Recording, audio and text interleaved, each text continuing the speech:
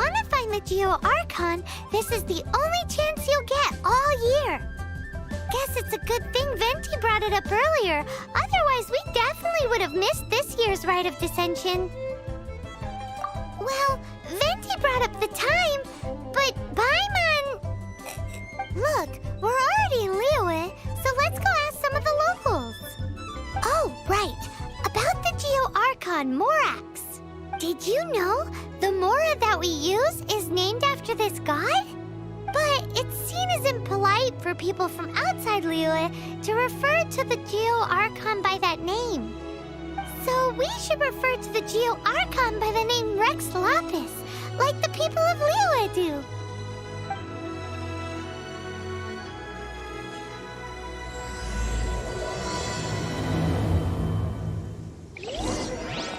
Oh, welcome. Please take a seat.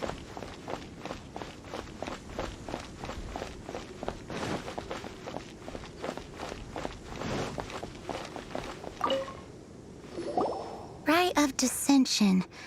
Oh yeah, that reminds me. Isn't that today?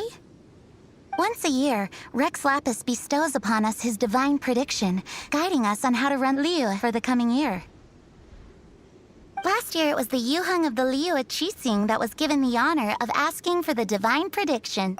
Ooh, Paimon knows this one! Mondstadt is to freedom as Liyue is to contracts. Liyue has a strong focus on business and trade. The Liyue Qixing, the 7 leaders of the 7 enterprises of Liyue, hold true control over Liyue. That's what foreigners always say. But true control over Liyue will always be held by Rex Lapis. The Qixing is comprised of mere mortals. Rex Lapis is a god. Mons, stay in Liyue long enough and you'll see. Given that you just left your godless city, it's time you experienced what it's like to be in a city whose god has walked with it through all of history.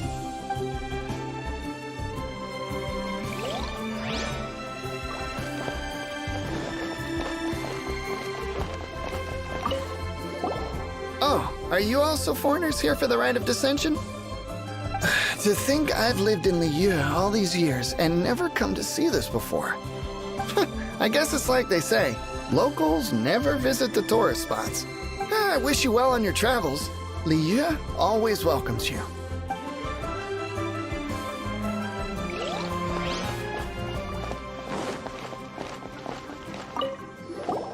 You too wish to bear witness to the Rite of Dissension? Me too. We all do. As a businessman myself, how could I not take interest in Liyue's most important business trends? The 17 predictions given last year made more than a few ripples throughout the industry. What's more, there's been a rumor going around that the Tianxue herself, Ningguang, has been acting secretly in the shadows. She wants the rocks created by geovision holders to be exempt from taxation. Wow, that's some super professional legal stuff, that is. To be on the pulse of the predictions and the market is what makes this harbor what it is. Among the 7, Rex Lapis is the oldest deity. His keen sense of strategy is well trusted among his people. Understanding the predictions as soon as possible can make all the difference in making your fortune. Fortune? So where can we see this Rite of Dissension anyway? You're not at all close. Not to mention that if I gave you directions, as foreigners, you'd get lost along the way. So better to head to Yujing Terrace, to the high ground. It's the highest place in the harbor. Sounds like the best place for trying to communicate with deities, no?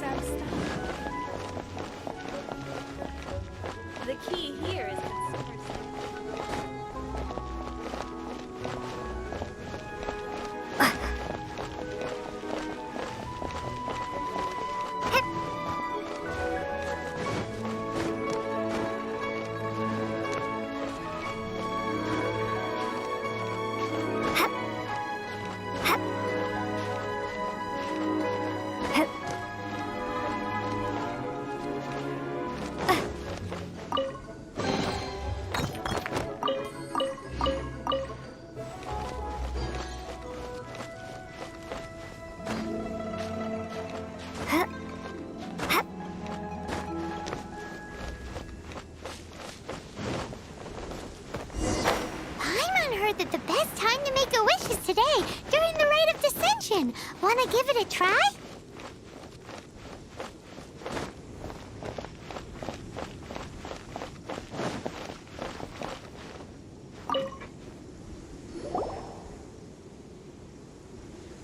Oh, you also want a little Adepti luck too?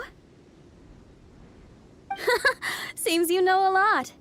Making a wish during this time is sure to get you the blessings of both the Adepti and Rex Lapis himself. I've already made my wish, so you can take this. Great! Thanks!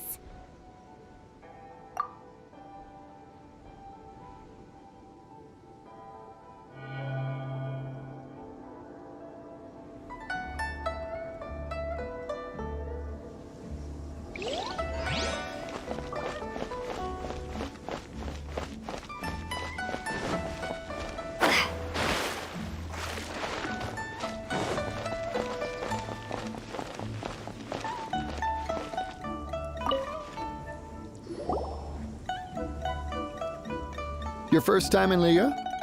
Actually, it's my first time to see the Rite of Dissension, too. Ah, look, that's Miss Ningguang of the Liu Xixing. Only those who have control in Liu can preside over the Rite of Dissension. Oh yeah, not sure if you knew, but most of the Adepti appear in the form of various beasts.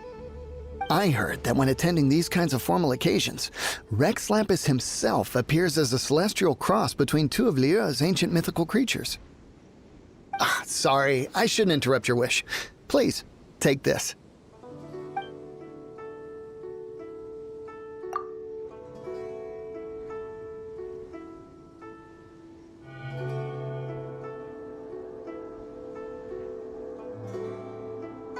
Great! Now that we're all done with the wishing, guess we can just wait here for things to get started. Who knows how long that Miss Ningguang lady is gonna take?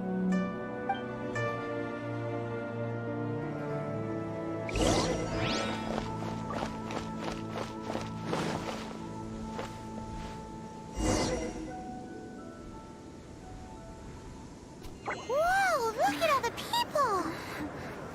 We gotta get up front. We can't see squat back here.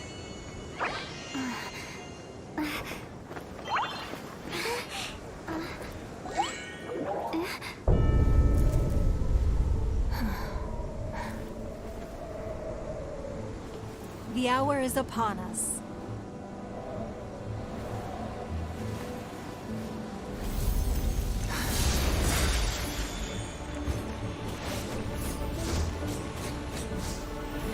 Hey. Hey.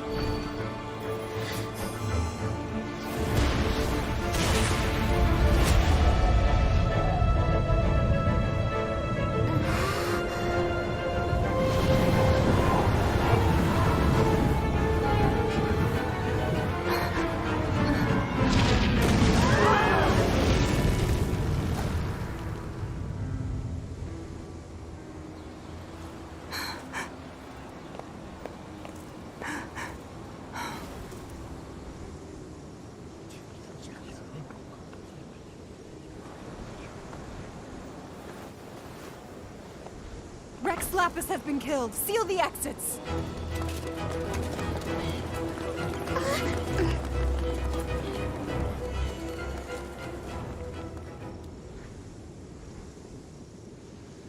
What? What's going on? Did she just say Rex Lapis is... the Geo-Archon is... dead? Oh no! The Millilith! Looks like they're nabbing suspects who got too close. Paimon's freaking out! The killer is amongst us! Wait, we got close. Are we suspects? Wait, where are you going?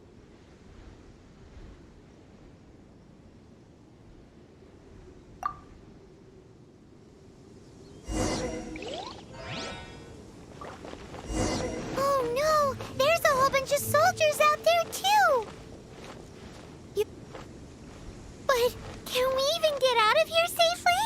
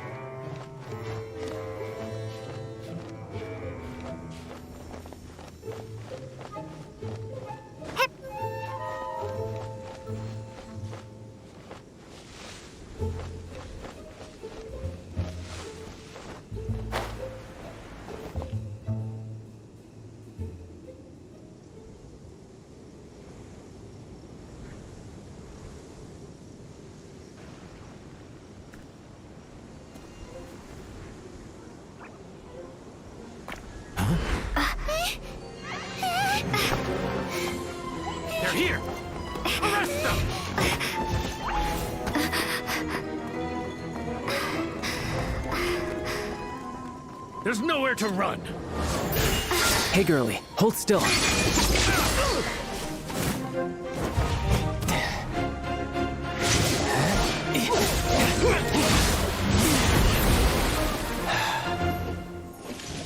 Stop! Stop! Come with me.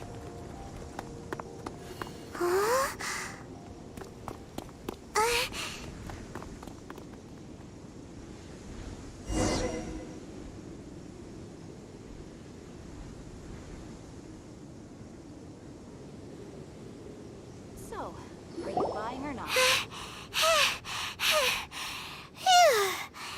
Paimon's so insensitive. You have no idea just how tiring floating around. Wait, just who are you exactly? Call me Child. Child? What, so we're supposed to dote on you? No, not at all. It's an alias of sorts.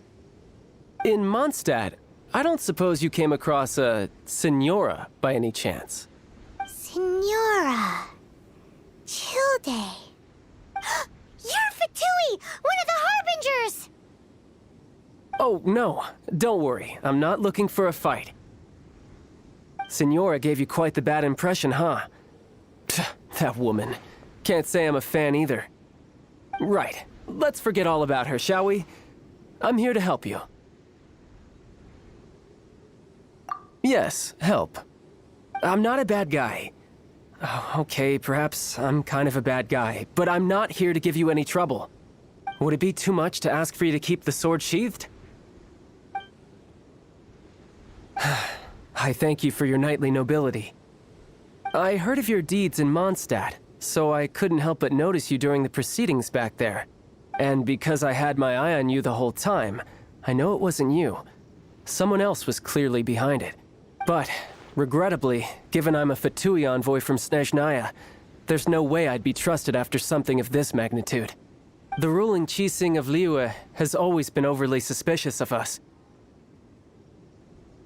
Well, can you honestly blame them? Guess I shouldn't try to deny that. Okay, sure. Maintaining a distance between strangers is probably a good idea. Either way, I'm already used to it at this stage. But right now, if you want to clear yourselves of any suspicion, you need to get yourselves to Northland Bank. Staying here isn't an option. As the old Liyue saying goes, the walls have ears.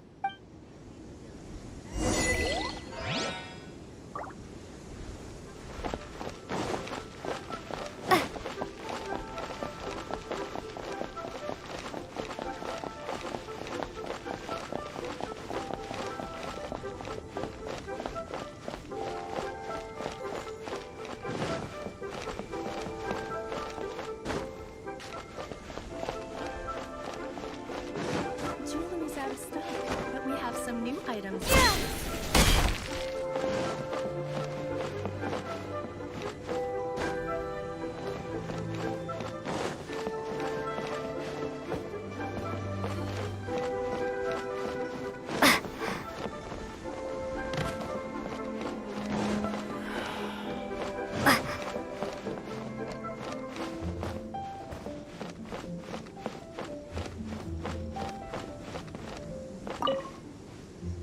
Northland Bank. Correct. This bank was opened here in Liyue by Snezhnaya.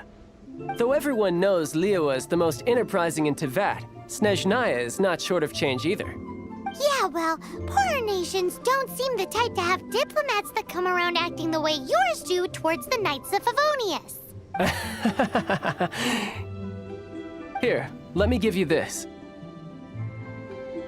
This is I'm not sure exactly. Sometimes all money can buy is things, and not a name for oneself. All I know is that it's a sigil. A sigil to keep the mighty and illuminated Adepti from bringing harm to you. Adepti? If you head north from the harbor, then west from Guili Plains, you will eventually reach a stone forest known as Jueyun Karst. The people of Liyue believe it to be the abode of the Adepti. Legend or not, they believe it. As such, offerings to the Adepti are made at its borders. Nobody dares venture in. But I have no need for believing, not when I know for a fact that the Adepti truly exist. Hate to admit it, but your Fatui intel seems all right. But why would we go looking for Adepti anyway? Oh, my little friend. There are plenty of reasons mortals seek the blessings of Adepti. Money, health, love. But you will go for justice. Justice? The Chi Sing will already have dispatched the Millilith. They'll be seeking out the assassin from amongst the onlookers. But how could a mere mortal kill a god that can sweep aside entire armies? Rex Lapis never gave up his power as a god. This level of crude response is beyond what is called for. How suspicious. Your thinking is even more radical than my own, Honorary Knight. Even now, the Northland Bank wouldn't be able to hold the Millilith off for long. But the Liyue was founded by the Geo-Archon and the Adepti. Of course, it was built by force. Look for them, and be faster than the Chi Sing's messengers, so you may give your version of events first. If there is anyone that can help you in Liyue now, it can only be the mighty and illuminated Adepti.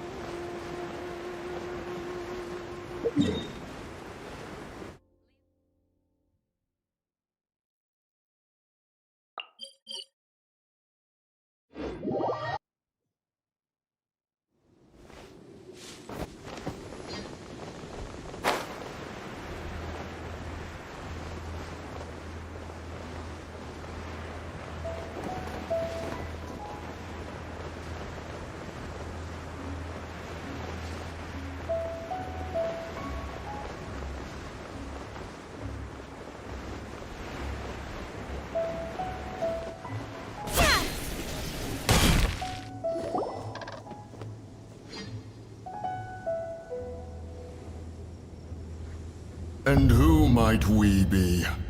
Those that dare enter Jueyun Karst.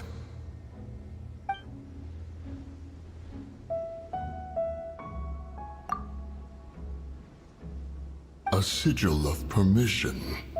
Many a season has passed since one was last in the presence of such an item. He before you is the mighty and illuminated Adeptus, Moon Carver. Speak, traveler. What business have you here? Actually, It's the assassin! They dared to flee here to Jueyun Karst. Sir, we've already stepped too far into Jueyun Karst ourselves. There's no choice. Apprehending the assassin is top priority. We must press on. Disturbing our borders. See them gone. One will not have interruption.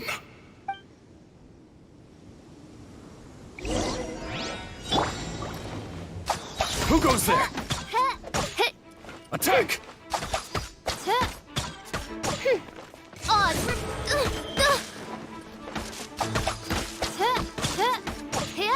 Shadow Raven, let night fall. Bested!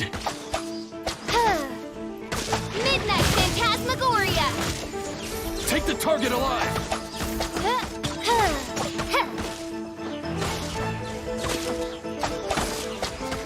Midnight Phantasmagoria! Beaten! To arms! I summon thee. As you wish, maid Fräulein.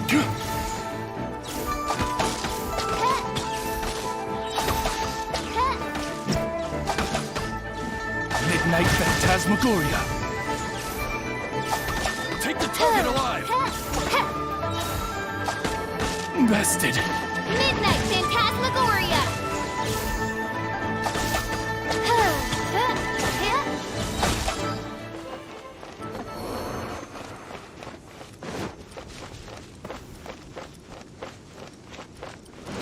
Midnight Phantasmagoria.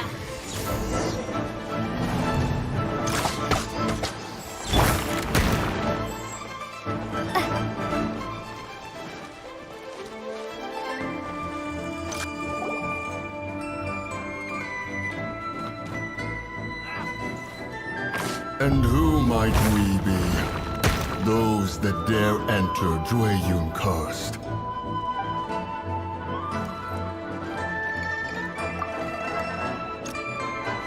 A sigil of permission.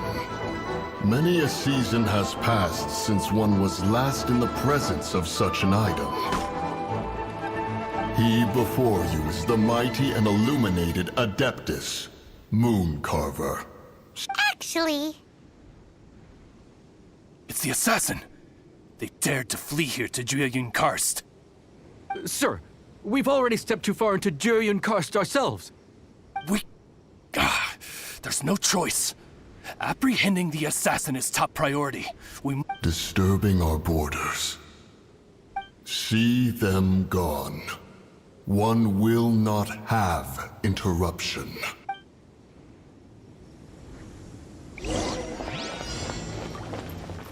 Who goes there?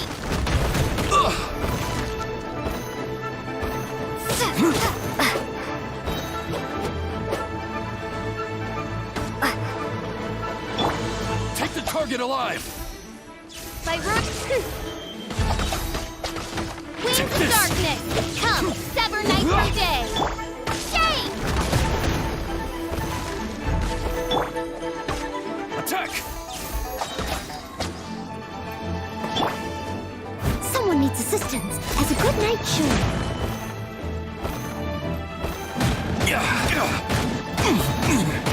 Bested!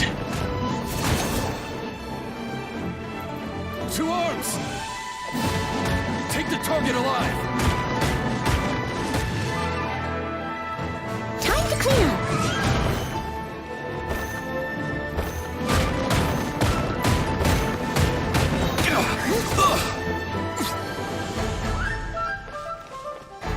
As a good knight should. Attack!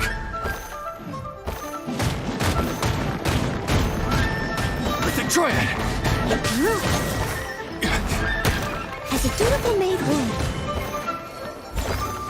Take the target alive!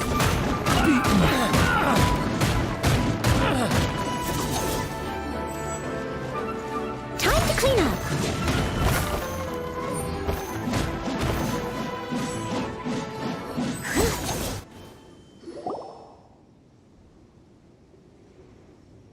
Well,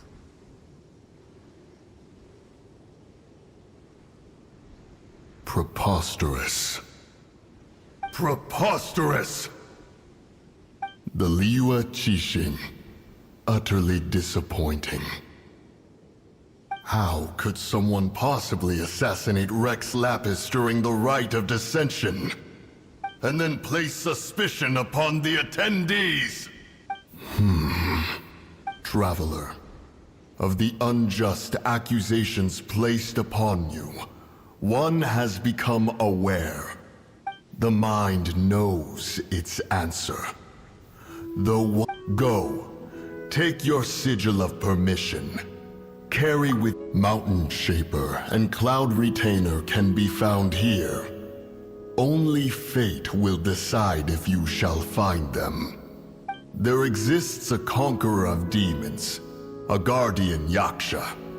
Go to Wangshu Inn. There you shall seek him.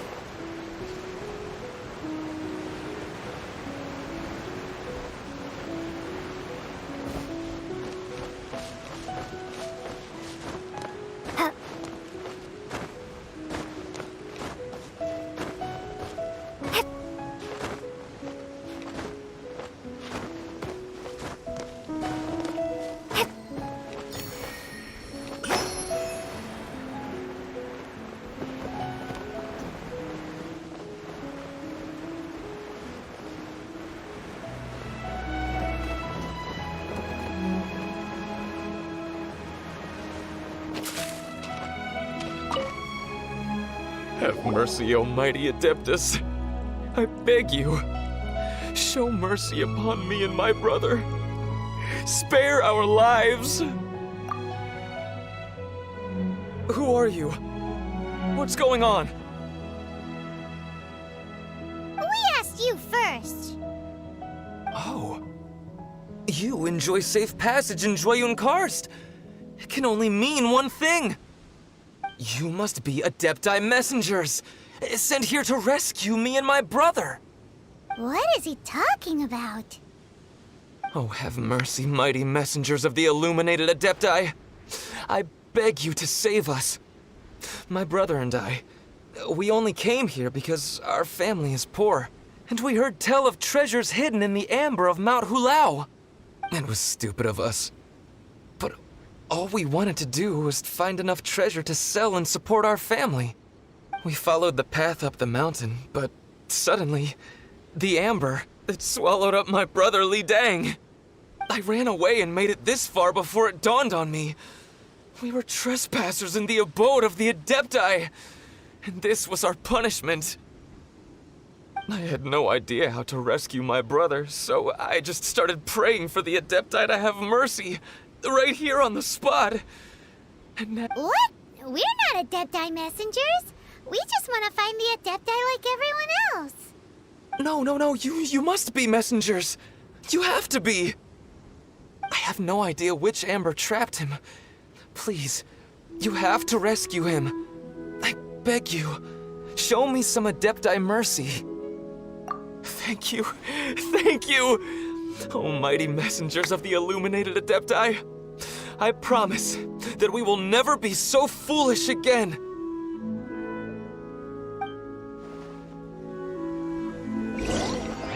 Paimon was gonna ask him about where to find the Adeptus, but he seems pretty one-track mind about rescuing his brother right now.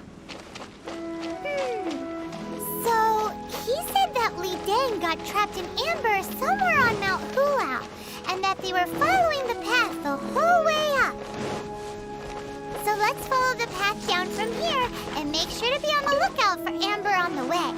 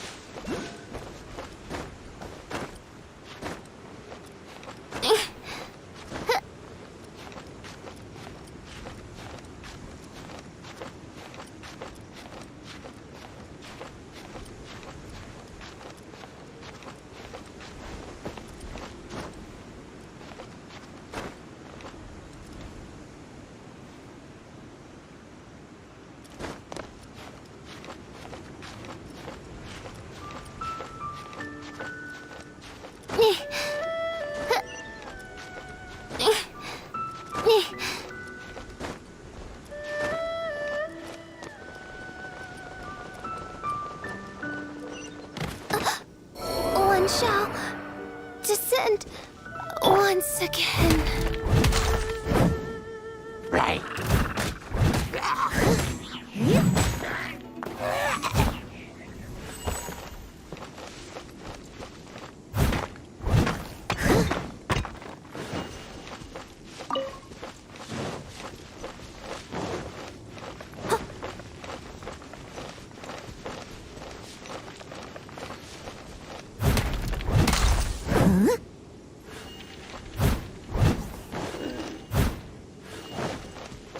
I'll catch up.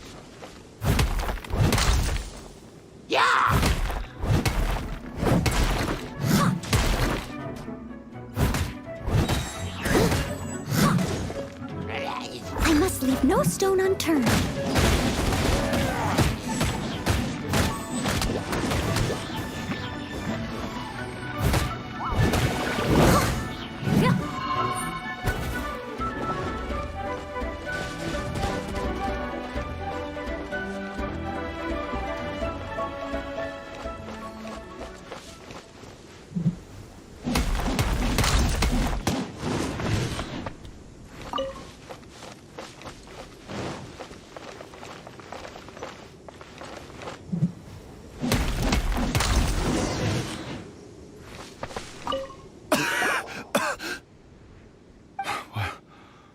What happened? You rescued me. Thank you. Oh, and have you seen my brother? His name is Li Ding. We were climbing the mountain together. I just hope he didn't get trapped in Amber too. Phew. So he's safe then? Oh, thank you. I will head up to find my brother now. Here's hoping I don't run into any more Amber on the way.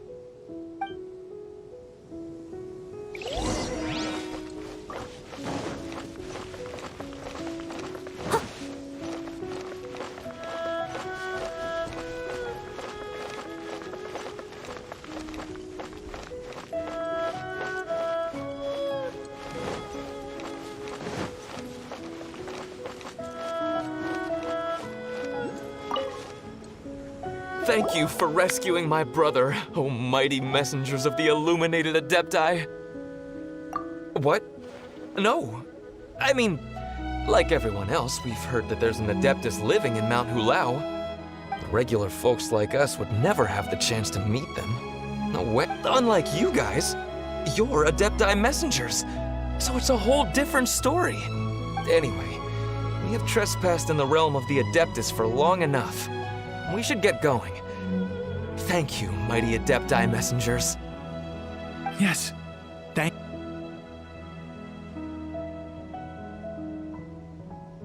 Boy, it'd be super helpful if we actually were Adepti messengers. Because it seems like this Adeptus has got a real temper problem.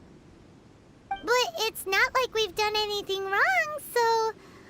Who dares trespass on my mountain? Who?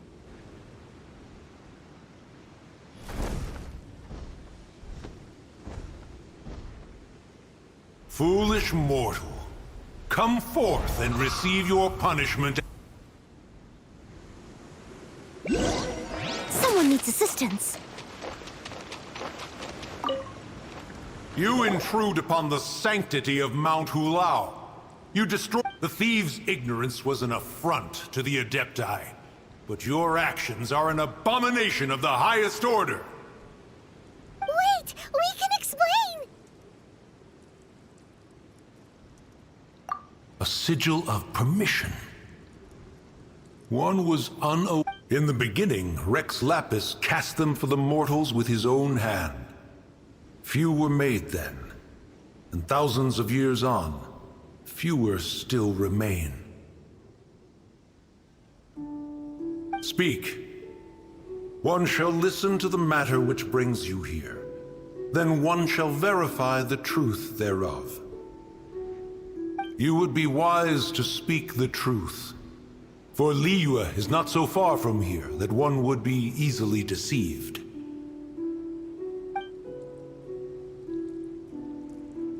Rex Lapis. Assassinated? At the rite of dissension? What mortal in Liyue, nay, in all the world, would conspire to commit such foul treason? Or perhaps the more pertinent question is, what power in this world could aspire to achieve it? Rex Lapis charged the Adepti with the protection of Liyue, and we have always honored this duty. But now, alas, Rex Lapis, gone. Traveler, of the matter you have relayed, one has become aware. One now knows why Moon Carver has sent for us. Once one has dealt with certain matters here that require my attention, one shall convene with the other Adepti. Paimon can! Adepti always have magical powers in storybooks. Seems it's true in real life, too. You know, like how grass is actually Adepti hair, and rivers are actually Adepti saliva. There must be something similar going on with the amber. Your nonsense knows no bounds. This amber is produced by a flower that one has planted here, called the karst crawler. The majority of the plant is hidden underground. When stepped on, it produces amber to trap the invader. After taking up residence here, one planted many karst crawlers to ensure that the tranquility of the mountain would remain undisturbed. Oh, so the amber is alive? Correct. Thus, one may not leave this place in its current state, for fear of the risk to innocent lives in one's absence. One will depart as soon as one has attended to this matter. One trusts that the manner of your departure will be swifter in nature.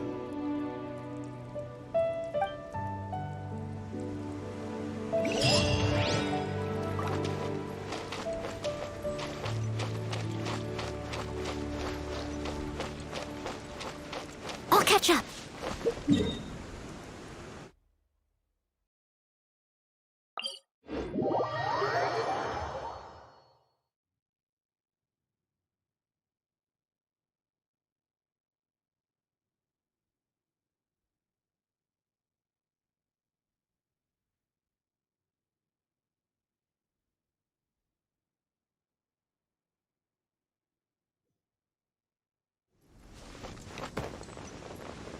I am a disgrace to the knights.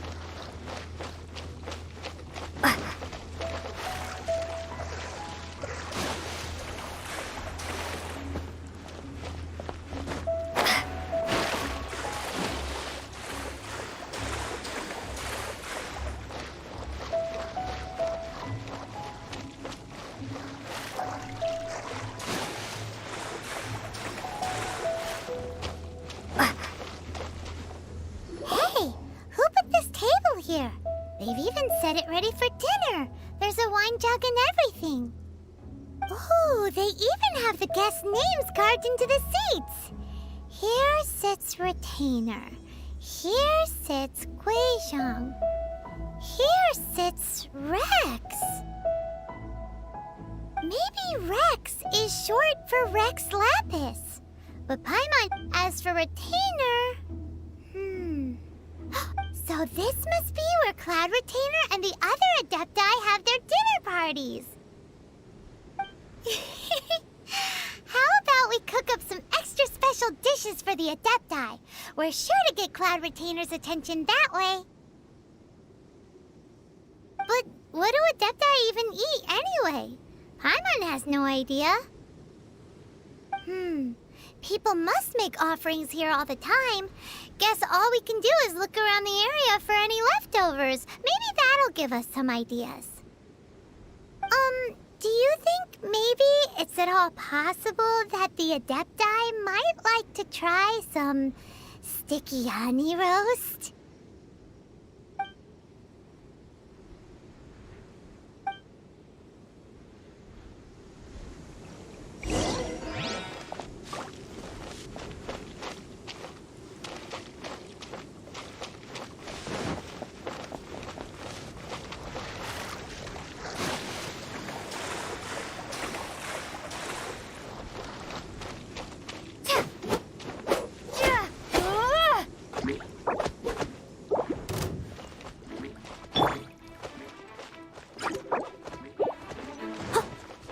Leave it all to me.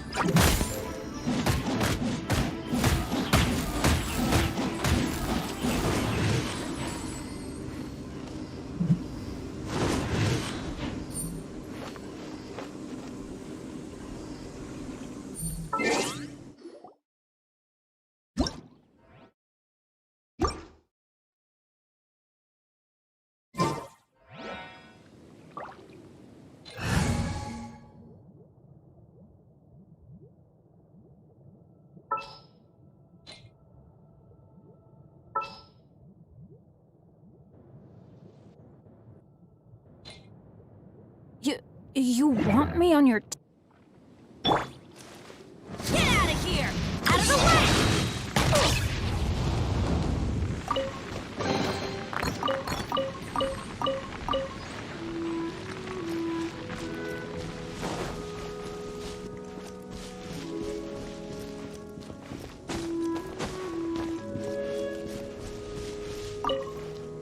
Someone has definitely cooked here before. Do you think they were making an offering? Looks like they didn't use all the ingredients. Let's see here. We got... Hey, look over there. They left some notes too.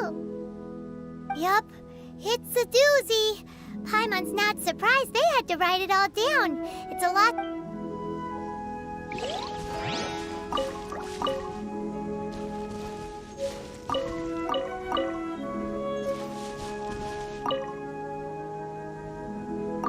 What would you call a dish that's made from snapdragon, lotus heads, and tofu?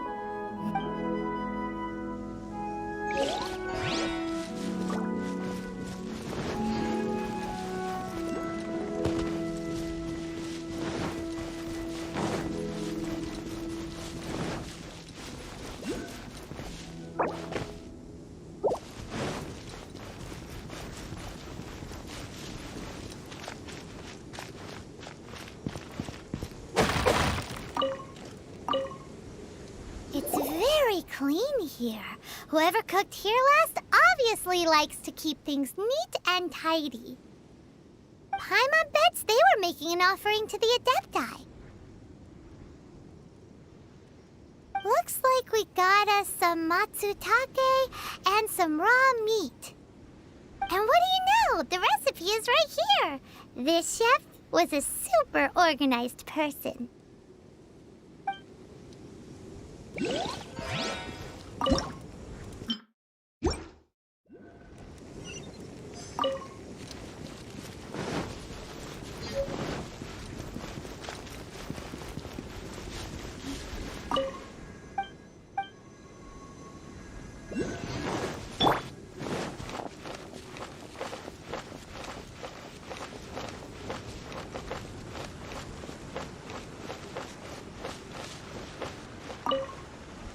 Whoa, the ground is covered in flour. What a messy chef. Seems there's meat in this pot, but Paimon can't tell which kind. Do you think whoever cooked this made it as an offering to the Adepti? Paimon can't quite imagine an offering made of flour and meat. Huh? Our messy chef dropped a piece of paper on the floor. Ew, and there's a huge footprint on it too. but footprint aside, maybe it has something to do with this mystery dish.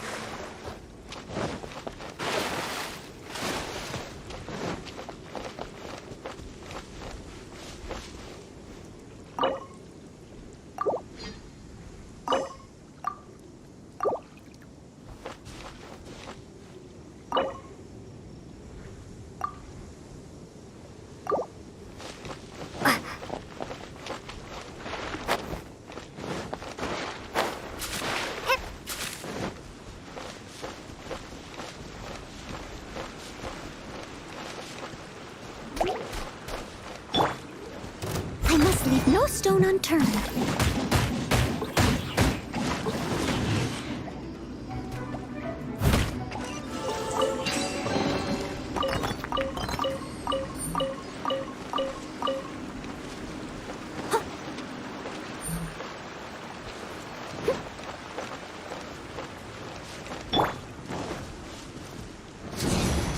Out of the way!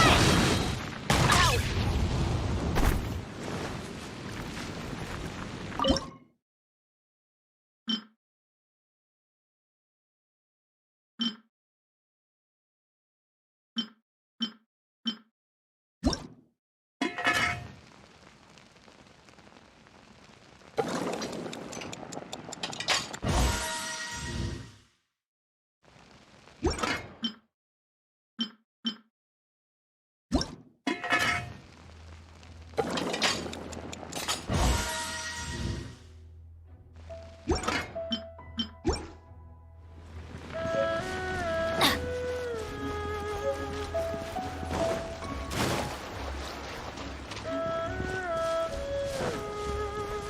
Off we go!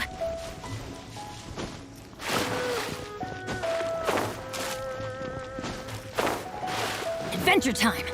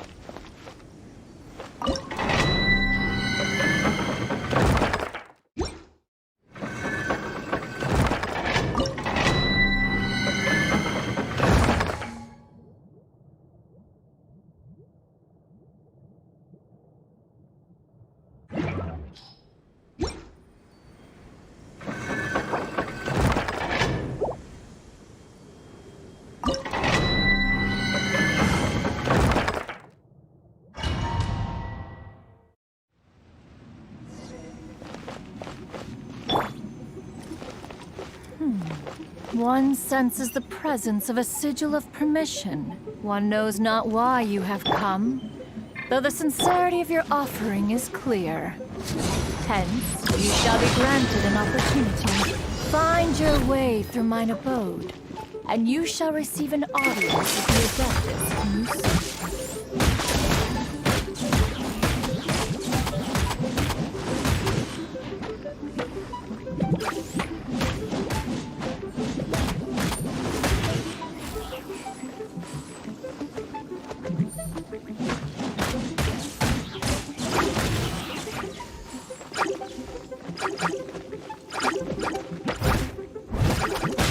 Leave it all to me.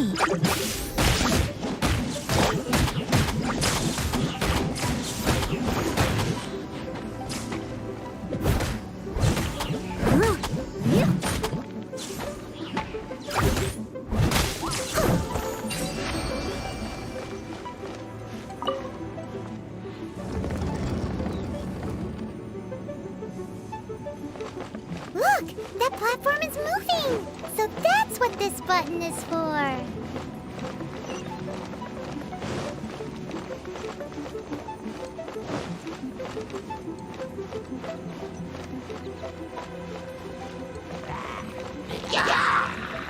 Leave it all to me.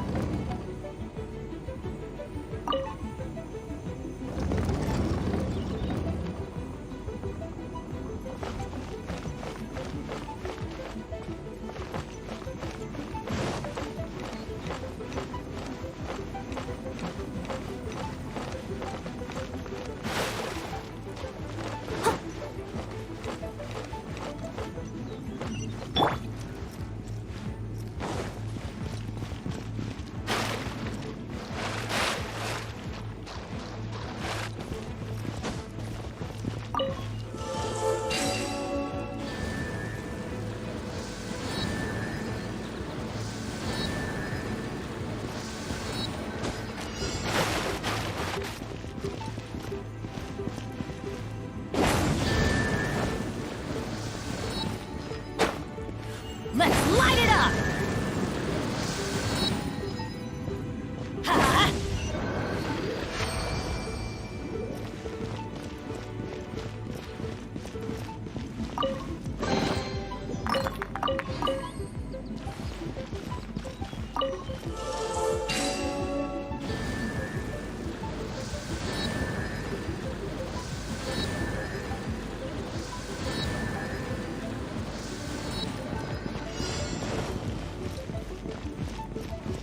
Let's light it up!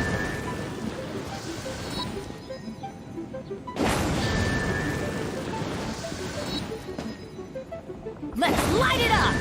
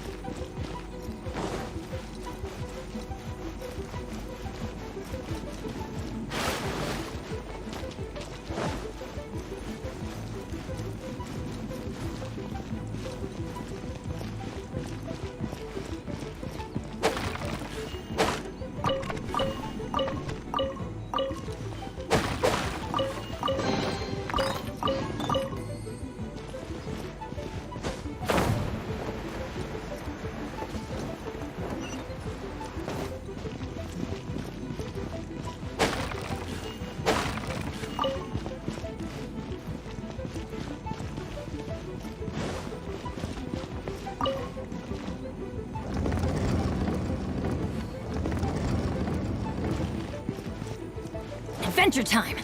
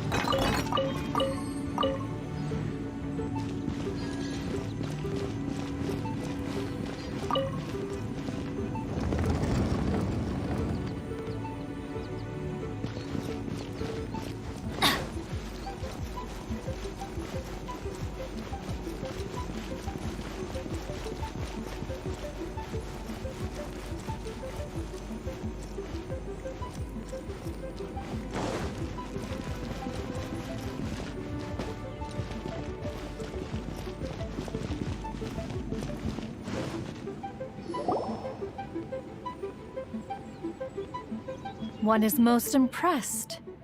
The path that leads through this abode defies those of ordinary abilities. The one before you is the Adeptus Cloud Retainer. Now speak of the matter which brings you here. You surmise correctly. This place did one self-build, as did one design the mechanisms within. In fact, even Gui Zhang and Rex Lapis themselves found one's technological accomplishments to be worthy of commendation. This place is huge, and there are so many mechanisms. Do you really have this whole place to yourself? What's it even for? Did you build it as your private mechanism workshop or something? It's just like the stories say.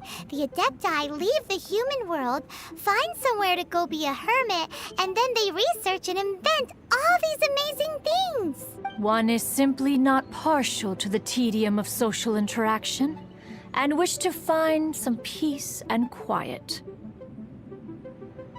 Find it one did. Shortly after which, you arrived bearing your sigil of permission. But enough. State the matter which brings you here at once. You have disturbed the tranquility of this place for long enough.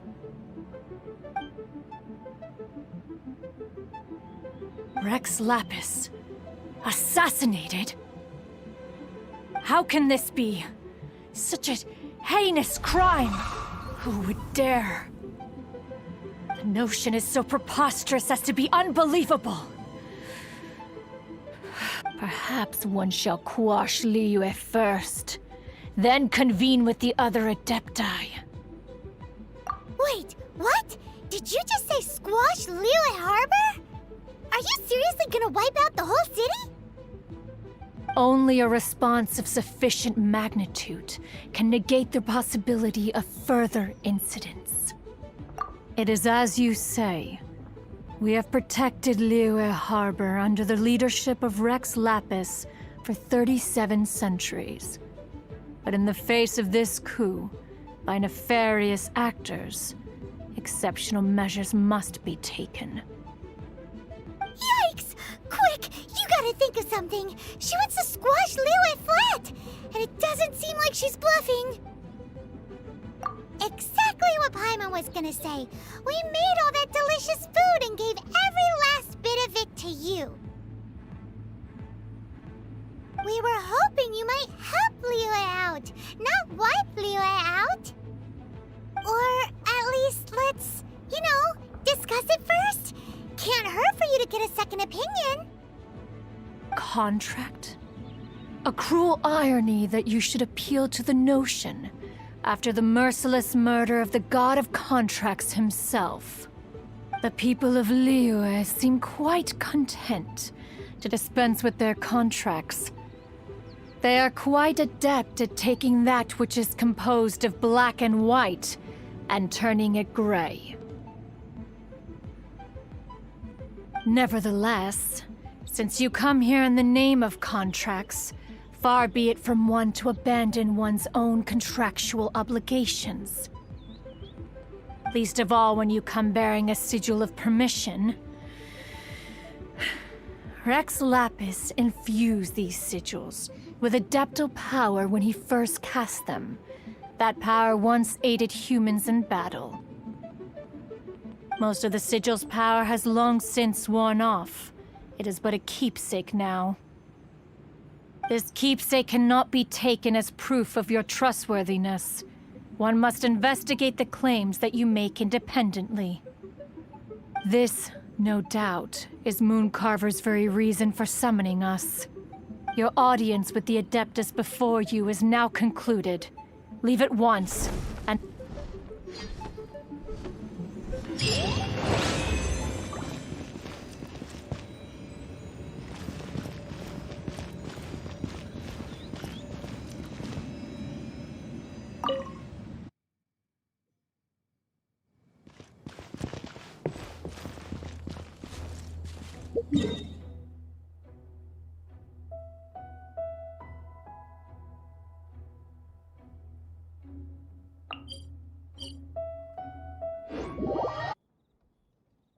Oh, this seems to be Wang Shu Inn.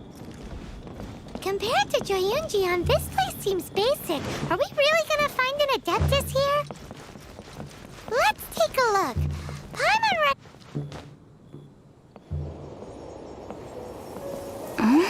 Oh, he's not here?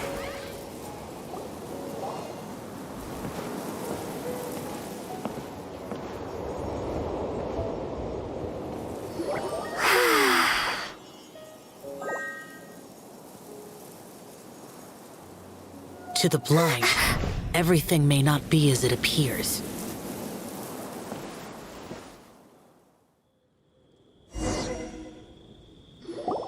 A sigil of permission? You came prepared. Though this only prevents me from hurting you myself, doesn't stop you from getting hurt in other ways. Paimon doesn't get it. Too much contact with our world is breaking the rules. Mortal souls are not as robust as those of Adepti, nor can your blood carry this level of adeptal energy. It's for your own good. Leave. Now. Wait a sec! We came here to... Ugh! Paimon's peeved! All he does is think about himself! Paimon wants to give him an ugly nickname. But if you tick off an Adeptus, the only thing you'll probably ever find in treasure chests is cabbages. Blech. Guess we should go ask the boss lady of the inn about just how she manages to talk to Adepti.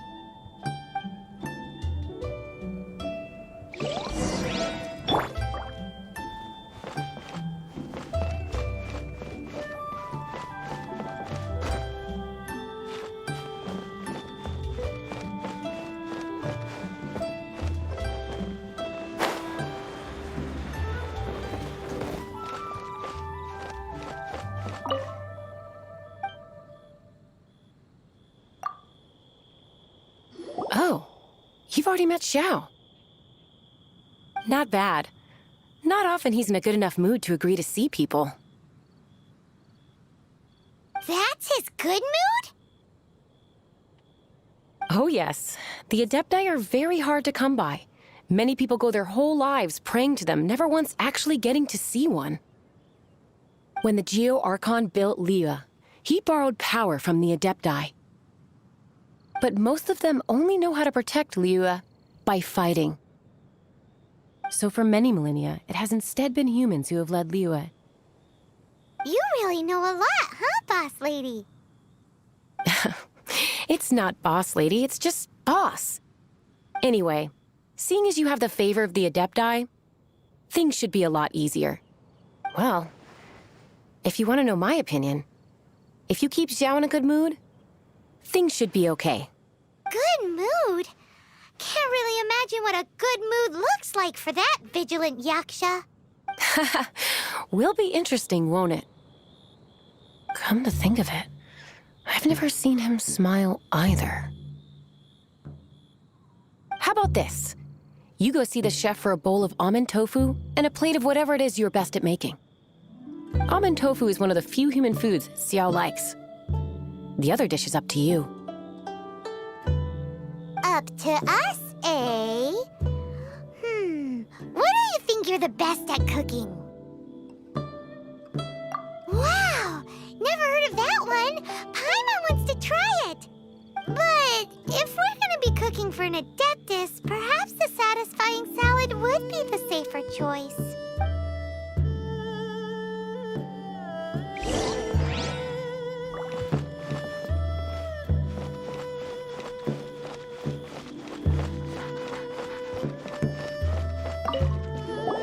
Can't you see I'm on a break, kid? Scram! Scram! Whoa, this chef guy's service is about as good as that Wagner guy's back in Mondstadt. I see. If it's for the boss, then guess I don't have a choice now, do I? But my heart's not really in it right now. Not enough to make a dessert as painstaking as almond tofu. And why is that?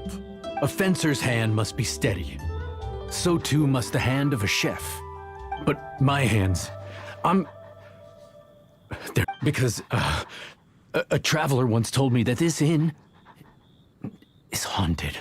And then just now, in the kitchen, I saw something. Something not right. This chef looks so intimidating, but speak of ghosts and he becomes weak. I keep thinking, even Wangshu Inn isn't safe. I can't keep a steady hand for something like almond tofu. All right, in the name of high-quality almond tofu, we need to go check this kitchen out.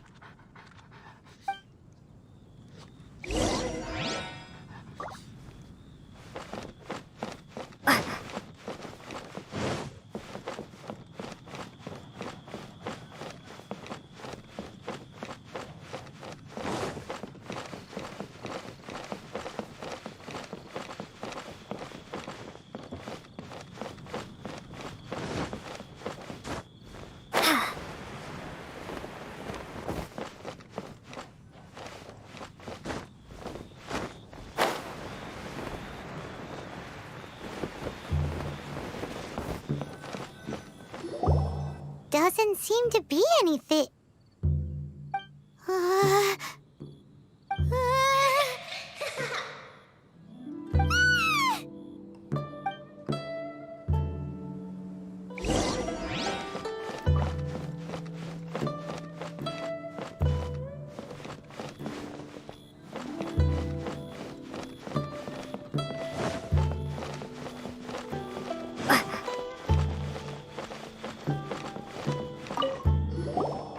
What? You saw it too? There really is a ghost. What? How could I? Okay, so he's useless now. What do we do? Forget it. Let's just go see the boss lady again.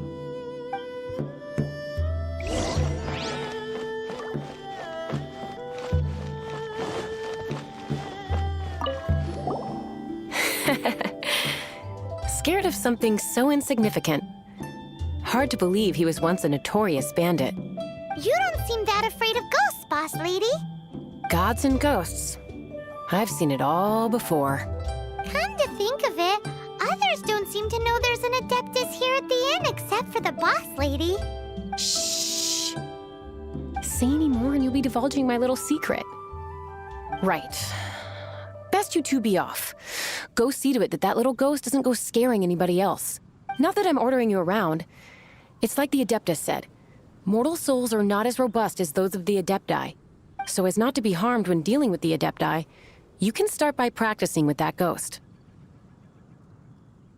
But how should we persuade the ghost? There is a calligraphy painting in the inn known as the Witness Sigil.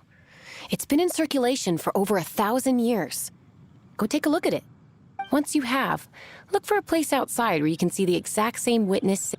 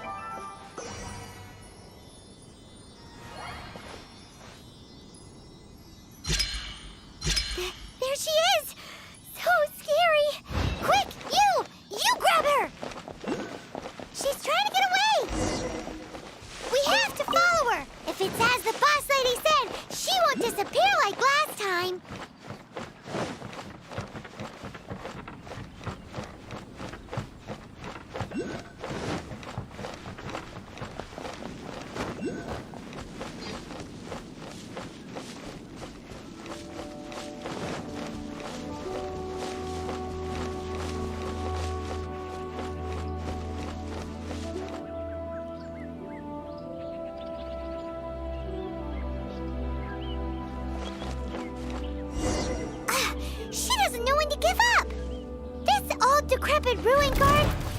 Surely it's not possessed.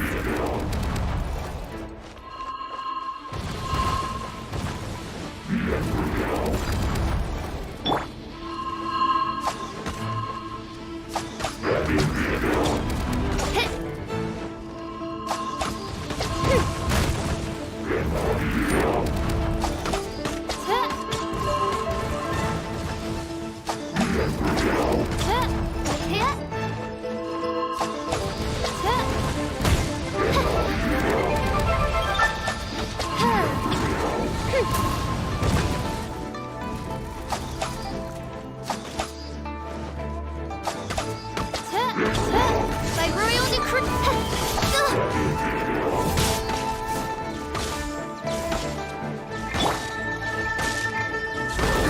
I must leave no stone unturned. Silly churl, Billy churl. Finally caught you! Paimon's pooped. Silly Billy, Billy churl. Haunting things isn't nice. Little girl, are you listening? Chilly churl, frilly churl. Now listen here, young lady. Oh, okay. Dusky Ming won't tease the travelers at the inn anymore. Next time, you can come play with Dusky Ming. If you don't come and play, Dusky Ming will come find you.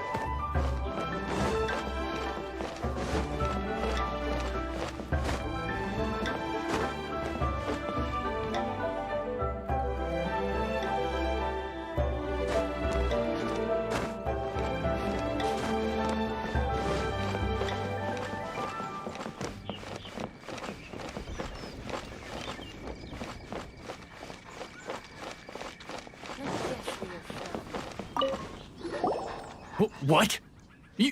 You really got the ghost to promise to stop haunting the inn? Wow. You really are something. I am in your debt. Please, wait a moment. I'll... Haha, my hands are steadier than ever now that she's gone.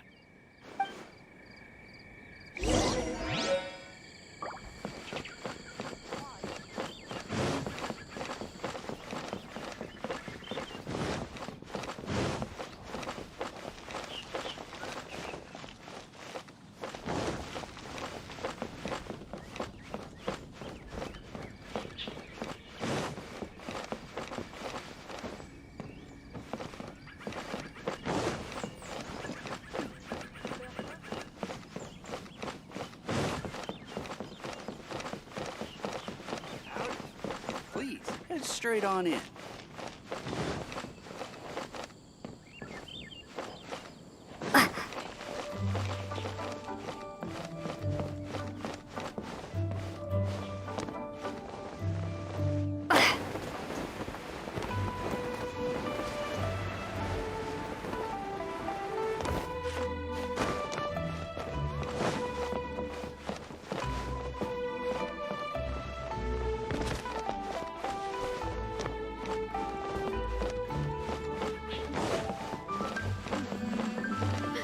The best way to travel. Need to get something from A to B.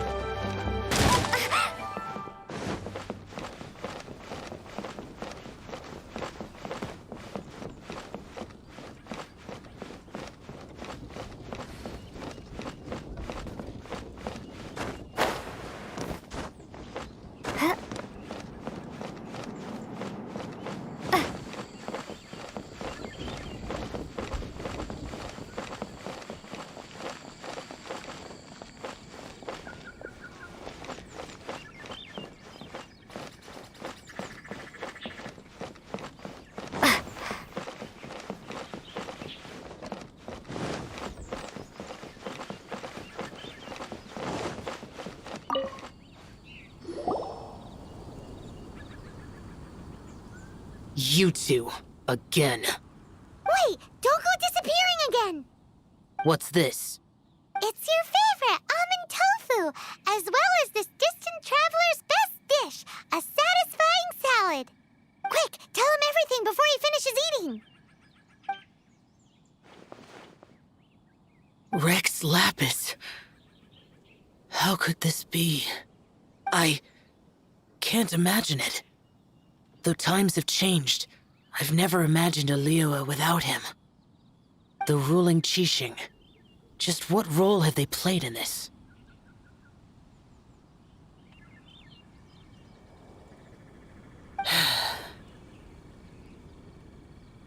I will seek Mooncarver, Mountain Shaper, and Cloud Retainer. It is time they too made their decisions. Adepti do not turn on their responsibilities. I have my reasons to not want to be tainted by the mortal realm, but responsibilities are responsibilities. Our god is the god of contracts, after all. Wait, Paimon still has one last question. That little Ming, she's... When conquering demons, on occasion, you can come across spirits who have never hurt anyone, yet are also not yet able to be moved on. So I asked the innkeeper and the boss if they could keep her here for a time.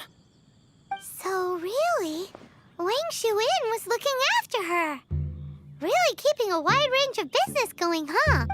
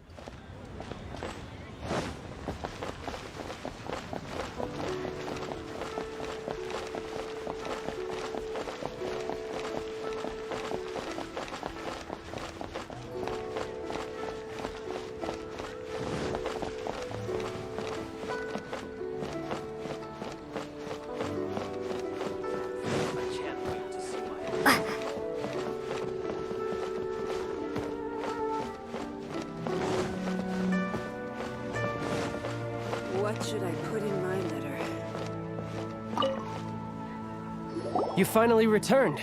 How was your journey to Jueyun Karst? I see. Huh.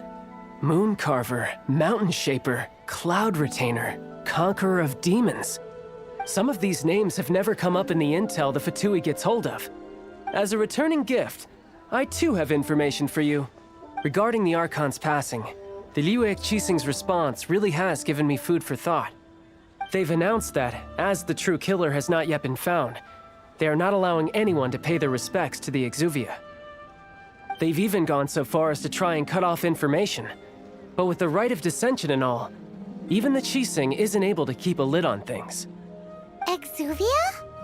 It's common knowledge in Liyue that Rex Lapis is also an Adeptus.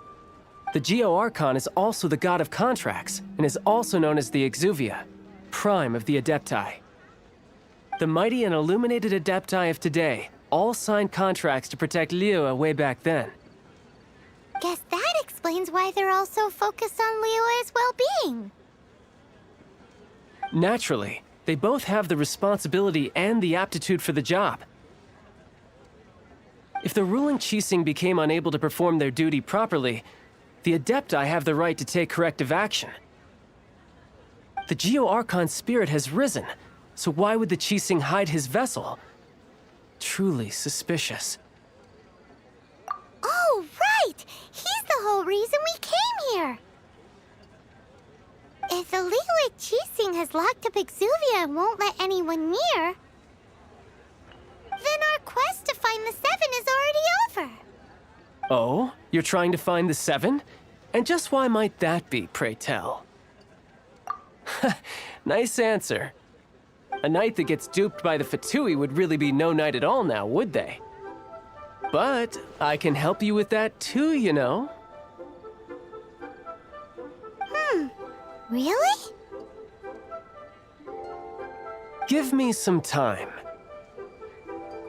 Time to find someone. Someone who can help you break through this stalemate. Truly fascinating. The harder they try to silence the situation, the greater the chaos that erupts. If you want to be around to see it all come crashing down, best you stay alive until we next meet, yes?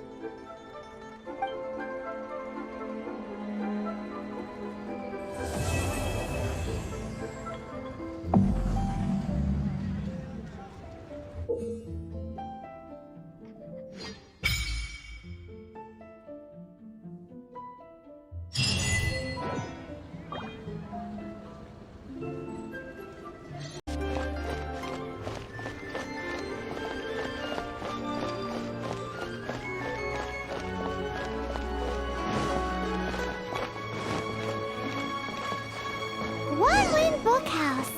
Guess this is where we go to buy books in Liyue. Should we ask here? Feel free to look around. There's no obligation to buy. We're looking for the Liyue volume of the Tevat Travel Guide. Do you have it in stock? Sorry, dear. We stopped stocking that a very long time ago. It just wasn't selling. Huh? But the Mondstadt volume was so interesting. Bummer. The thing is, the author made it too personal, and the result wasn't really much of a guide. It barely sold any copies, and the few travelers that did buy it made complaints afterward. Well, that's a shame. The Mondstadt volume was a good read, even just as an adventurer's diary. The fact remains that I don't have it in stock. If you must— Who's Chang the Ninth? A book collector who lives in Qingse Village. He's a complete grouch, but he will behave himself if the conversation is about books. He was a regular customer here back when he lived in Liyue Harbor, and I still send him the odd out-of-print book or two every now and then. Did somebody say out-of-print books?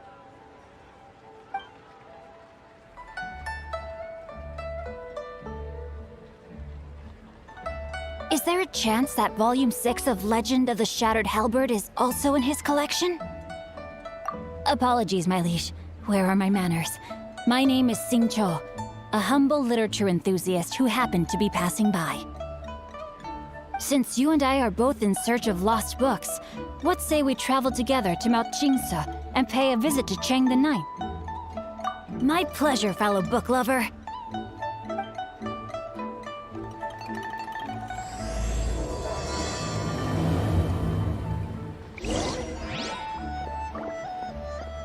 Limbs are a requirement for locomotion on land.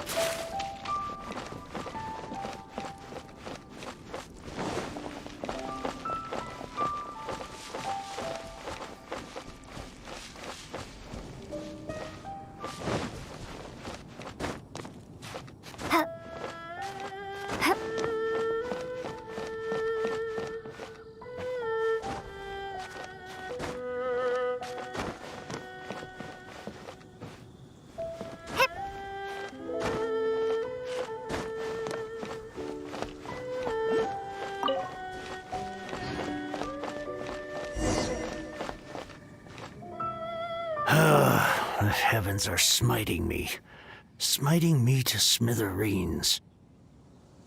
Uh-huh. And what do you want? Come on, spit it out. We've heard you've got tons of old books lying around, and we want to borrow the Liyue volume of the Teyvat Travel Guide. Huh. Don't get me started on the topic of my books. After the chasm was sealed off, the family mining business started going south. Then the Fatui started working to sabotage me. To pay off my debts, I had no choice but to pawn off my beloved book collection. Every last book. Do you have any idea what that means? Wrong. That was my life's work. I devoted my entire life to curating, collecting, caring for them, and now they're gone. Gone, I tell you. It's useless ranting and raving at you like this. All I can do is try to save enough Mora to buy them back. Unless you have other business here, I'm done talking to you. Goodbye. Off you go. Go on, go. Please tell me that you didn't pawn Volume 6 of Legend of the Shattered Halberd. Legend of the Shattered Halberd? There's a title I haven't heard in a long time. You have... What? But we don't? That work was an epic-defining masterpiece. But over time it was the work that came to define the genre of martial arts novels and sparked a plethora of imitation works. Barely any copies of the first edition were ever printed. The later edition inexplicably went out of print, almost as soon as it was released. A shame, given what it allegedly added to the original story. Yes, that's right. How did I forget? The original edition's 6th volume of that work is so rare, I could never bring myself to pawn it no matter how much I needed the money. You mean you still have it? Yes. It is my one and only remaining treasure. Hey, Chang!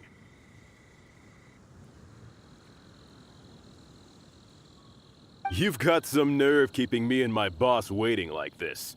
I need an answer. Will you sell the core lapis or not? I'm sure you don't need me to remind you that if you mess with Gentry Moutsai, you're messing with the Fatui. Oh, you again. But you know I can't afford to give a 70% discount on the price. I'd never be able to buy my collection back. That's your business. The question is, do you want your books, or do you want food on your plate? Perhaps you'd like to take your books with you to an early grave. You... Whoa there, friend. Come on. This gentleman is either willing to make a deal or he's not. You can't force him to sell against his will. Just who do you think you are? Keep your nose out of other people's business. My liege, I am but one who comes to the aid of this gentleman in his moment of need. I am Xingqiu, disciple of the Guhua clan.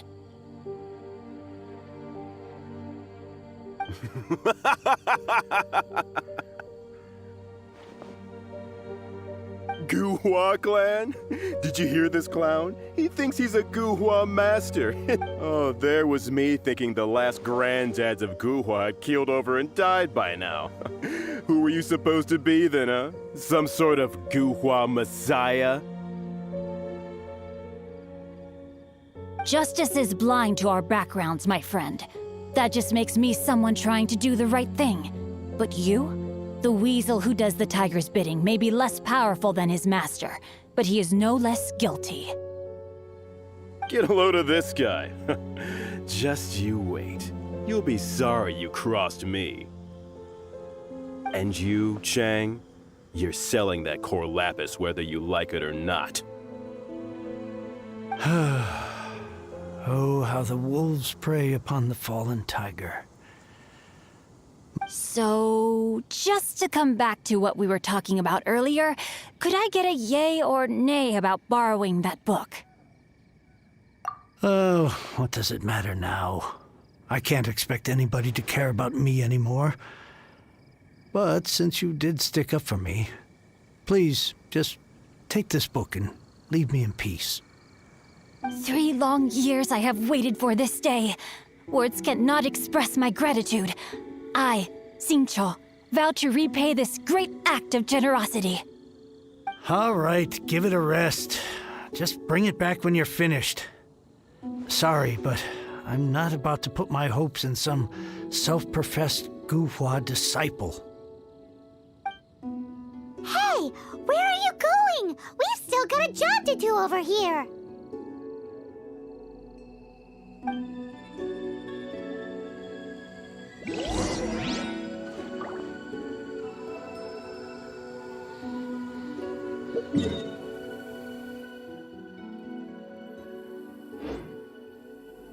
Now I can get back everything I lost.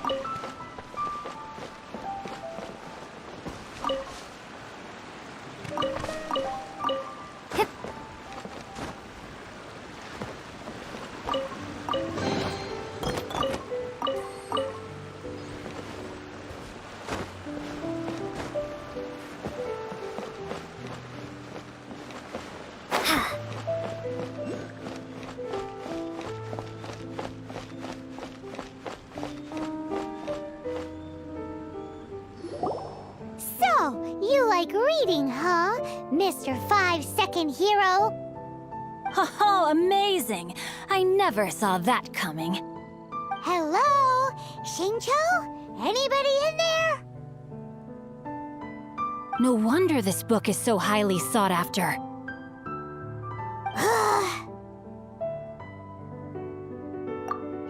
How can they bully poor old Chang the Ninth like this?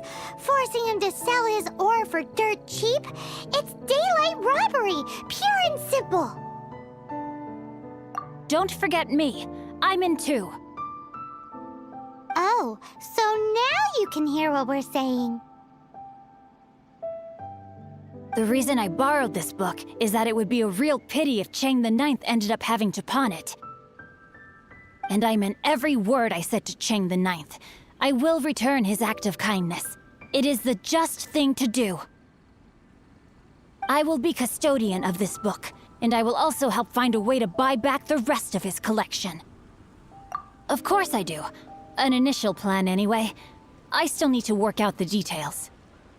Give me a second to reflect. It shan't take but a moment.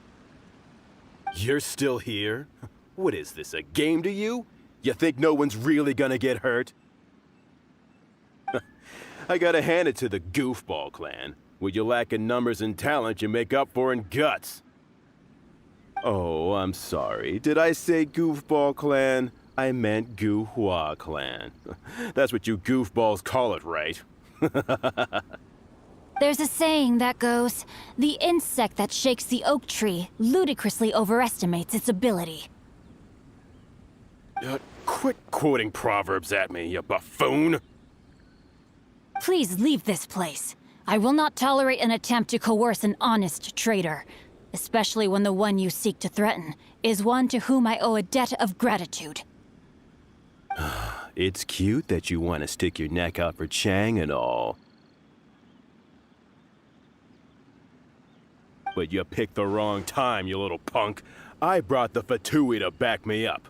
A whole army of you and your little Gu-Hua buddies wouldn't be able to help you now.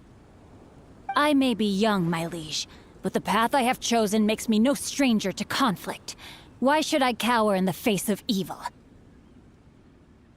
Oh, great speech. But now it's time for you to learn your lesson.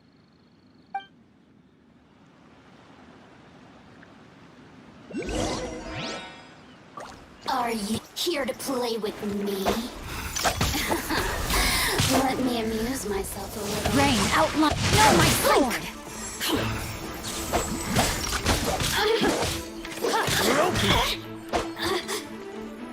Over here! The more, the merrier.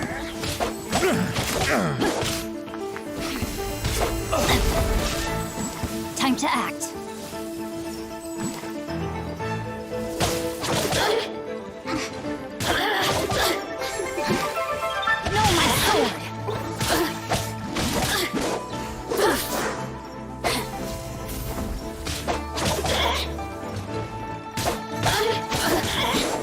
Over here! Let me amuse myself a little.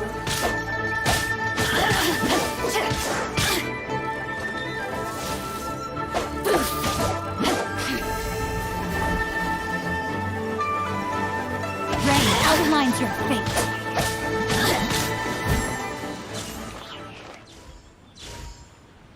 I thought that was just a regular pendant you were wearing, not a vision! You won this round, but you better watch your back. This isn't over! Would it be too much to hope they've learned their lesson? Yes, though I try to avoid using it. I dislike the unfair advantage it gives me against my opponents. Though I long to restore Gu-Hua to its former glory, it is no easy task. They've gone for now, but they'll be back looking to cause more trouble before long. I'll see to it that no harm comes to those who show me kindness. There is a just and unjust way to do business, and I will ensure the matter is resolved satisfactorily. It's not like the Fatui to pick sides in a business dispute, but the confident demeanor of their errand boy suggests there is substance to his words. There must be a deeper level of collusion at work here. He mentioned Gentry Maotai. I know this name. He has a stately residence in Liyue Harbor. Maybe the two of you could go and investigate. That idea works, but what are you gonna do? Me? I have other things to look into. Let me see. Let us meet at Yujing Terrace in Liyue Harbor in a bit. You really have stuff to do? Are you sure you're not just using us as your errand runners? Wow, so that's how that turned out. This whole passage is just extraordinary.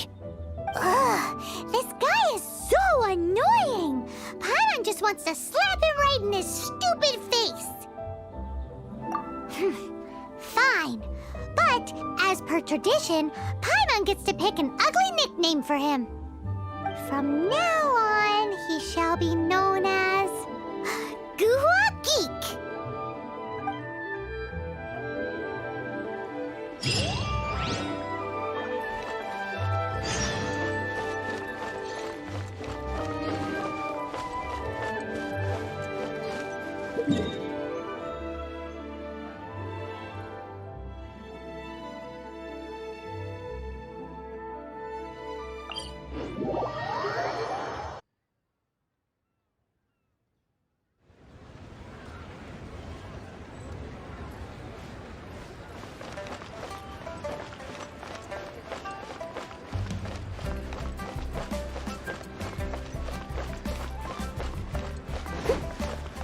I'll catch up.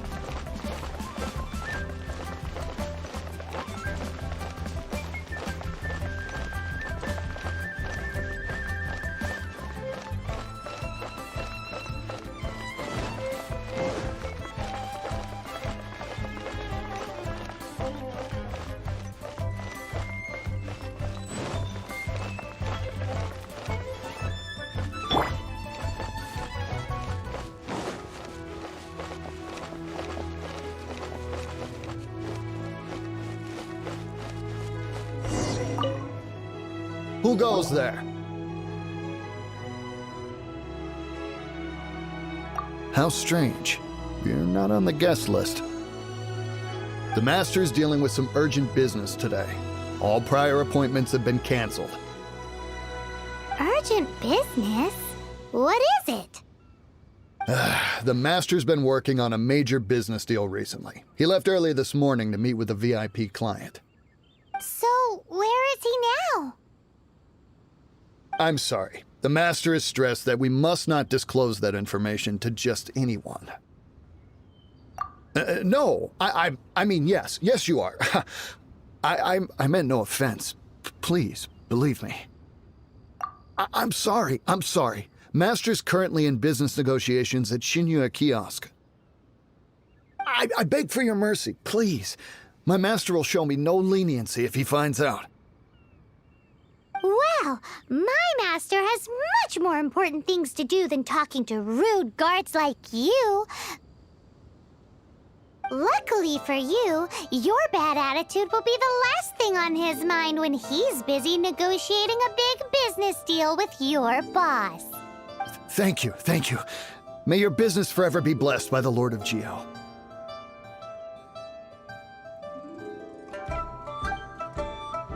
Nice work! Paimon never knew you were such a tough negotiator. Is that so? Now Paimon knows not to let your wily ways get the better of her in the future. Anyway, seems like the VIP client in question must be one of the Fatui. In that case, let's get ourselves over to the Shinya Kiosk. Seems business is booming at the Shinya Kiosk. No one should notice if we blend in there. But either way, if we want to know what kind of shady business they're up to, we better be careful.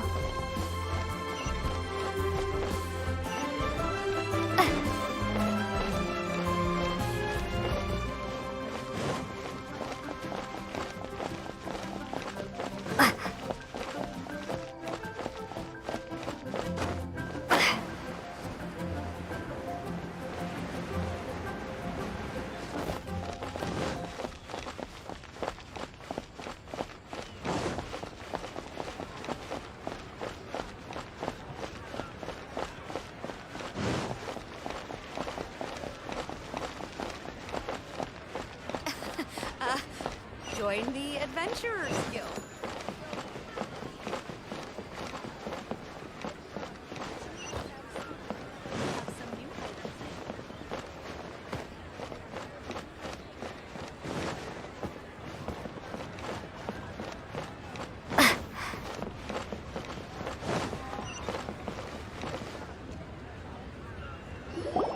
I understand.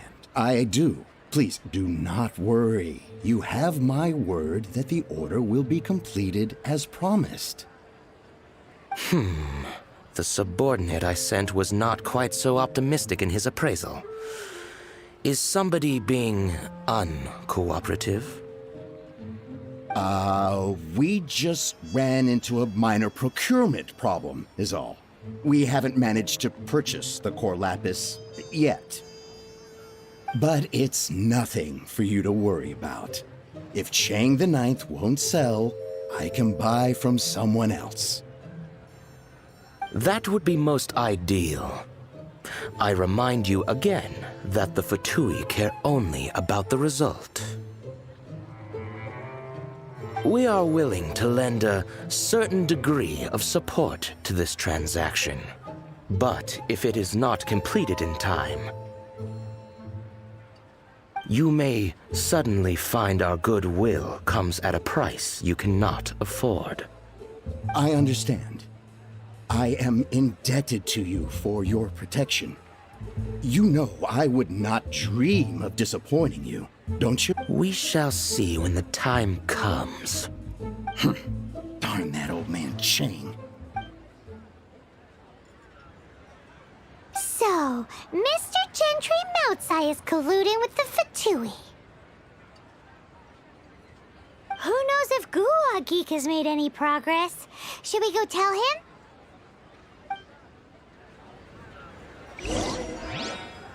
Bang! And with that, the fate of the...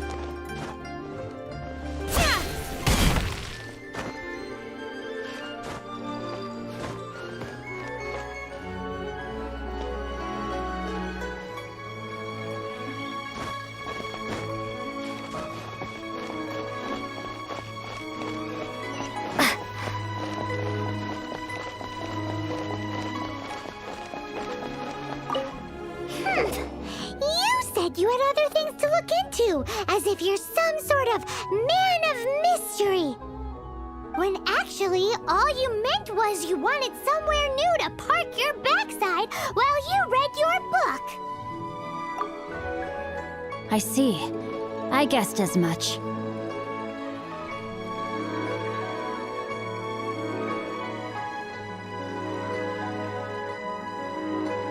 Did you really guess, or are you just saying that to sound clever? The course of action we must take is now clear. To start with, please deliver this letter to the Feiyun Commerce Guild. They will know what to do. My liege, for reasons that I cannot explain, I will be unable to join you. There is no need for you to read the contents of the letter. When the time comes... Ugh, this writing is super hard to read. Paimon can't make heads or tails of it. Hence why I said there's no need for you to read it. The Feiyun Commerce Guild will have someone who can understand it. But why would you want to get them involved? They're one of the bigwig commerce guilds in Liyue. Why would they want to help us? Since we got to Liyue, Paimon keeps hearing people mention it. Seems they oversee a lot of business that goes on around here. Having such big backing would be great and all, but are you sure they'd want to help? No need to worry about that. From what I know, they share my sense of chivalry. Once they have read the carefully reasoned and passionately argued case I put forth in this letter, they will certainly... Gentry Moutsai must be taught a lesson he will never forget. This is something we cannot do on our own. Also, I do not wish for anyone else to know of my involvement in this. Why not? You're only doing this to try and help Chang the Ninth, right? To silently disappear at the matter's conclusion, concealing one's name and contribution. This is the chivalrous thing to do. To savor the memory is ample reward. Each droplet of kindness I receive, I am duty-bound to repay with a welling spring of gratitude. I seek neither praise nor reward. That sounds very lovely. But be honest, you just want them to do it so you can carry on reading your book, don't you? Thank you in advance for delivering this letter to the Feiyun Commerce Guild. Someone from the guild should be able to receive you near Lioli Pavilion. Hey! Stop ignoring Paimon!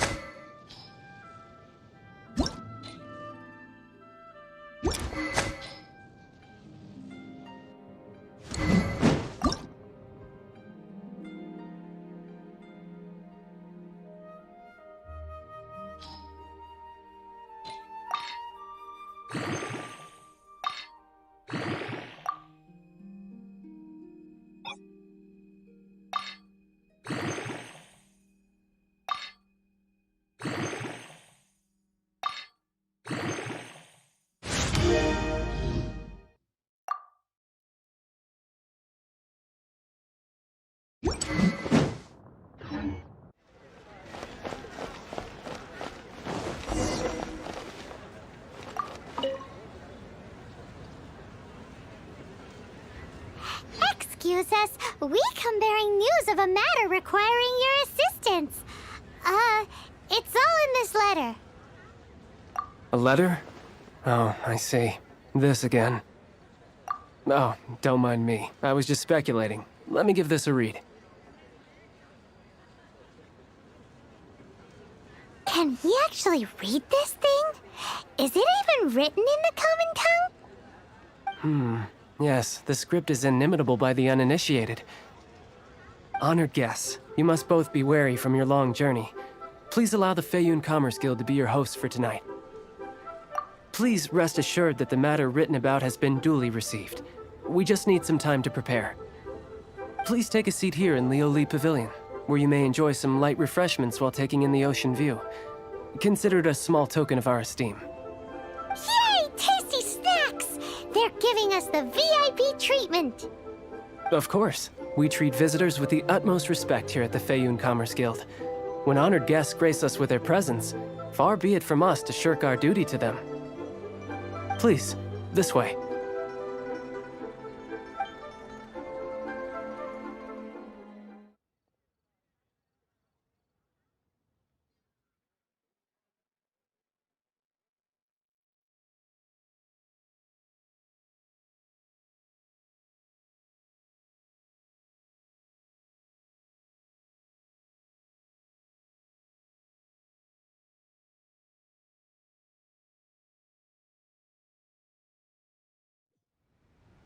And Paimon thought we'd get kicked out, or turned away at the door. Paimon didn't think Guhua Geek had so much clout. Thank you for your patience. With the amount of wealth and power Gentry Moutsai has, it will take more than a slap on the wrist to get through to him. For him to correct the error of his ways, he must feel for himself the same suffering he has inflicted on Chang the Ninth. Since Gentry Moutsai's business has to do with core lapis, we simply need to buy up all the stock there is in Liyue. That will put him in a rather sticky situation. Deprived of the necessary raw materials, even the best craftsperson in Tevat would be unable to make their product. Great idea! That'll be sure to mess things up between him and the Fatui. But Liyue is huge.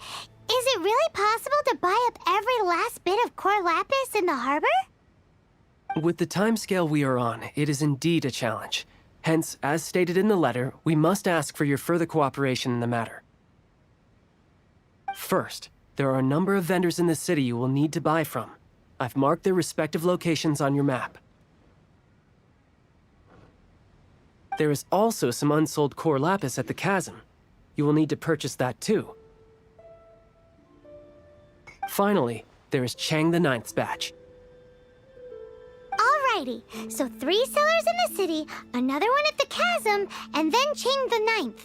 Roger that! Of course, we are not expecting you to cover the costs. Wow, so many Mora! With cash like this, Paimon could rent out Lioli Pavilion and eat there for a whole month! Well, this is not the first time we've had to do something like this. It's just par for the course now. All you need to do is strike a deal. The Feiyun Commerce Guild will handle the transportation and other trifling matters. Once you have purchased all the core lapis, please proceed to the Feiyun Commerce Guild's warehouse, where you can see the rest of the plan unfold. Gotta hand it to Guhua Geek. This is some seriously solid work for a guy who lives in a fantasy world. Let's do this in the order the guy said. First the sellers in the city, then the chasm, and then...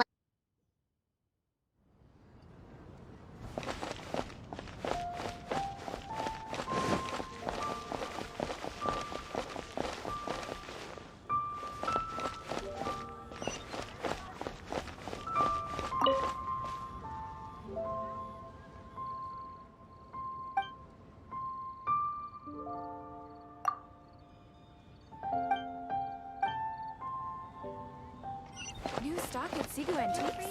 The key. Hi, anything I can do for you? You want all my core lapis? I've already agreed to several orders. That said, none are in writing. The buyers are being... Oh, it's for the Feiyun Commerce Guild? Seems business trends are about to change in Liyue. Oh, nothing. Just talking to myself. Come, let us sign a contract. Don't worry about my prior client. He hadn't made any down payments or anything. Quite common in the industry. Thank you for your patronage. We hope the Feiyun Commerce Guild will continue to do business with us. Very much, lady.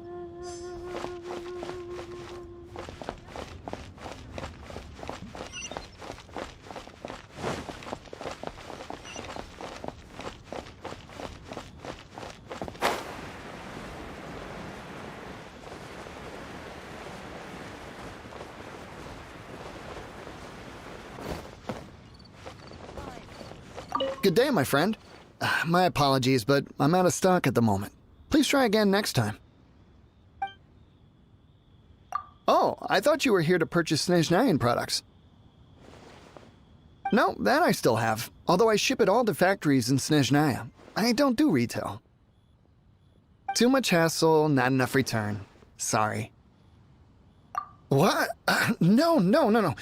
Give me a second to think. All right, I'll do it. Just need you to sign for it. Clearly no shortage of cash flow in Liyue.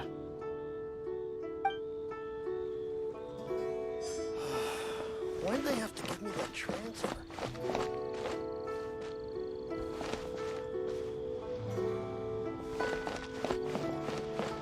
My friend.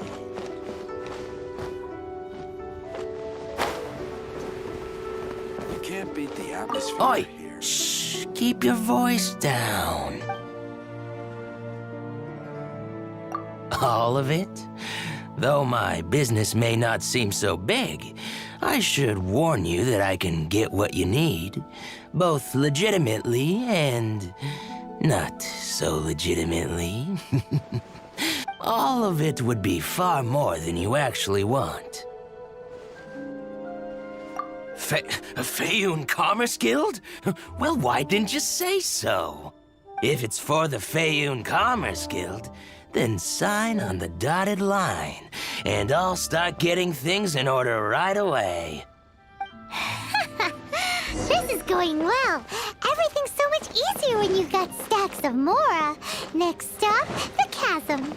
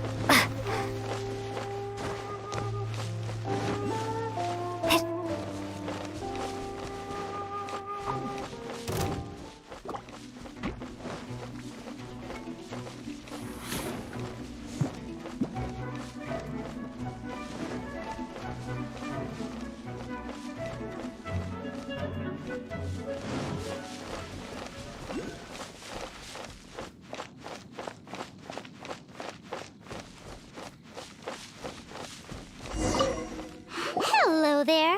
Are you in charge of the core lapis here? Aha, finally. I thought you might come. I hear the Feiyun Commerce Guild has been buying up all the core lapis stock in Liyue Harbor. As it happens, I do have a batch of core lapis that hasn't been shipped yet. It's all yours, if you name the right price. The original buyer's price was already quite high, so... The best I can do is 7 million mora. Are you serious? We spent less than 100,000 more on the rest of Liyue's stock put together. I'm afraid it has to go to the highest bidder. I'm breaching an existing agreement by selling to you, so it has to be worth my while. Look, you have your problems to deal with and I have mine. You can take it or leave it, so if you're not buying, please leave me alone. All right. We'll pay, even if it is a ridiculous price. When we get back, we'll just have to tell the guild that we'll sell to this gentleman at 4 times the normal price in the future. Wait, surely there's no need for that. Please, don't do this. It's not even your money. Why be so frugal with it? It might be the guild's money, but we'll have a tough time explaining to our boss why we spent so much in one go. If he asks, all we can do is mention your name and say you gouged us over the price. I understand. I'm sorry, please. I don't want any trouble with the guild. There's just one other thing, though. There's been an issue with the delivery of this batch. Several carts were ambushed by hilly churls. I don't know where exactly, but if I can't retrieve the goods, I can't sell them to you either. So maybe you could go and look for the carts? There should be 5 of them in total. If you can find them all and tell me where they are, I'll sign the contract right away. Oh, yes, of course. I mean, I do hope to carry on doing business in Liyue in the future. That's that then. Well, no time to lose. Come on!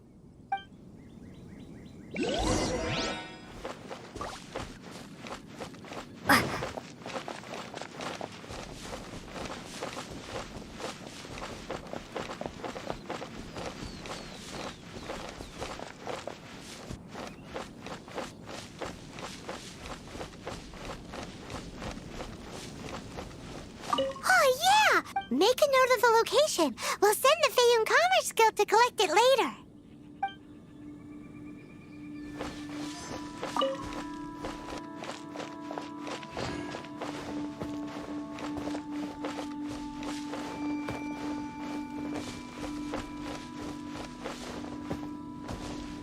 Let Paimon see. Yep, that's it.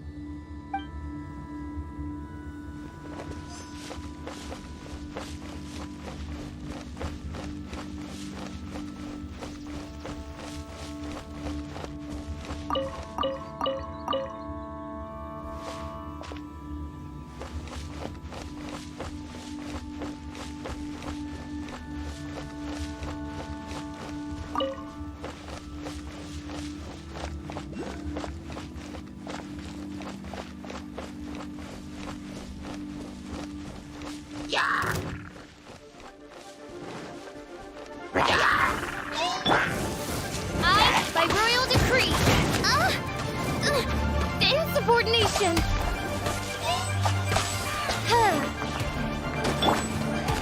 Let's dance.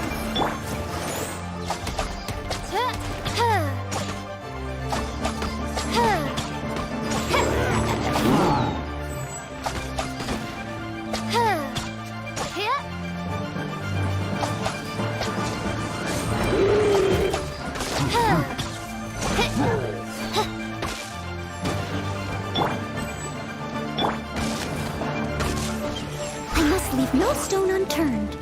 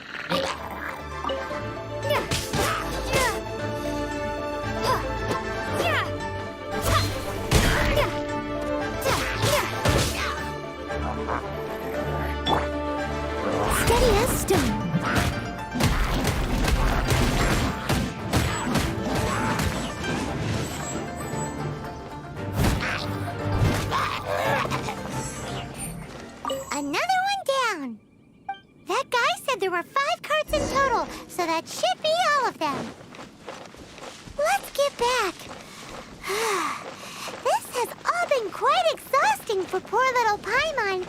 He definitely owes Paimon some snacks.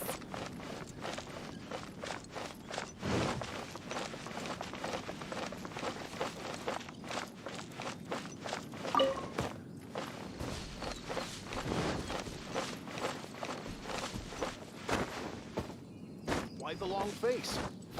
You're alive, aren't you? Here, we've made a note of the cart's locations. All 5 of them. Can you sell us the core lapis now? Oh, wonderful. Thank you both. Yes, let's make this official. I also hope you could put in a good word with your boss for me. Done and dusted. Yeah! We make a great team, don't we? Now for the final stop on our core lapis crawl, to Chang the Ninth's place.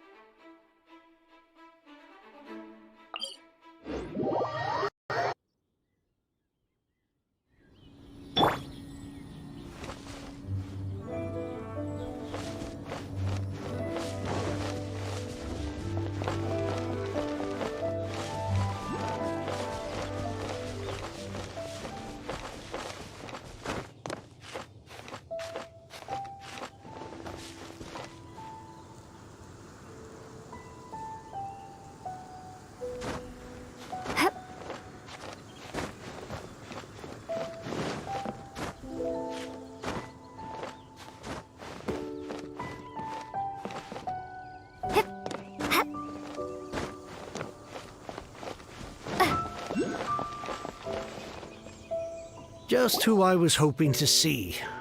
I was just thinking to myself, Gentry Mount-sized thugs have been mysteriously absent for a while now.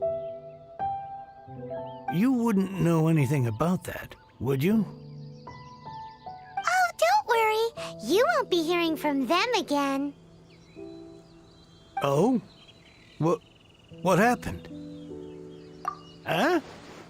Oh, I see now. You're in this trade too. So you're trying to beat him to the post, eh? Appearances can be deceiving, that's for sure. But I don't care who you are. A discount of 70% is simply impossible. The maximum I can do is 40% off, and even then I'm only breaking even. No need. We'll take it at the market rate. You mean you're not trying to force the price down? What's going on? Have I died and gone to heaven? I can't believe it. I will make a profit on this batch after all. But Gentry Mount-sized thugs could still come back after I've sold it. If Paimon told you they're not gonna bother you again, then you'd better believe they're not gonna bother you again. Huh. Okay, then. My situation can hardly get worse from here in any case.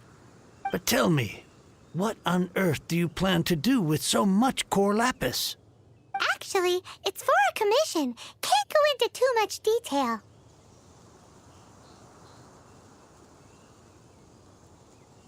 Thank you. Thank you a million times over. I really don't know what to say. Good people always get what's coming to them in the end. And so will the nasty people. Anyway, let's get going, because apparently we have a show to watch at the Feiyun Commerce Guild's warehouse.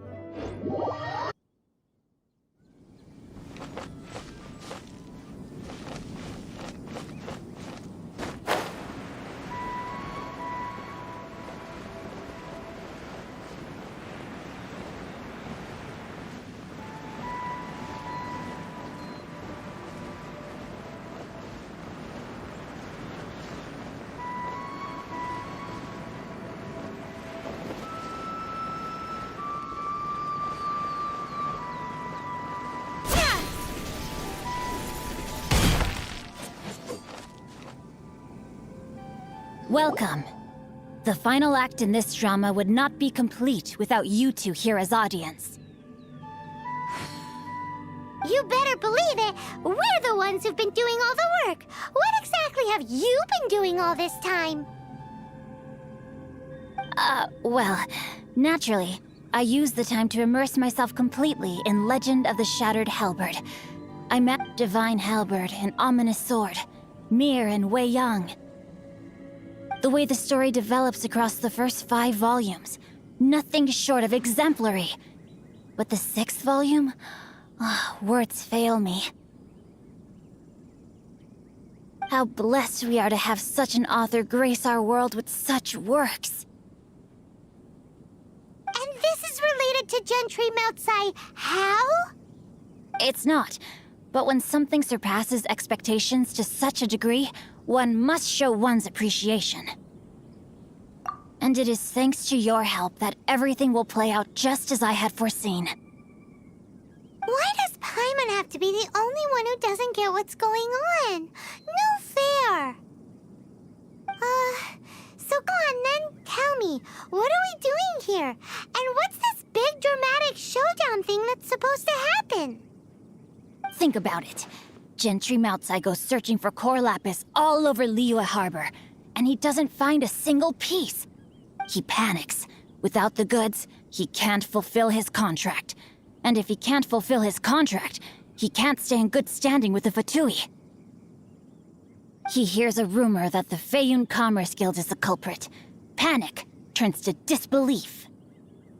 Gentry Meltsai is a hugely powerful figure in the business world. Never has anyone dared to target him like this.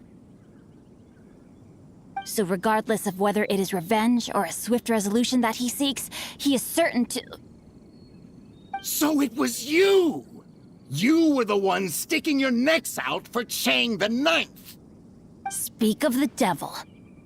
I went everywhere trying to find someone selling core lapis before I realized the Feiyun Commerce Guild had been on an acquisition spree. Core lapis is hardly a rare mineral, and yet suddenly the stocks dry up, just like that. Explain yourselves. What is the meaning of this persecution? We are not persecuting you, but protecting another, one to whom I am indebted. Upon witnessing an injustice, it is a perfectly normal response to rush to the aid of he who has been wronged. Was it not one of your own men who said, "This isn't over"? You clearly don't know what's good for you. I won't beat around the bush. Master, if you please, seize their core lapis!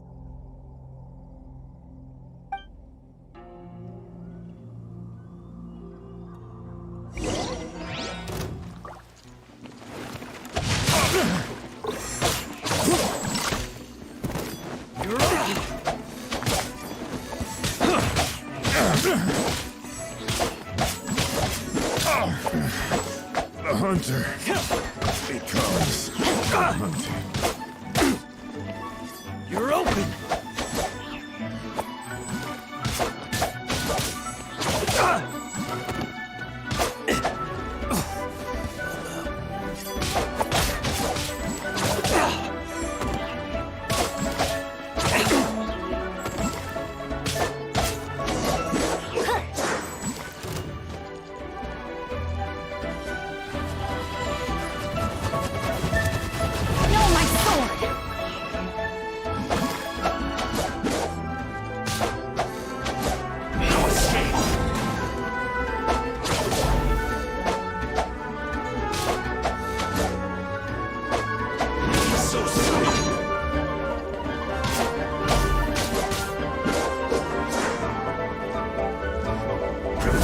Body and mind.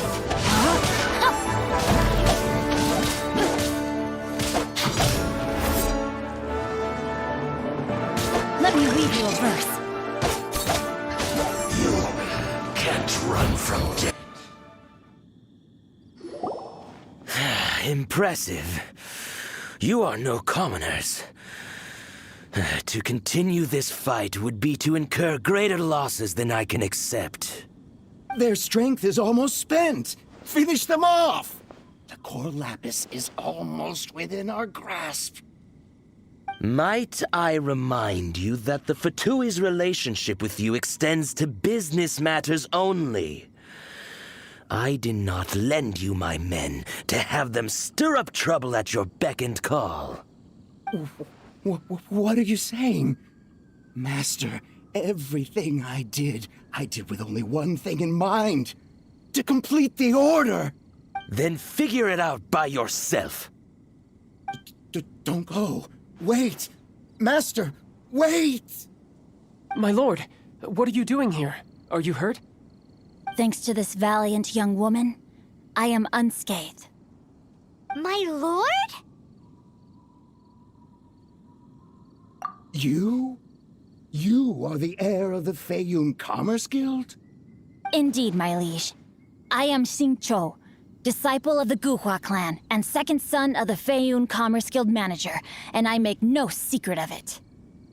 Drats! I've been played like a fiddle. Gentry Moutsai. Coercion and intimidation are hardly the attributes of a respectable businessman. The problems that your business practices have created, I have sought to resolve through mine. I shudder to think what the Fatui will do with you if you fail to provide their core lapis. You meddling swine! Well, go on. Tell me, what will you sell it for? Since you asked Chang the Ninth for a discount of 70%, let's fight fire with fire, shall we? 3 times the market rate sounds fair, no? How dare you subject me to such viciousness? This is a malicious and calculated attempt to run me into the ground. Deep breaths now. This is a simple decision. Will you buy or not? Fine. Have it your way. I'll find the money somehow. Happy now? On behalf of the Feiyun Commerce Guild, I thank you for your business, and hope you will continue to do business with us in future. You? Funny-speaking, book-reading, guhua geeking Xing Chou are the heir of the Feiyun Commerce Guild? So that massive stash of Mora you let us burn through in a day, that was from your private vault? 'Twas but a paltry sum. I got to make a very sound investment while putting Gentry Moutsai in his place. A classic 2 birds, 1 stone situation. Very droll. My family can always tell me from my handwriting. It's certainly one of my distinguishing features. Yikes! Paimon's been calling you Guhua Geek this whole time! Paimon read in one of these martial artist novels that when rich heirs like you get angry at someone, you have their arms and legs chopped off! Paimon's toast! And sorry, very sorry! Please don't hurt Paimon! Calm down. Since you can fly, you hardly need your legs anyway. Save me! Save me! This is not a drill! Repeat, this is not a drill! Jokes aside, I have the 2 of you to thank for this successful resolution. Really, you were a huge help. Meanwhile, Legend of the Shattered Halberd was positively riveting. Much obliged if you could return it to Chang the Ninth for me. I did nothing, and hence deserve none of his gratitude. The 2 of you, meanwhile, though strangers to the circumstances, stepped in and saved the day. To have made such valiant and chivalrous friends is more than enough for me, my liege. My lord, forgive the intrusion. It's about your father. Please inform my father thusly. I have averted a disaster and earned a sizable sum of money in the process. Might this meritorious act compensate for my prior transgressions and earn me a few more days of freedom, perchance? For all your clever long words, the fact is you're just a lazy bones who doesn't want to work. What if I told you that a reward awaits you at Chang the Ninth's palace, and not just his gratitude? A reward? Well, that sweetens the deal somewhat. It seems whatever I say, there's no persuading you to stay. Oh, I didn't realize you weren't aware. Thank you in advance for returning the book for me. I will take my leave now. May we meet again, fellow merchants.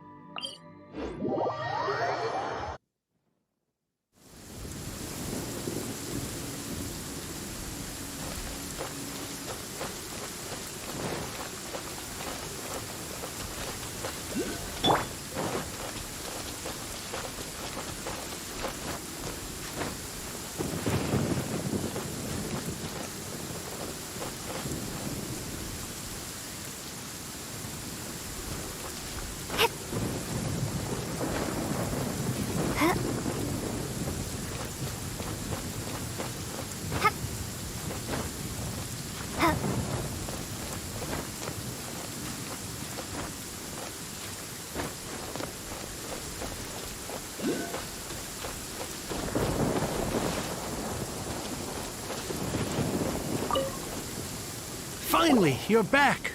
This morning, the pawnbroker showed up and gave me back my entire collection. I'm positive that you must have been behind this once again. Thank you. Thank you from the bottom of my heart. Please don't say that. You have no idea how much this means to me. The Chang family was a prestigious household in Liyue back in the day. Unfortunately, after I took over the family's affairs as heir, a series of business setbacks devoured our fortune. Since then, I've saved for years, hoping to restore the house to its former glory. In the end, everything was riding on this Corlapis deal. Were it not for you, this barren wasteland in the mountains would have become my final resting place. Wow, that's the second heir we've met in this town. I'm sorry, what? Nothing? Oh, here's your book back. Wonderful. Legend of the Shattered Halberd. I was beginning to think that Guhua rascal had swindled me. Do people really look down on the Guhua clan so much? Actually, the art is centuries old and was once held in high esteem. But to instigate a revival, you need to inject some fresh blood, but it's hard to attract budding young talent to a dying art. And in any case, Guhua kids these days. Take that young rascal Xingqiu, for instance. For all his talk about repaying kindness with kindness and whatnot, what has he done to show for it? You're the ones who've displayed a genuine sense of responsibility. What does it matter? Anyway, you wanted the Liyue volume of the Teyvat Travel Guide, didn't you? I'll fetch it for you. It's yours to keep.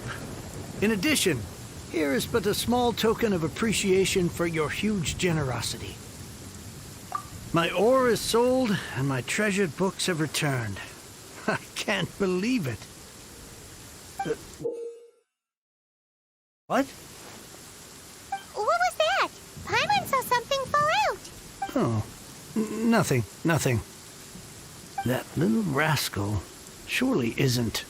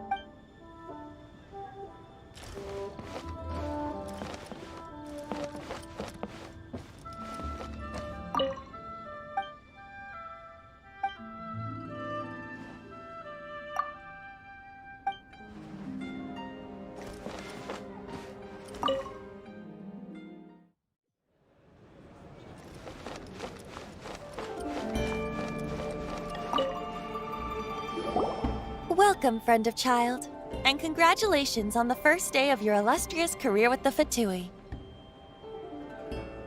You sound remarkably sure of yourself. Remember, we are mere mortals. Our ideas are fluid like water. Only the Tsaritsa truly has a will as solid as the permafrost. But back to the matter at hand.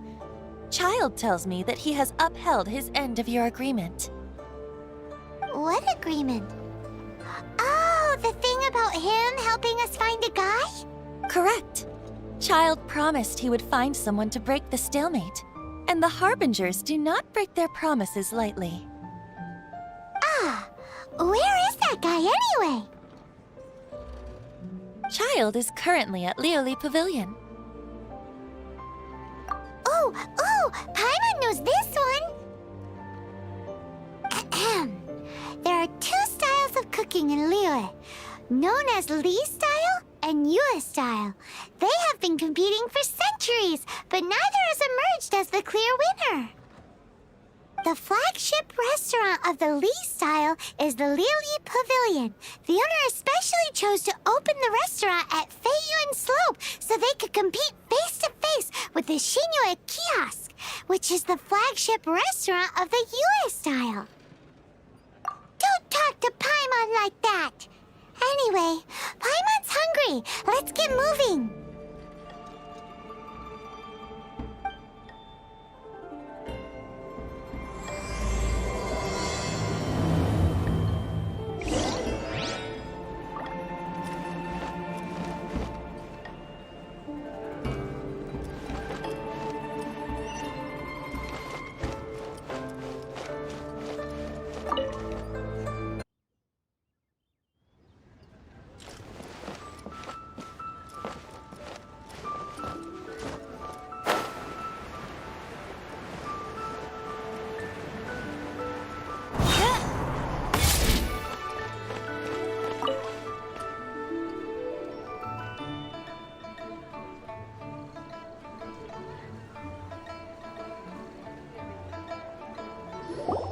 Aha, you made it.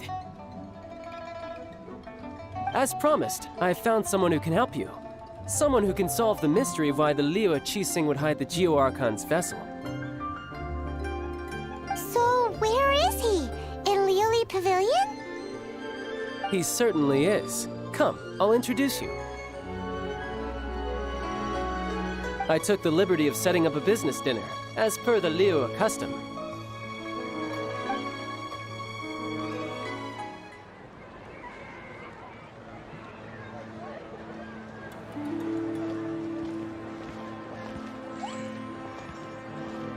Welcome back, sir. You honor us with your patronage. Mr. Zhongli is awaiting your arrival in the room you booked.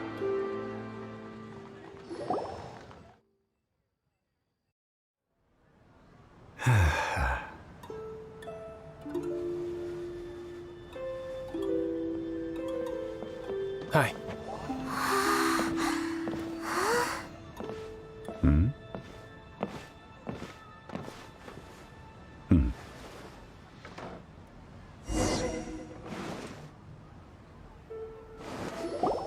Allow me to introduce Mr. Zhong Li, consultant to an organization known as Wang Sheng, and a trusted associate of the Fatui. Indeed, Wang Sheng's line of work can be sensitive at times. Let's just say they understand when discretion is needed. And we, the Fatui, have always been glad to do business with friends who walk in the shadows. Walk in the shadows? It is an honor to meet you. I have heard tell of you from Mondstadt. Discretion? Shadows? Is Wang Shen some kind of business involving dealing with people? Indeed. It is as you have guessed.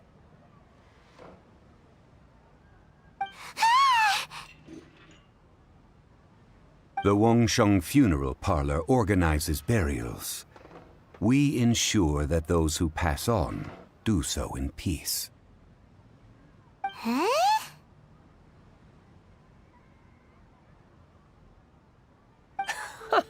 Did you think he was some sort of hired killer? The Fatui calls many such people friends, but the Wangsheng Funeral Parlor does not dabble in such business. Well, they are still... I shouldn't say too much. In any case, I brought you to meet Mr. Zhongli because... Because I can bring you to see Rex Lapis's vessel. What? Don't be so surprised. Sure, the Geo-Archon's body has been squirreled away by order of the Tianquan Ningguang. But first, let's hear what Mr. Zhongli has to say, shall we? Rex Lapis may be the prime of Adepti, but he is ultimately an Adeptus. Many Adepti have left us over the millennia. The times have changed. You must have felt it too when you were at Jueyun Karst. Archons go by many names. The god of contracts, the god of commerce, the god of war, Morax, Rex Lapis. Is the idea that he also has the title of Adeptus so strange? As you have seen, the time of the Adepti is ending, and the time of mankind is slowly dawning. In years past, Liyue's tradition was that a huge memorial service be held to mark the passing of every Adeptus. But this time, the Qixing have made no attempt whatsoever to respect this tradition. It is sacrilege. Yeah, the killer hasn't even been caught yet. Deicide or not, the concern of the Wangsheng Funeral Parlor is this. When the traveler, Child has told me a lot about you. Since you have had dealings with the Animo Archon, could I ask you to help me prepare the Geo Archon's last rites? A wise decision. The Tianquan Ningguang has forbidden anyone from accessing Rex Lapis's vessel, which of course you would need to access if you were to achieve your goal of meeting all of the 7. Precisely. Only by participating in the rite of parting will you be able to see the form of Rex Lapis again. If we are agreed, come with me. We will speak of the details as we walk.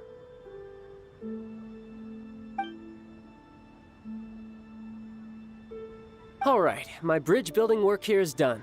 Turned out well, didn't it? You can go if you want to. Don't worry about me. I might just have a few more drinks and get acquainted with these things they call chopsticks in the meantime.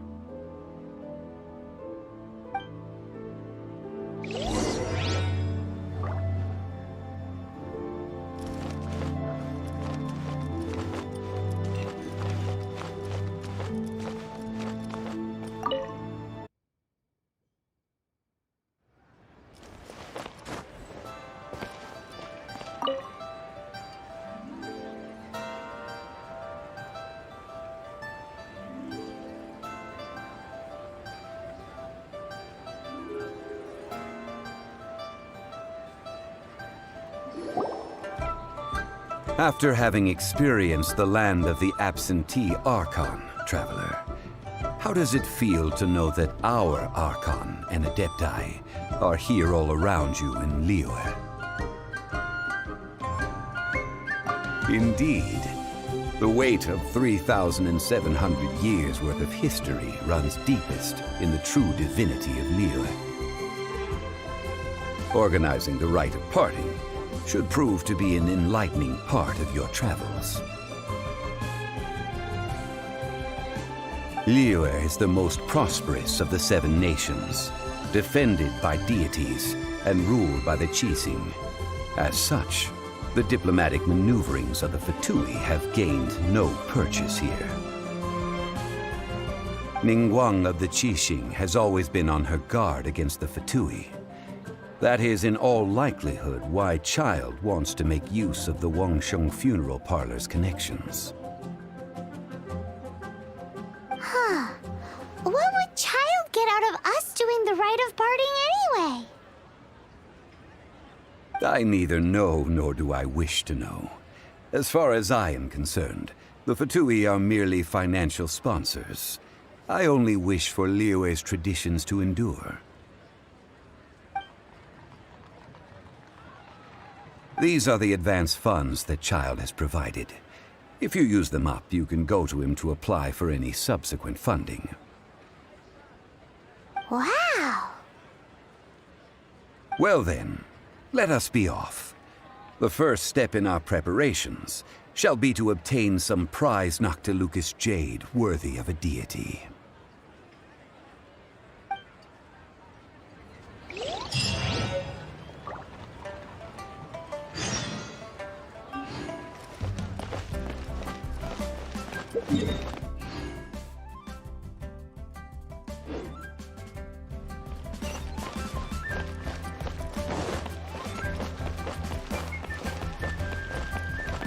The key here is...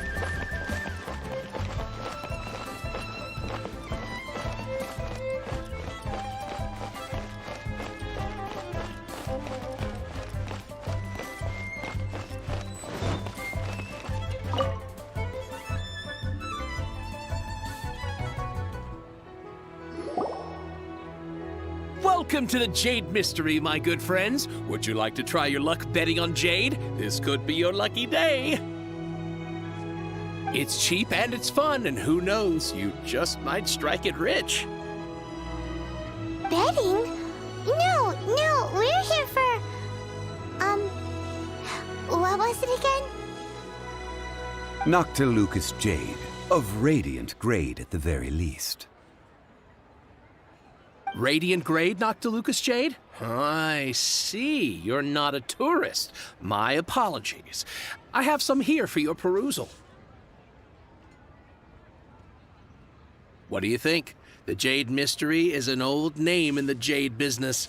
Just look at that wonderful quality. Rex Lapis doesn't often bless us with such finery. Go on, pick whichever one you like. These 3 pieces really do look pretty. Not like the ones you usually dig up. But how do we pick? Should we just grab one and go?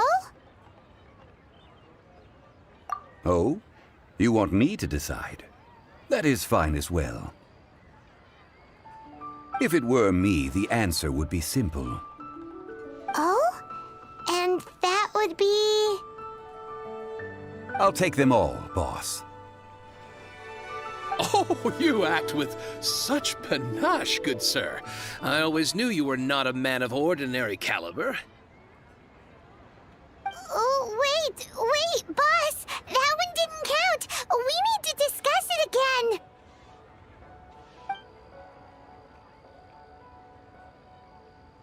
Hey! If we only need one for the ritual, aren't we wasting 3 times the Mora if we buy them all? Oh, Mora. It is as you say. I suppose I overlooked this particular aspect of the transaction. Huh? How do you not think about Mora when buying things? If one must always consider Mora before acting, then in all things one is bound by Mora. What? All Mora is currency, but not all currency is Mora. What?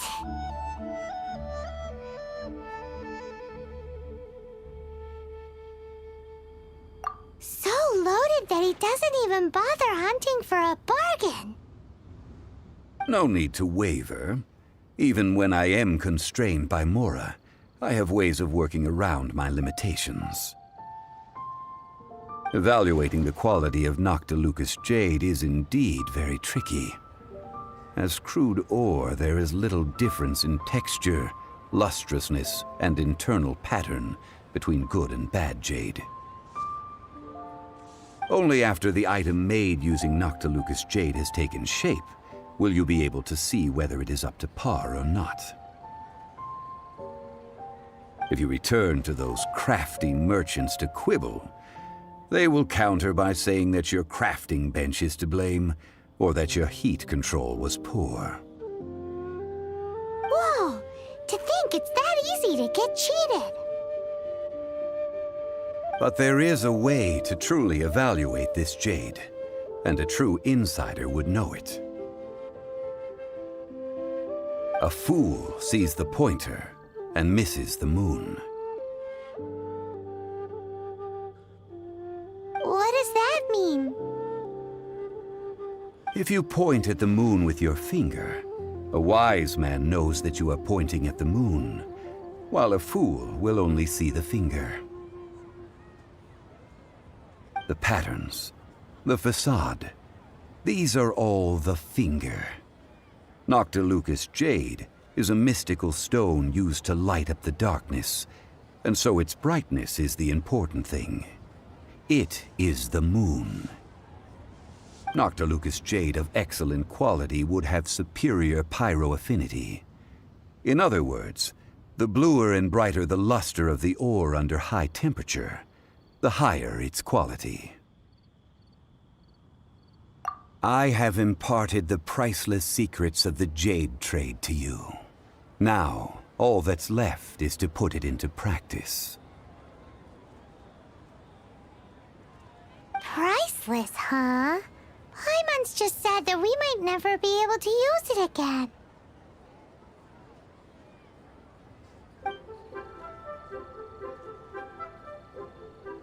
We're back to buy some rocks, boss.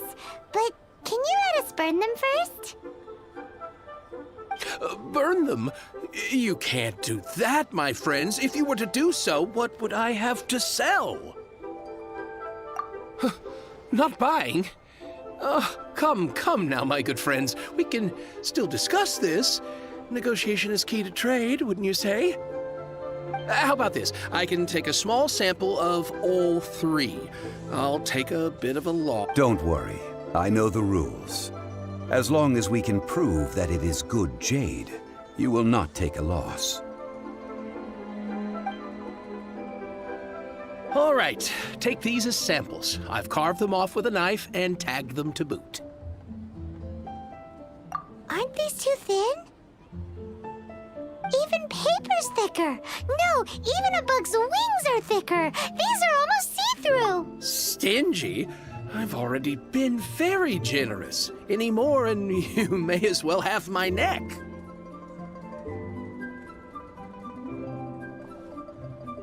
But wouldn't something this thin go poof if we held it to the fire? It can't be helped. Trying to deprive a merchant of his profits would be like forcing a ravenous wolf to vomit up the food in its stomach. Nonetheless, under the right conditions, these thin slices will serve. What sort of conditions? While we add the high temperatures using pyro, we can use hydro to reinforce it from within. Oh! Oh, sir, to think you were this learned. Thank you for your understanding. Strictly speaking, asking for samples when we have not yet agreed to purchase the goods is unfair. Trade in Liyue must be based upon fairness. Well, guess we just need to find a place to try this out. Ooh, Paimon remembers we once saw this big pot down at the Dada Upa Gorge in the camp of the hilly churls from the Meaty tribe.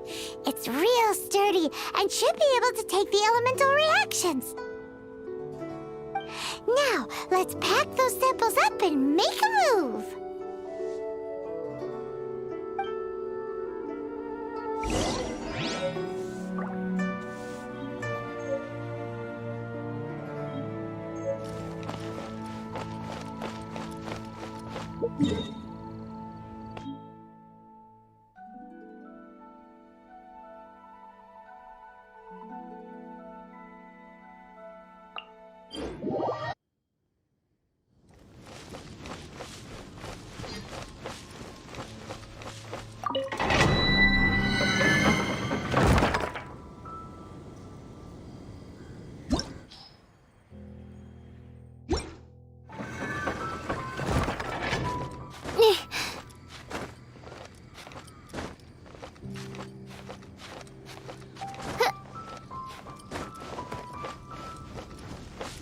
It has been a long time since I last set foot in the Nation of Wind.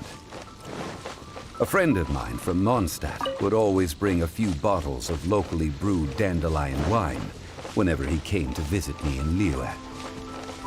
It must be said that the famed liquor of the land of pastorals is far better than Sumeru's frigid snake wine. That's the pot! It looks like the hilly trolls are still using it. It's a bit impolite, but we gotta cut the line.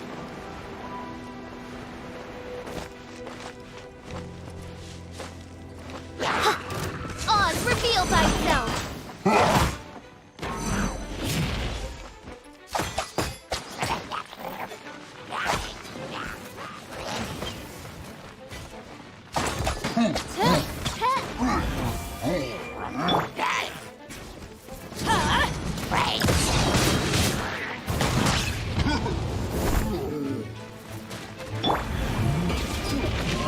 No rest for the wicked.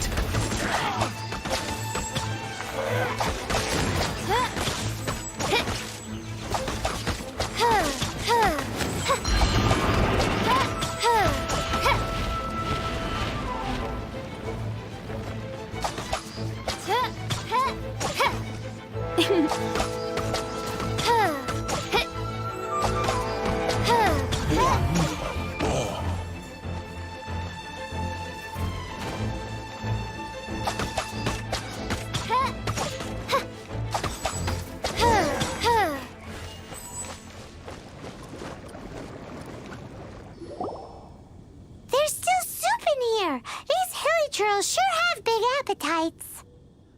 This soup looks like it could be used as our hydro-elemental protection. Let's fire it up and begin our experiment. We're ready to go. Paimon will help remember which one of the three is which. Use pyro to keep making the pot hotter until we get the results we need. Mr. Zhongli said that the shinier and bluer the ore gets, the better it is, so pay close attention.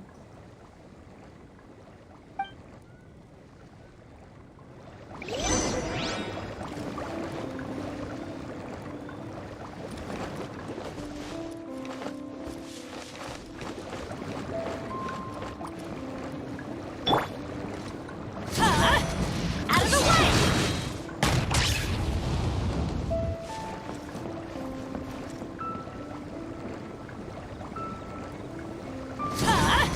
Take cover! That's gonna hurt in the... Whoa!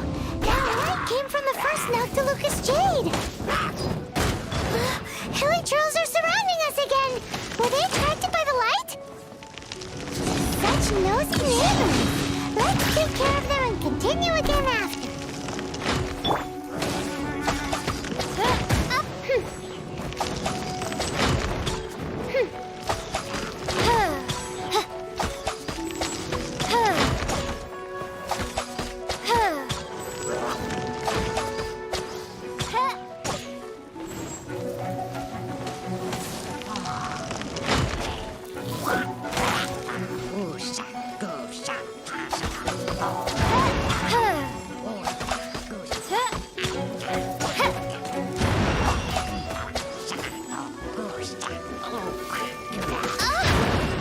Goodness gracious.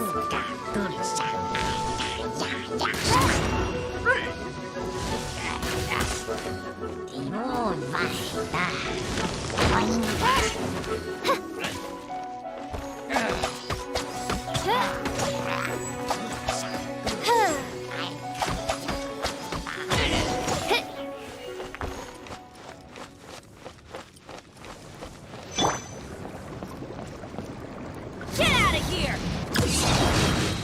Why do they never miss?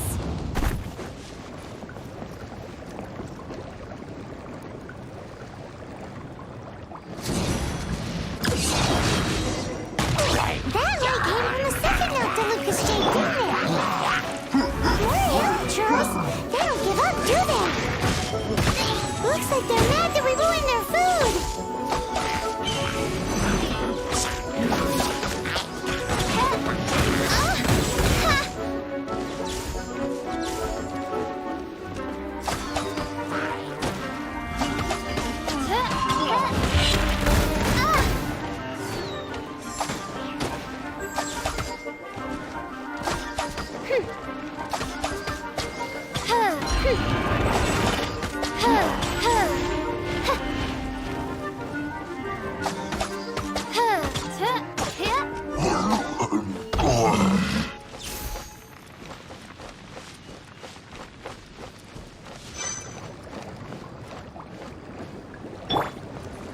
Get out of here! Take cover! Ow! That's bright! Too bright! That was the third Noctilucous jade, wasn't it?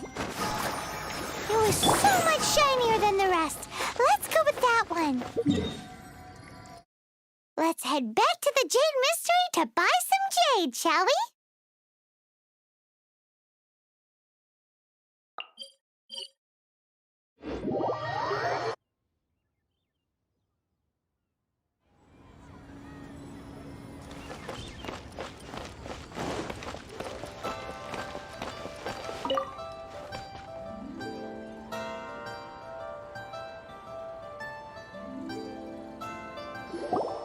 You're back, my friends. I've kept the goods for you.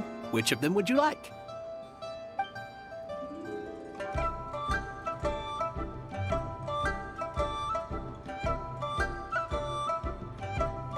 Exactly! That's the one Paimon remembers too! No problem. If you have your eye on this one, you can have it. Then we'll take a box of the third type of jade.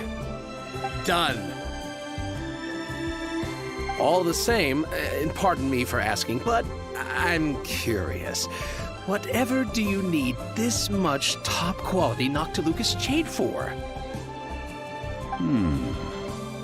I suppose it would not hurt to tell you. We need... Parting? Oh, dear. I'd heard the rumors, but had given much thought to them. Oh, it's hard to believe.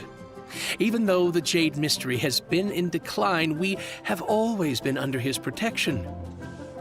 It is said that when our Lord lost his way while going incognito in the city 200 years ago, it was a spoon from the Jade Mystery that he had used to sample the local delights.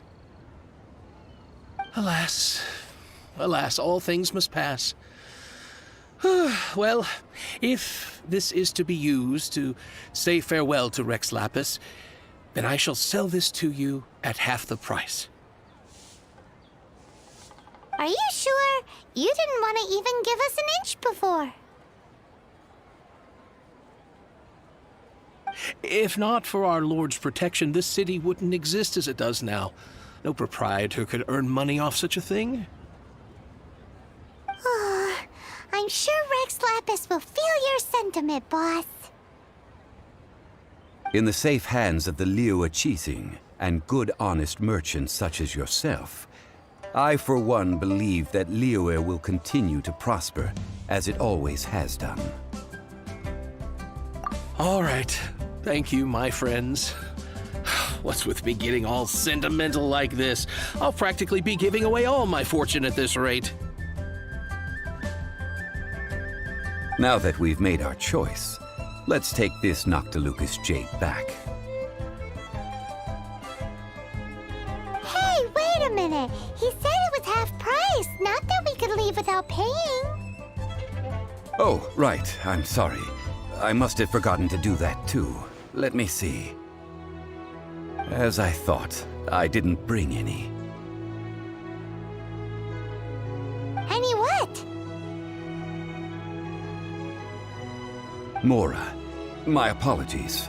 Another oversight on my part.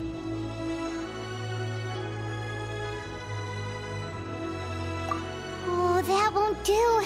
This isn't some small sum. Oh, wait! Didn't Child give us some advanced funds earlier? Whew. That's a relief. Have a look, It's fine. Just enough for half price. Though, to be honest, it'd be all right even if the sum wasn't quite enough.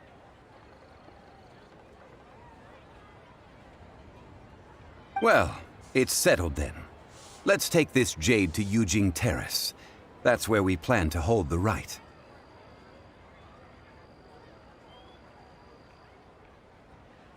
with you bossing everyone around.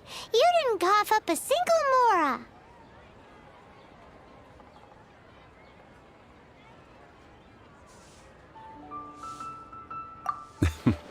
I will do my best. You have my thanks.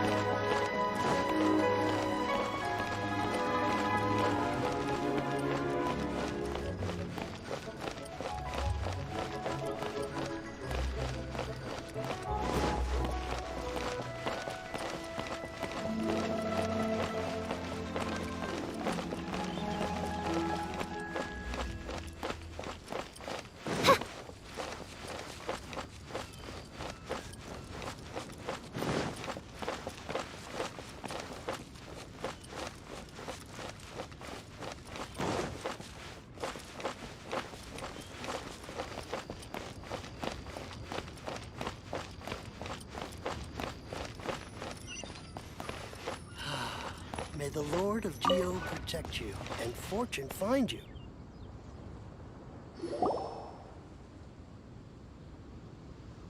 We can leave the jade here. I have already called for a jewelsmith to shape them into the implements that we will need. Ah, yes. I have yet to go and see Child. So, as for the jewelsmith's remuneration... Guess we can't do anything else. Also, is this where we're doing the rite of parting? Yes. I have already rented this location, and have begun making preparations for the rite. That's right. The Liyue Qixing have acquiesced to using the same location. But when something this big happened here, should suspects like us really be at the crime scene? We might get caught by the Millelith. Although with that said, since we got back from Dway and Karst, none of those pesky Millelith soldiers have come chasing after us. Wonder what that's about. Also, the, Rex Lapis vessel. Traditionally, we call it the Exuvia. Ah, right! That's what it was called. You seem to know everything, Mr. Zhongli. So, was this Exuvia hidden away by the Qixing? I mean, we haven't even figured out who the murderer is. One must think that they already have someone in mind. Or perhaps they already know. Surely they must have found all the evidence that there is to find here. These things are for the authorities in Yujing Terrace to consider. Trying to help would probably only add to their troubles. Before the rite is conducted, the Exuvia will be kept temporarily in the Golden House. Golden House? The only mint in Liyue, which is to say the only mint in Teyvat. All the mora that flows throughout the world is minted there. Wow!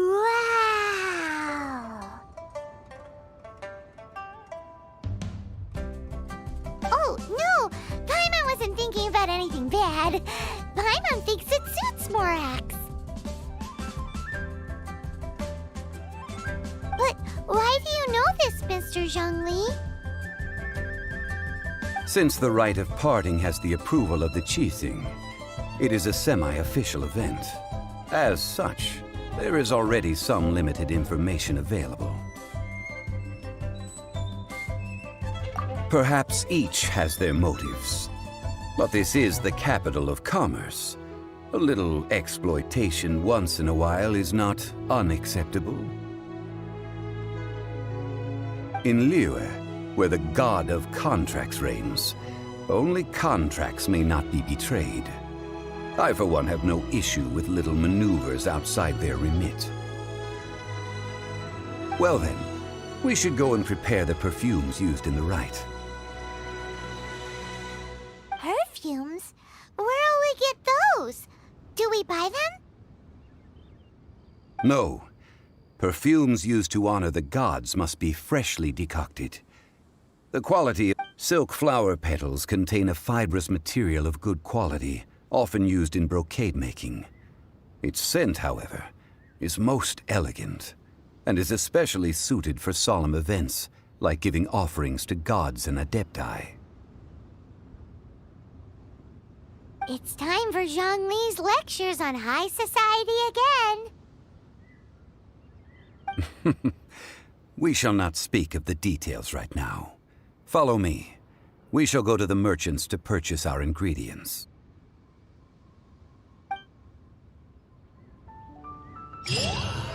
May the Lord of Geo protect you and fortune find you.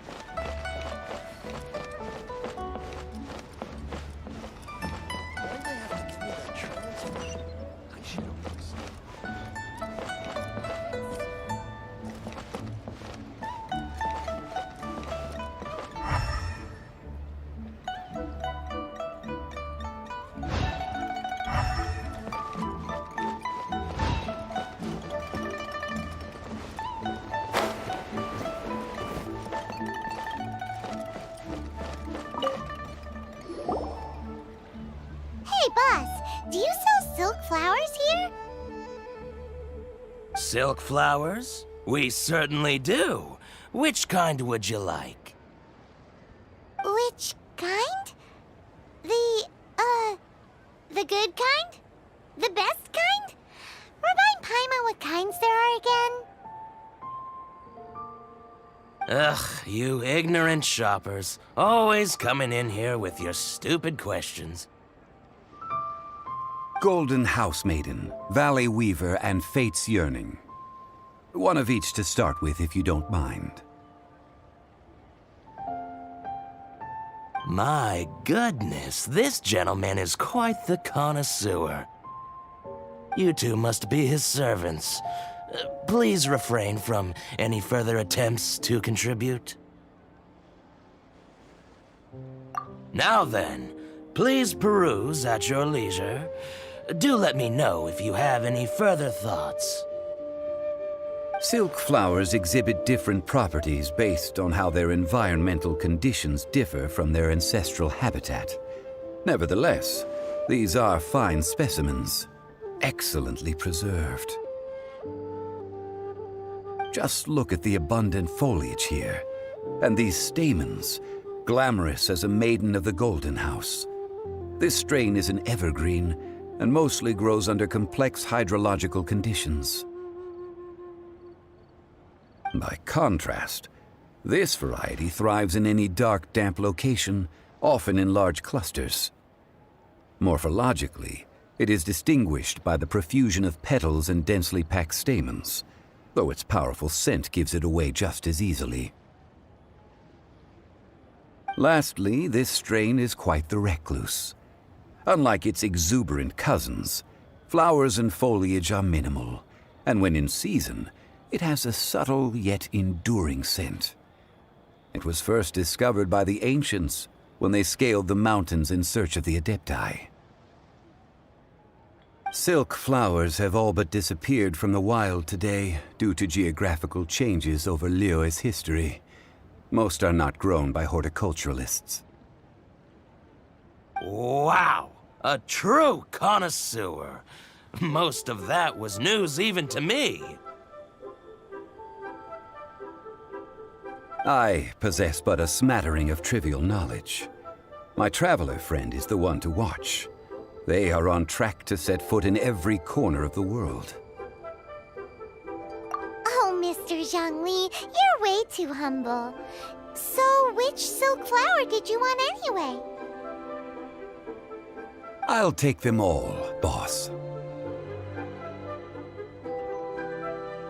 Again? How can I put this?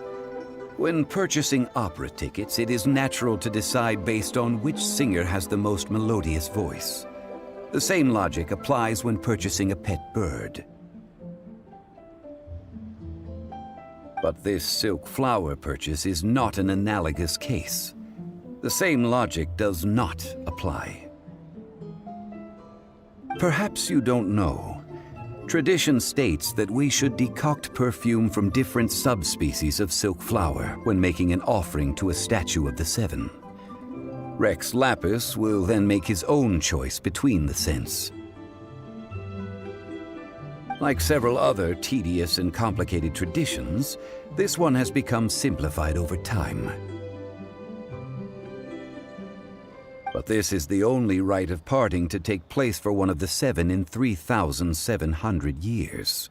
As such, I do think we should honor tradition down to the last detail in this case. Now that's settled, a question. Do you have any Mora on you? You forgot to bring money again? Zhongli. If I may interject, did I hear you say that these flowers are to be an offering to the Lord of Geo himself? Yes, in a sense.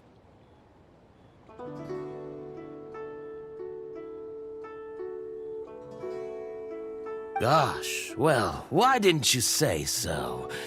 I heard the awful news about what happened at this year's Rite of Dissension. It would be bad luck to say it out loud, but I've been worried about our dear Lord ever since. I'm worried that everything I've heard is true. Since these flowers will be used to glorify our Lord, they're free of charge. Just don't forget to pass on my regards.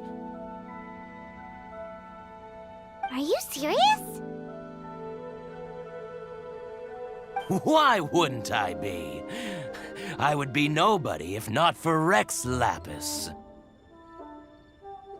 If he hadn't written those poems in praise of my wares, they'd only be worth a fraction of what I can sell them for today. Huh.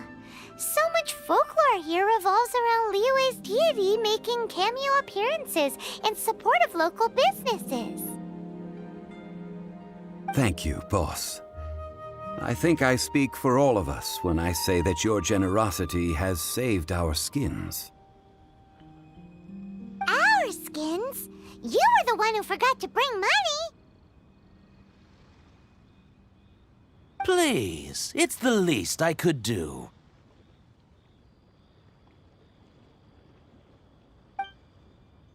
Atmosphere here in Liyue.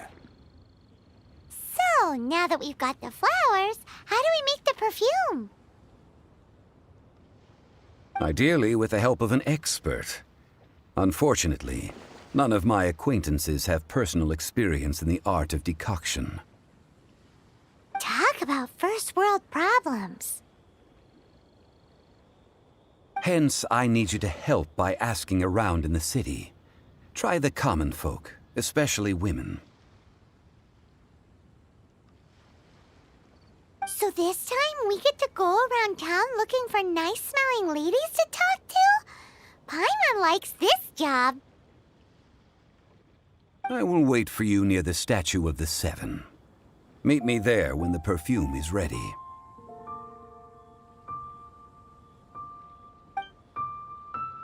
Maybe we can find some good candidates at the Adventurers Guild. Let's ask Lan. She's master of the Liyue branch, right?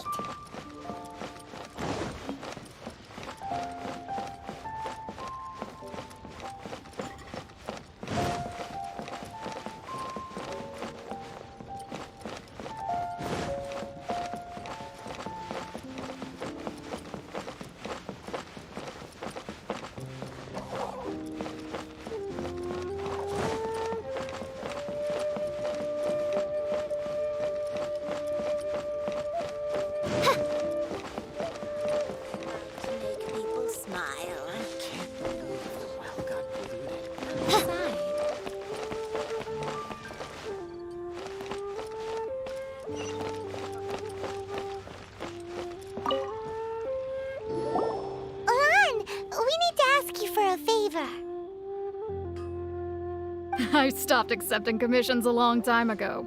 Sorry, you two, but you'll just have to ask another adventurer. Oh, it's not that kind of favor. It's just a teeny tiny thing.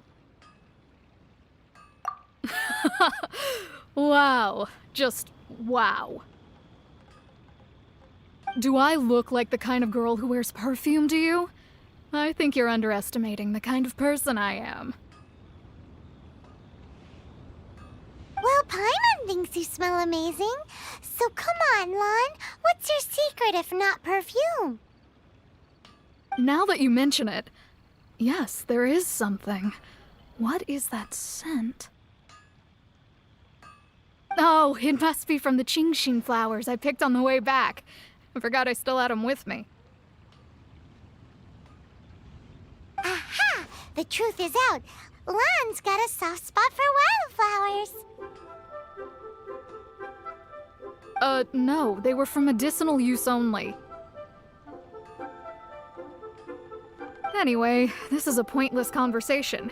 If you want to know about perfume, try talking to Qimei. The fortune teller, right? Paimon remembers she smells pretty good.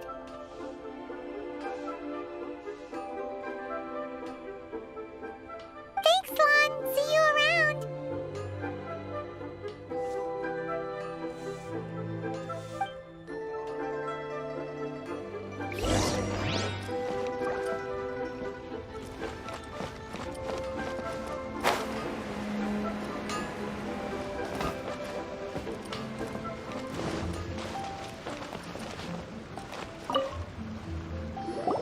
Hello. How may I help? We've come to ask you a question. Perfume? I rarely think to use it, let alone about how to make it myself. That said, some of the cosmetics I use are scented. Perhaps that's the cause of this confusion. Since I usually set up my stall by the docks, I avoid perfume like the plague, because Celestia forbid those lusty sailors catch a whiff and come hunting for the source. That's the worst thing Paimon's heard all day. While we're on the subject, have you never heard anyone mention Yingar's homemade perfume? Yingar? Oh, as in scent of spring, Yingar? Yes, that's her. Many a rich family's daughter has gotten her to make perfume for them. Apparently, her homemade product is better than anything you'll find on the market. Great! This is just the intel we need. Finally, we're getting somewhere.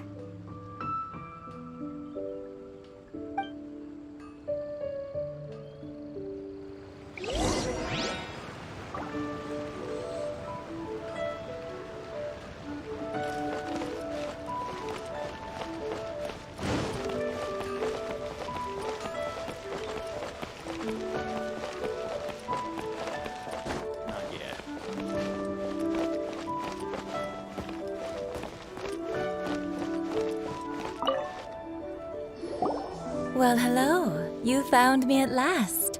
I've been waiting for you. What? How did you know we were coming? Oh, I heard a rumor about a couple who were snooping around town looking for a sweet-smelling lady. Actually, I was starting to worry you wouldn't find me. This is the ultimate test of my appeal, after all. Snooping around? Why are you making it out like we're bad people? What can I say? People love to talk. Maybe you ought to be more discreet in the future if you don't want word to get around. Relax. I know why you're here. You want to get your hand on my homemade perfume, don't you? What kind would you like? 3 in one go. My goodness. You have extreme tastes for someone your age. Maybe the rumors I heard were true after all. You're on the prowl and need some sweet-smelling ammunition? Is that it? Is that the best you could come up with? Even if you were genuinely offering perfume to a deity, that doesn't explain why you'd need 3 kinds. Sorry, your story just doesn't hold water.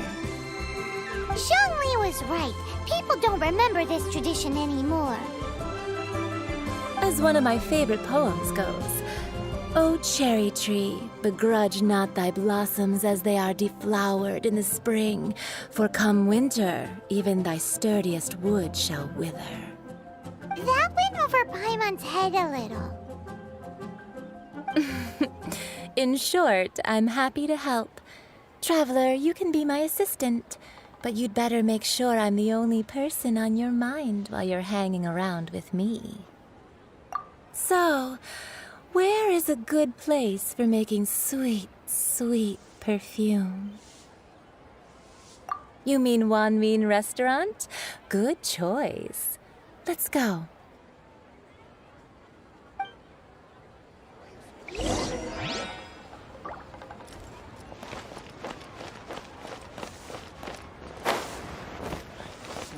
Should I save this money?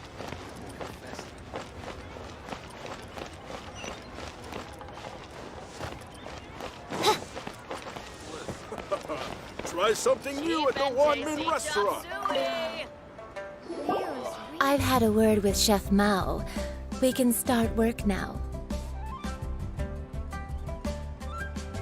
Are you ready to please me? What did you say? I meant make me proud, as my assistant, obviously. While I'm setting up, you can go and fetch some water.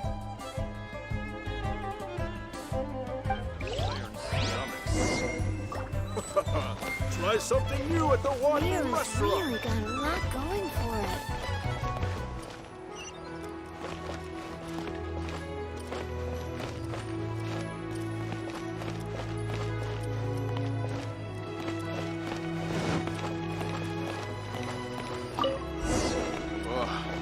Liyue people must have iron stomachs. Try something new at the Wanmin restaurant.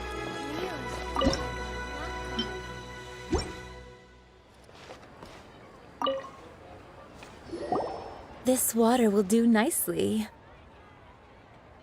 Now, I need you to extract the silk flower essence using a crafting bench. Perfume making uses an altogether different technique from alchemy. Here, let me teach you. Very carefully, take hold of the mortar and pestle. Gently does it. You need to keep your wrist firm so your hand doesn't slip. Now use your strong hand to stir it with a persistent rhythm. Keep going until the juices start to come out. Ooh, you're a natural, like a fish to water. Now take these and try it out on your own using a nearby crafting bench. Don't forget to do all 3. They look visually identical during the essence extraction process, but I will put them into separate containers when the perfume is ready.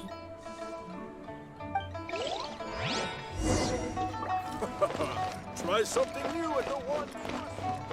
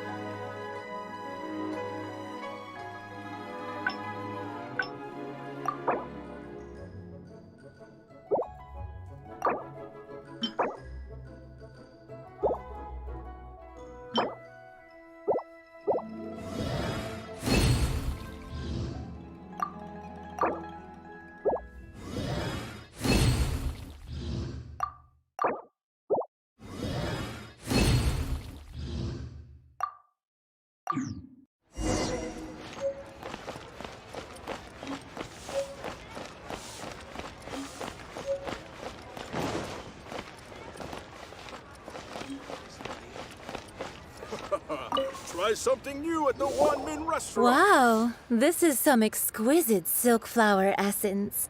On to the next stage, the most important one of all. The essence is placed into water and simmered over a low heat until most of the water has boiled off. You must take care to control the heat during this process. If the temperature goes too high, it will affect the scent.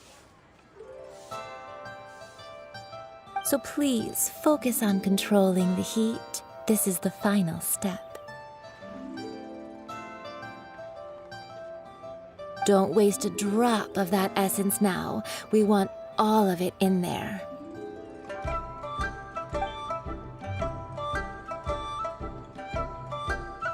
All 3 perfumes are ready, and you, my friend, were a wonderful assistant.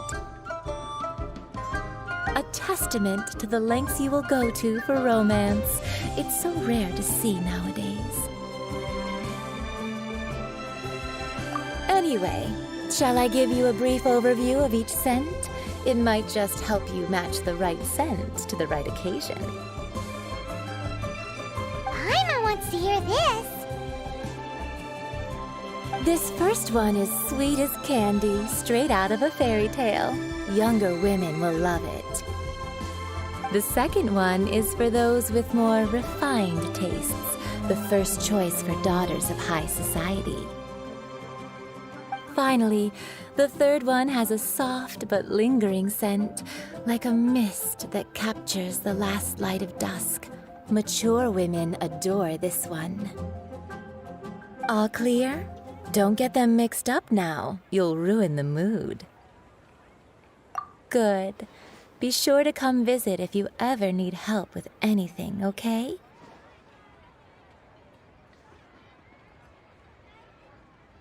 I'll leave you with some parting words. One who tries to sail 3 boats simultaneously should be careful not to go overboard. Come and hang out with me at Scent of Spring sometime, okay? Let's take these 3 perfumes over to the Statue of the Seven. Mr. Zhongli's probably been waiting a while. Try something new at the one-man restaurant. Ugh. Liyue people must have iron stuff. Cheap and tasty chop suey. Prey upon the fallen tiger.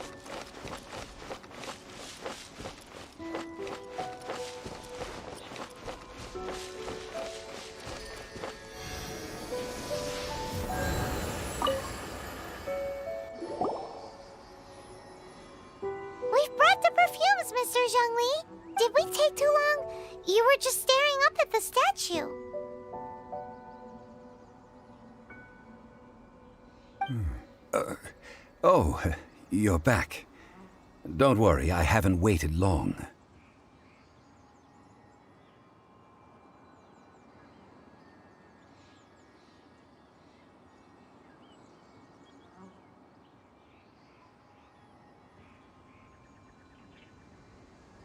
Compared to the watch that Rex Lapis's statues have kept over Liyue, this was but a brief moment.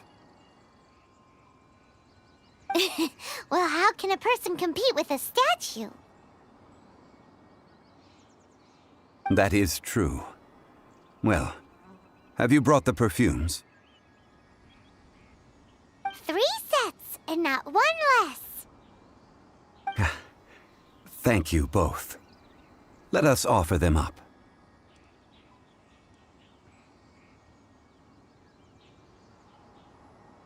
This is the first kind of perfume.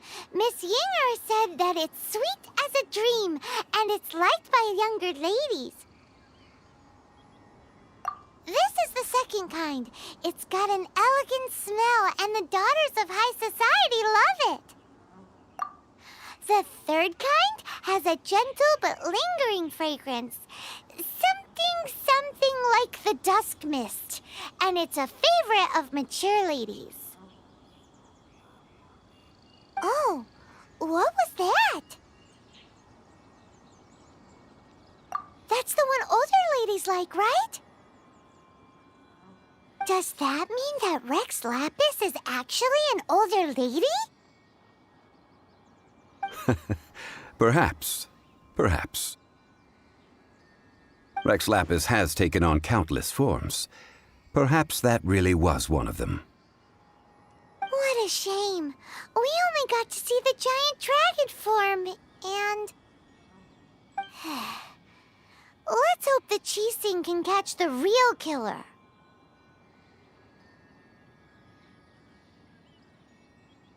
We can leave that to the authorities. Let us focus on the fond farewell for Rex Lapis. So, we finished another step in our preparations. What's next? Next, I would like the two of you to help me borrow the cleansing bell. Cleansing bell? At present, a friend of mine named Madame Ping is the guardian of the cleansing bell. She lives near Yujing Terrace. If you ask her, she will know what to do. Sure, but aren't you going to come with us? Ah, I have certain reasons why I cannot be there in person. Please, do this for me. Man, why's he gotta be so secretive this time?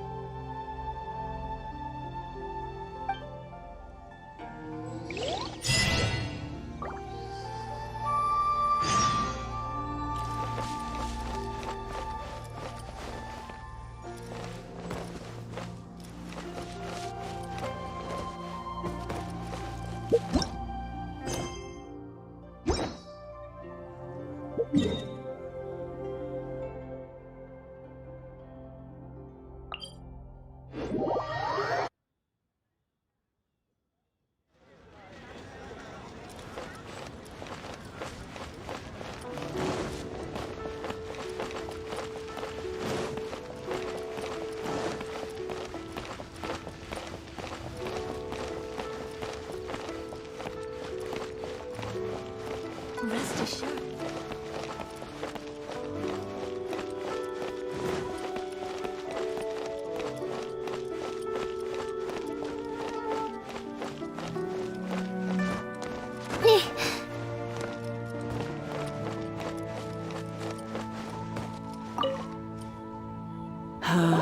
All things must change. It's nothing. It's nothing. I just thought it a great shame that so many of these glazed lilies have... What happened to them? Back in my day, people said that glazed lilies can read human hearts. If they heard beautiful sounds like laughter and singing, they would also bloom joyfully. But if they heard too much wild gossip or slander, they would quickly wither away.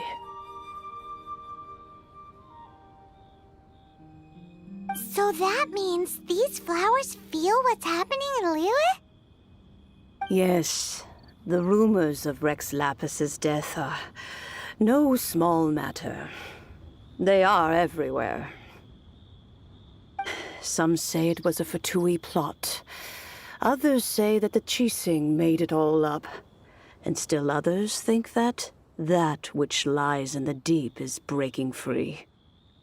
This harbor is like a mountain of dry tinder.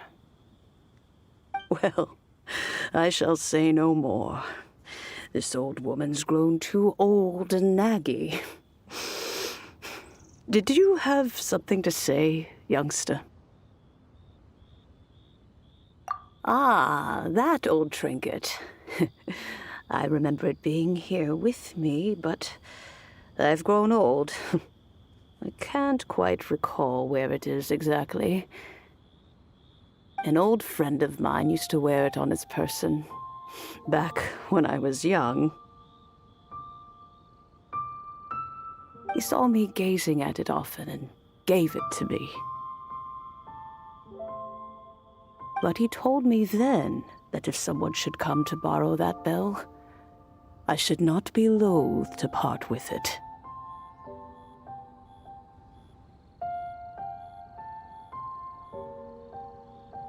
It has been many years, and who knows how many times someone has come to borrow this bell. Still, though, I can't recall when it started. It's been a long time since anyone has come to borrow it. Oh, these old bones are so slow to look for things. I doubt you can wait that long. That's right, Granny. We'll follow you back home and search for it ourselves. And, we can help with chores if you have any too. All right, children. There is no need to worry. I didn't place the bell very far away. Do you live near here, Granny? Whoa, but this is Eugene Terrace. It's gotta be expensive. Oh, an old lady like me can't afford to buy a place in this city. See this ceramic teapot? My entire household is in here.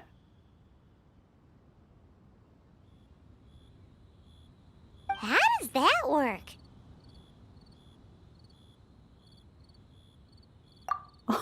Oh, youngsters. I simply mean that the bell is somewhere inside this teapot, and you are quite welcome to borrow it, if you can find it. This Granny's so weird. What does she mean her whole household is in here? Is she playing with us? This is a peaceful neighborhood.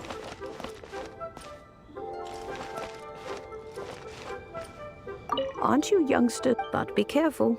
If you were to get dirt on your beautiful clothes, it would take some work to clean up.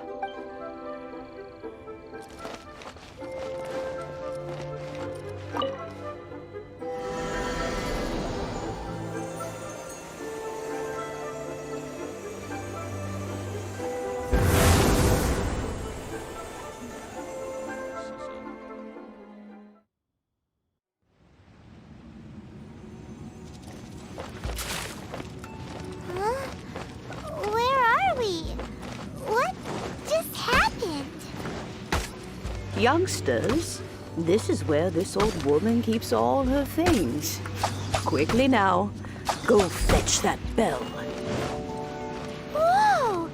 That sounds like Granny's voice. So, this is her teapot? What's going on? Oh dear, so many cobwebs. It seems I really haven't cleaned it in a long while. Sorry to trouble you, children. Please help an old lady clean up.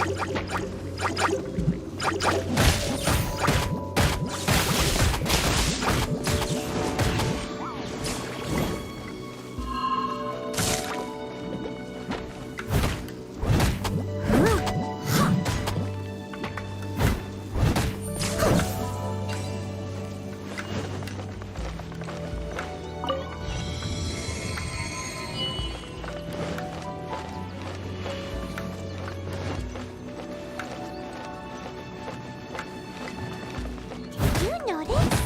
The cobwebs were made of elemental energy. How long has it been since Granny last swept this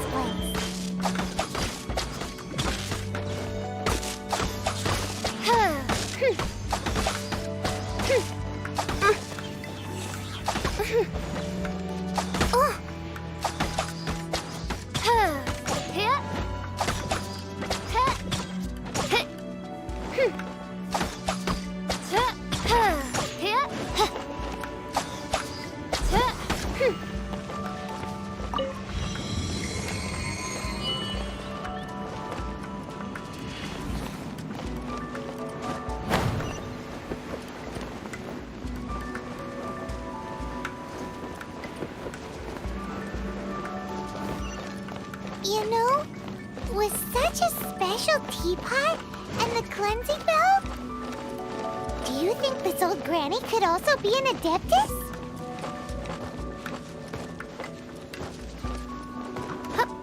Paimon's more and more convinced that she's an adeptus. But don't they all live in Jillian Karst?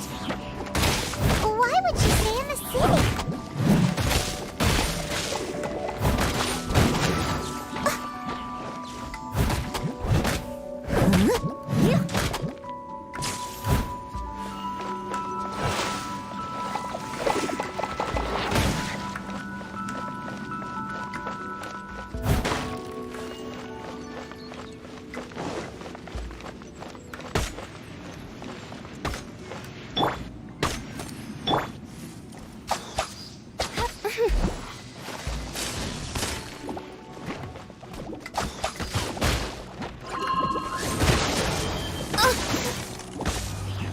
Goodness gracious!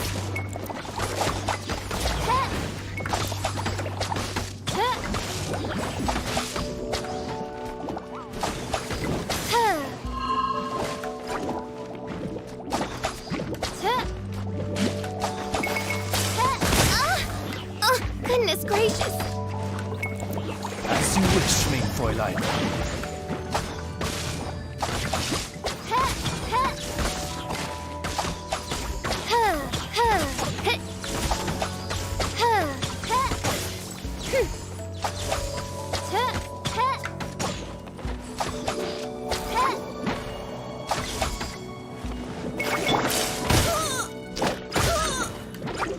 Steady as stone.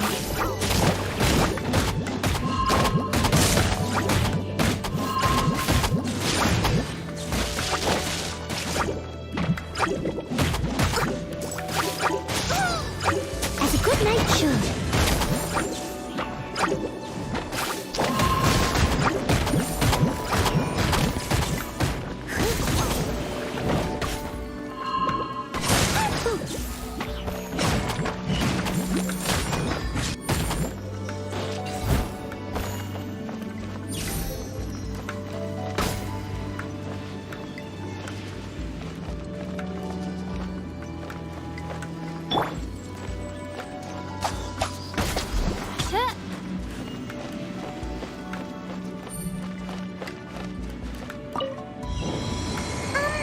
How many levels does this teapot have? It would be nice if we had one of these too. Or at least we wouldn't have to camp outside.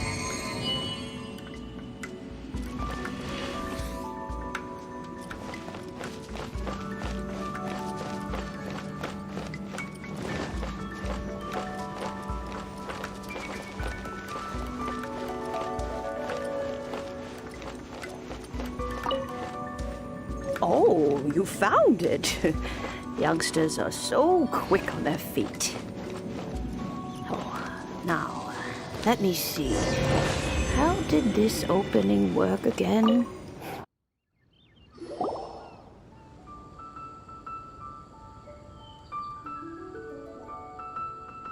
Oh, in and out in no time. You youngsters really are quick. The Fatui? Child, what goes on in that mind of yours, I wonder? I'm far too old to be quibbling with them. But if they overreach themselves, I will do what I must.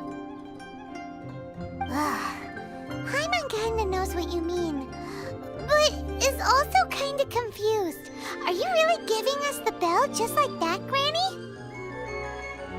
Don't you think it's weird? Something's just happened to Rex Lapis and then we come running up asking for it? Oh, don't be silly. Liyue Harbor has been through a great deal in its history.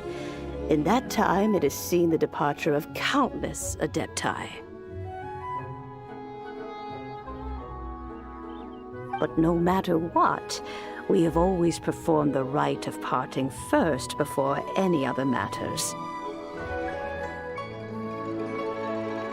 To cry, "Catch the murderer," at the top of one's lungs, but ignore the rite of parting. That, to me, is what is wrong-headed.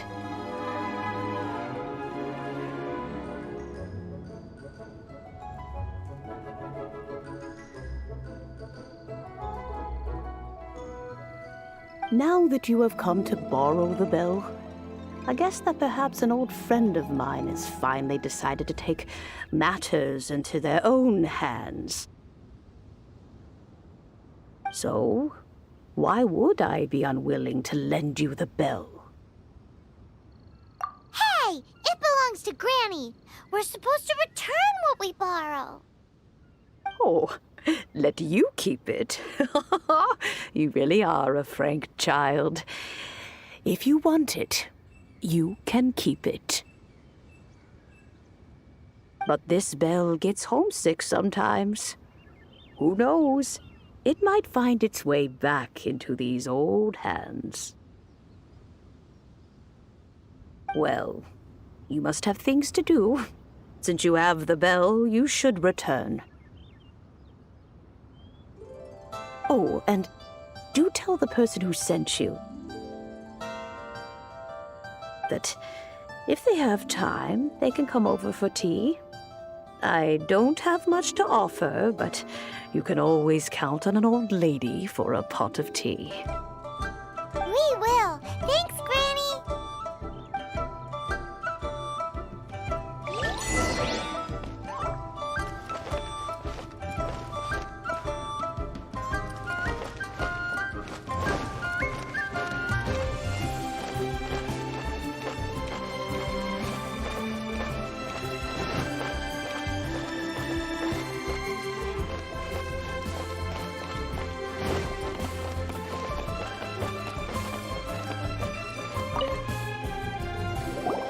Indeed, this is the cleansing bell.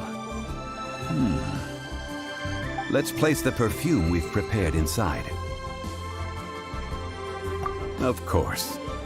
How would I know that the bell was with her otherwise?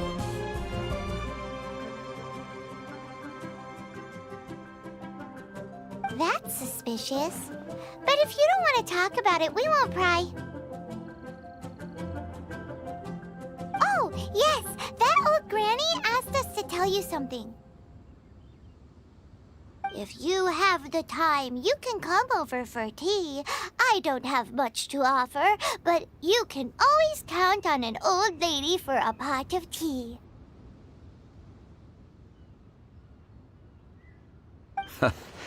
That tone does not suit you. Still, her teapot is indeed very good. There are none better for brewing tea. When a suitable time arrives, I'll bring a spot of fine tea and pay her a visit. So what's the next step in our preparations?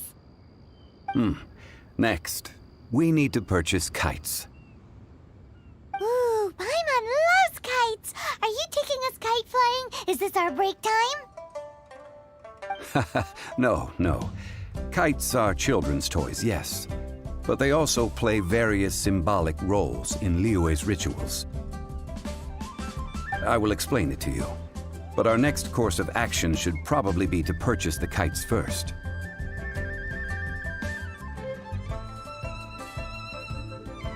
Oh, sure. Curiouser and curiouser.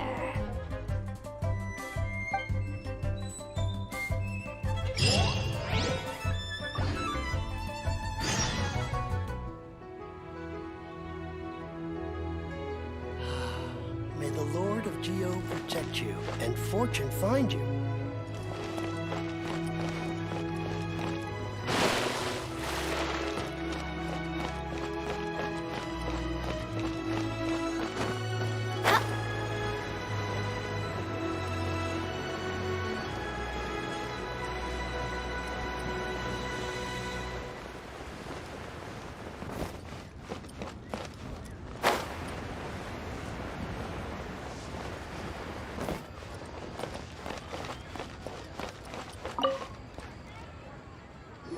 Ah, sir, you're here.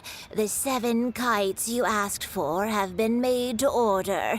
Would you like to take them now? Yes, thank you. It's rare to see customers who want to buy this type of kite nowadays. In the early days, we used to get orders from people of all walks of life. Well, this is Mr. Zhongli from the Wangsheng Funeral Parlor, so he's probably well-versed in all these walks of life. We've talked about a whole bunch of things while traveling with him. He seems to know Liyue's favorite topics, money and government, really well, but he likes talking about less useful topics instead. Well, that's because I prefer to share fun things with you. Children's toys are very fun things, that's for sure. I enjoy watching the children at play as much as anyone else, but there is more to it than that. Finely crafted toys are well loved by children, but this craft itself has been honed over thousands of years, and there is meaning behind that. I have made kites in Liyue for 40 years, and I am intimately familiar with the forms passed down from my ancestors. The meaning of these 7 kites is far from banal. Indeed. These are decorations used in the rite of parting. The 7 kites represent the 7. I took the liberty of coloring outside the lines when doing the insignia of the Animo Archon. As for the kite that honors the Geo Archon, one must follow the contract given right down to the last letter. These patterns are ancient, and you can also find them in the Golden House. Ah, Paimon's heard that name before.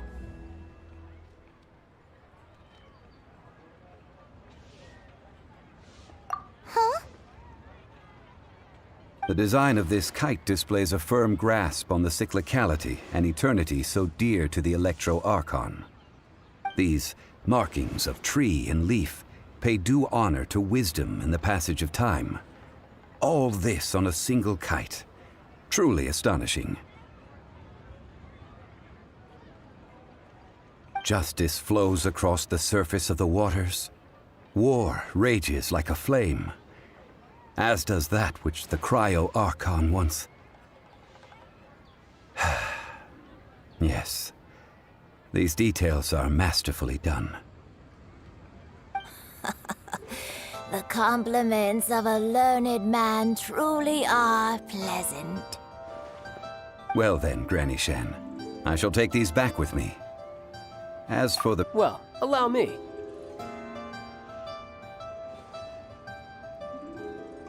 Hey, it's Child! No, I was merely passing through.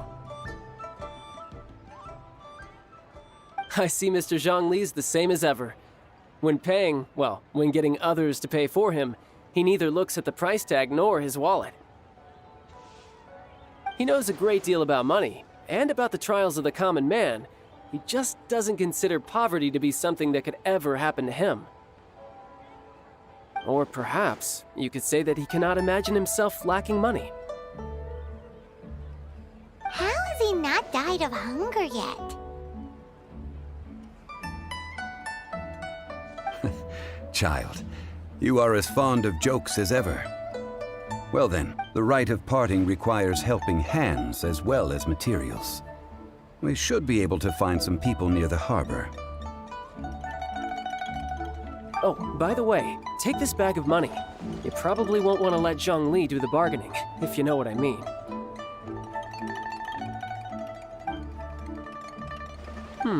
Seems I missed out on some interesting information. I suppose I'll just have to find a more opportune moment next time.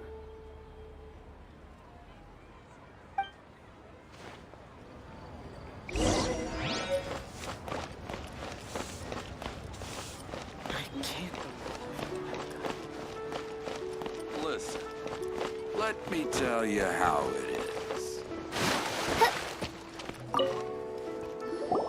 Hiring help? Sure. But let me just say first that I'm a reserve member of the Adventurers Guild. I take adventuring commissions, but I don't do anything clerical. Adventure? Venturing into the mountains to capture a few crystal flies seems adventurous enough. That's not hard. Almost a bit too easy for a reserve adventurer. Never mind. I'll only charge you 15,000 Mora. What say you?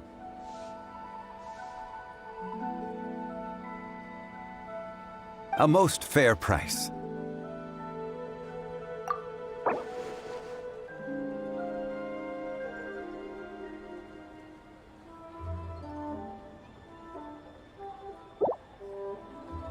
A pleasure doing business with you.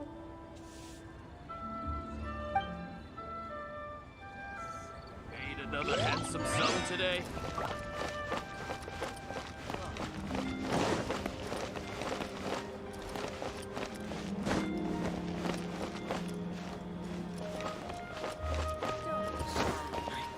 Come inside.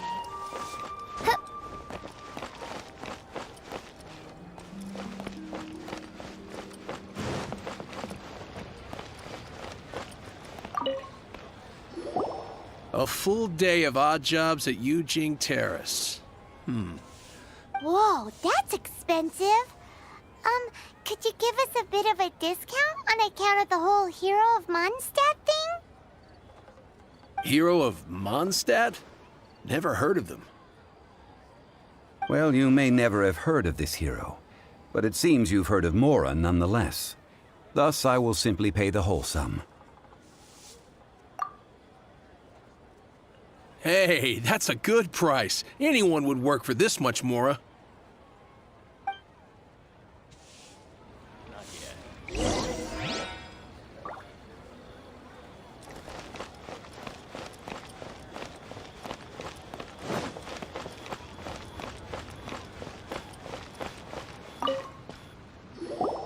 Oh, help? Sure. I, Tick, always put in 100% effort into everything I do. Of course, there'll be a premium if you want me to give 110%. So what's the job?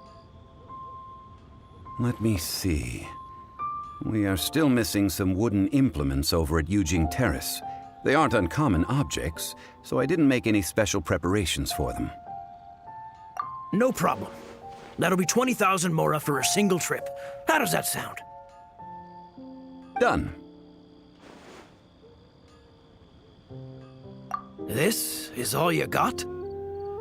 Then no can do. Child? No. He's putting up the money? Oh, still no. Wouldn't that mean I have to make 2 trips rather than 1? How about this?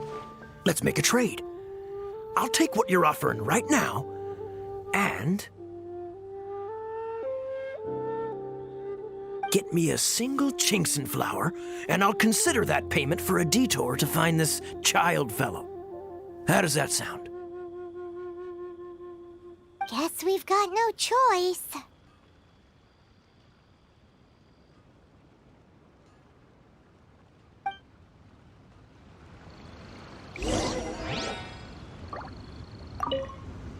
Have you brought the goods?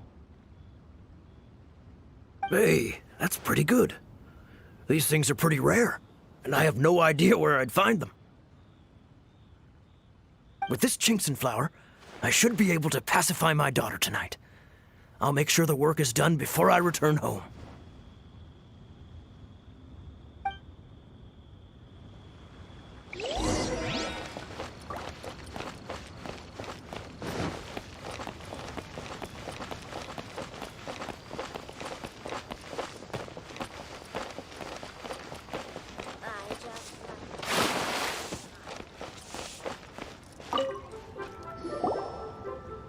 All finished then? Splendid. Any leftover cash is yours to keep. A favor for the Fatui should never go unrewarded. You think you can buy us off with some loose change? No way! Paimon demands to know when the next payment is coming. Well, how does this sound? You give me the information I need, and maybe I'll leave the Northland Bank's vaults open and unattended for half an hour. What info do you need? Huh. Does that mean you know what he's after? Yikes! You're right! Signora!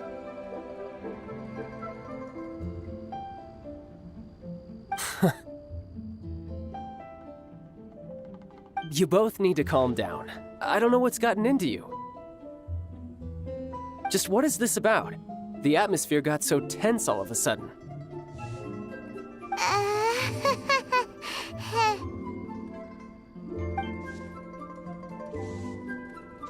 Next, we need some everlasting incense. Is everything okay? Everything is fine.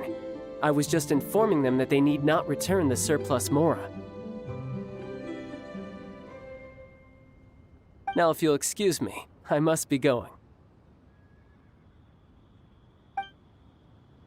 Paimon definitely felt like Child wasn't happy with us just now. Some today.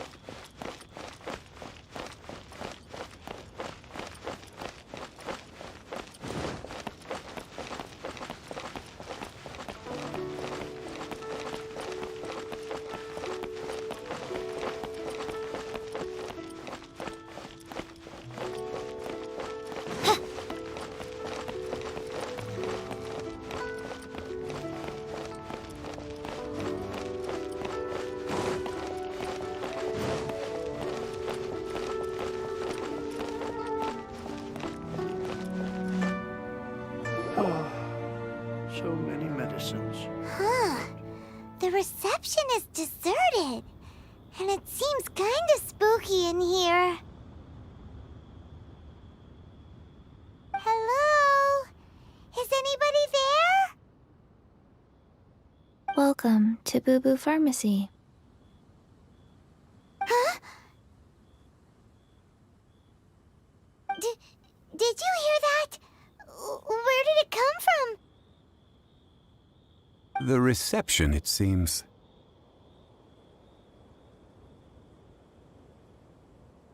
How about you go check it out, and Paimon will bring up the rear.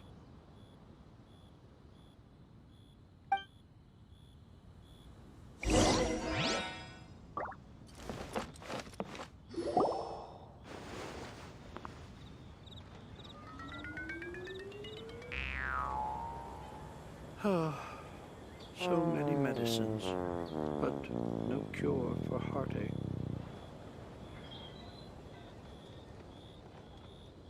Oh, there you are! But you can't even reach the counter! Ah, Paimon thinks you might be right! Look at the talisman on her forehead! Welcome to Boo Boo Pharmacy. I am Chi-Chi. Once upon a time, Chi-Chi died. Then, Chi-Chi was saved by the Adepti. Now, Chi-Chi is a zombie. Something like this would be unimaginable in Mondstadt.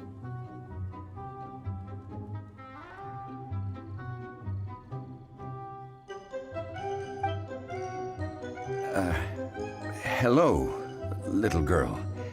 Do you sell everlasting incense here? Excuse me, sir. Did you bring your prescription?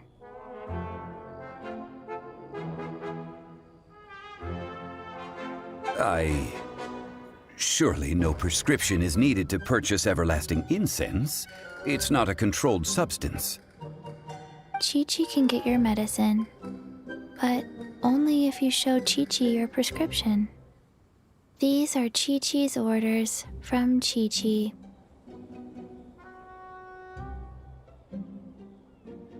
Zombies are limited to acting within the confines of their orders. And somehow in this case, the zombie issues her own orders to herself.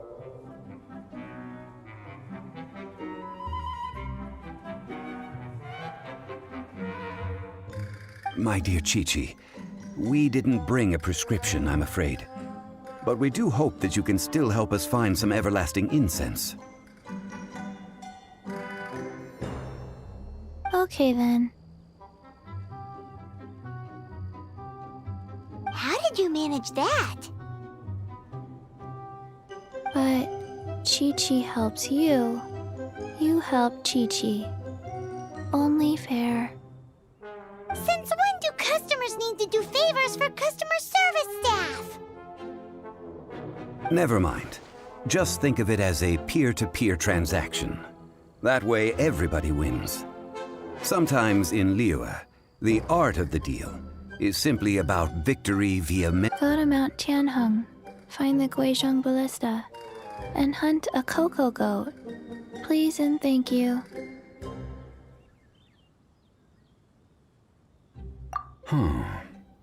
Guizhong Ballista.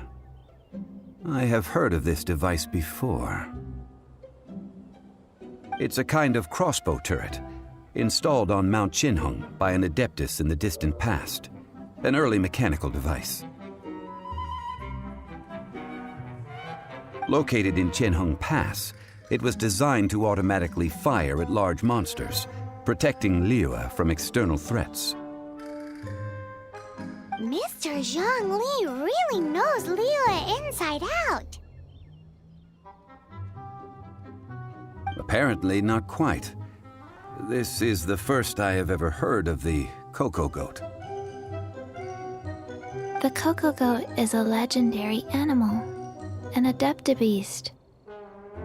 Did you want to add anything else, or...? No, just that the cocoa goat is a legendary animal, an adeptibeast. What it looks like, don't know. Where to find it, don't know either. Where it came from, also don't know. Very well then. Let's start by investigating near the Guizhong Ballista. Perhaps we will find some clues.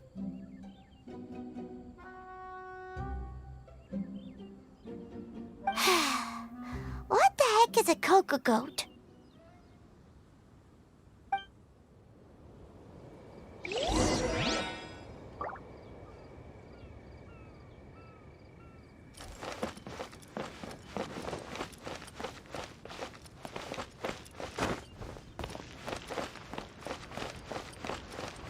Honey, you won't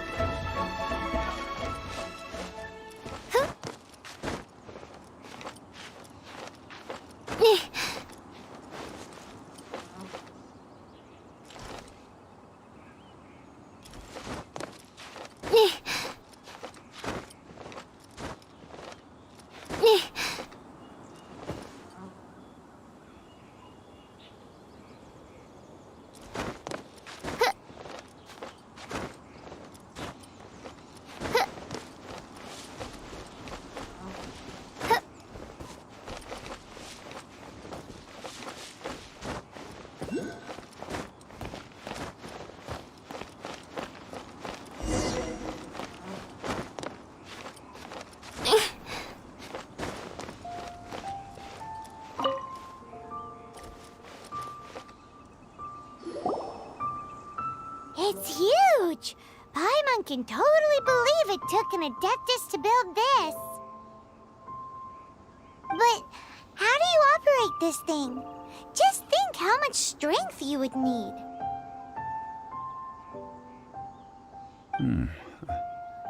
It is currently inoperable in any case. This device is broken. Aw, what? It broke?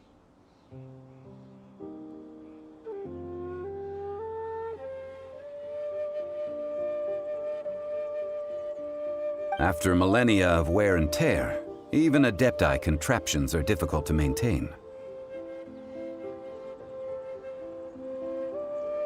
So what are we gonna do? Quick, Mr. Zhongli, use your unlimited high society knowledge powers!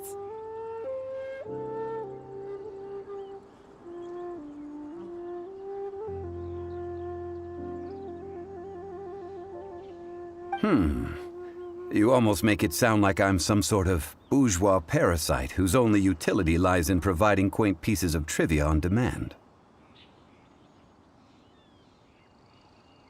That said, let me think for a moment. Ah, yes. Spare parts were made for the Guizhong ballista when it was first built, in case it was damaged in battle.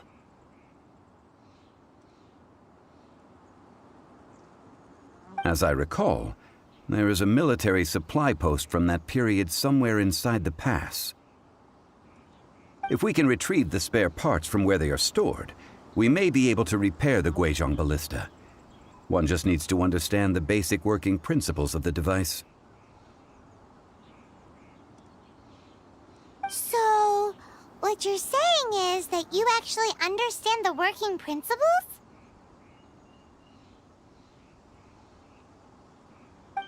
I have a smattering of knowledge on the topic. With the parts in hand, I could at least tinker with it.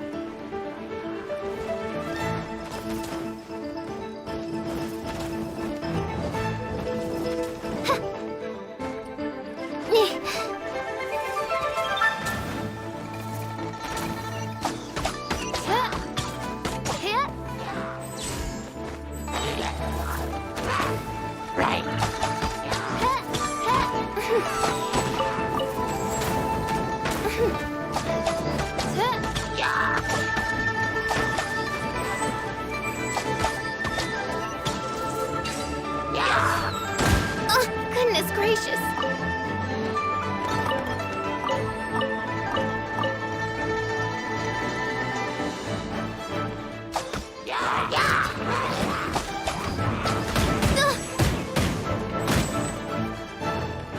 Oz, reveal thyself! Goodness gracious!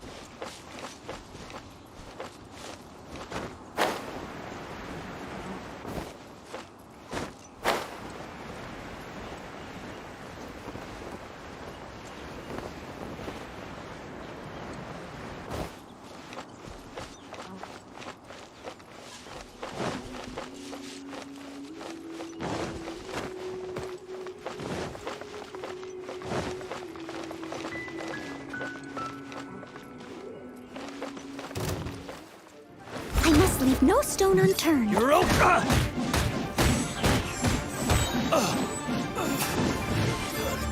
Get out of here.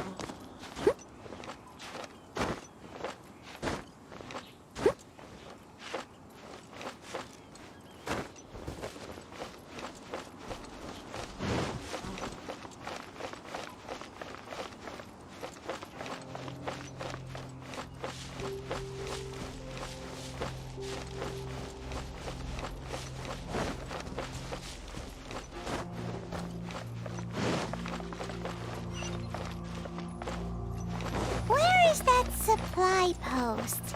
Here, post.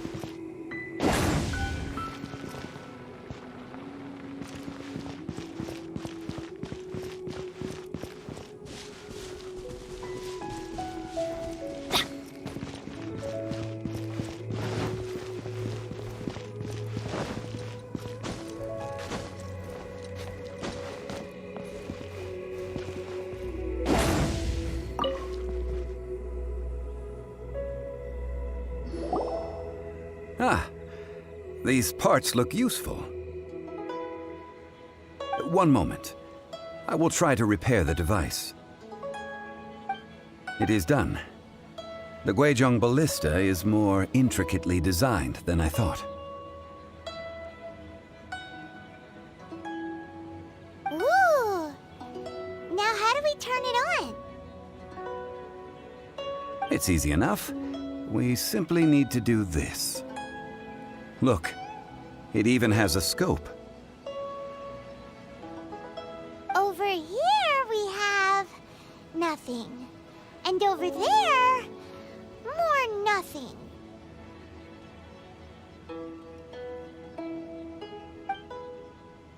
Hey! Just what do you think you're doing?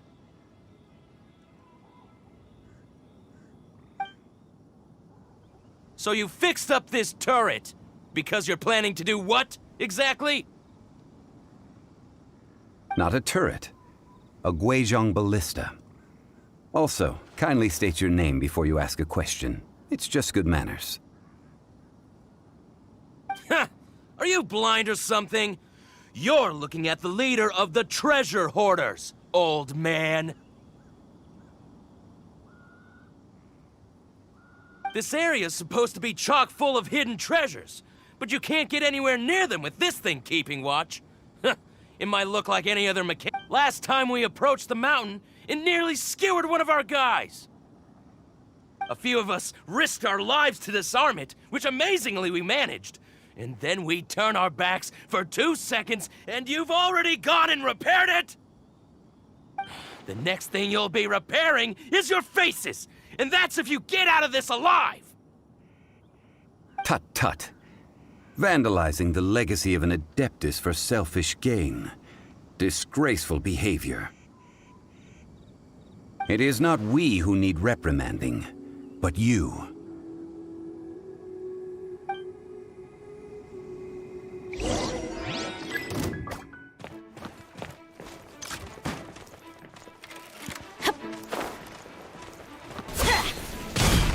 Direct assault! Jab cross! Oz, reveal thyself!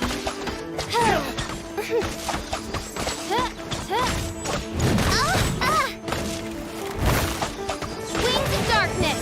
Come, sever night from day! Jab cross! Oh, goodness gracious!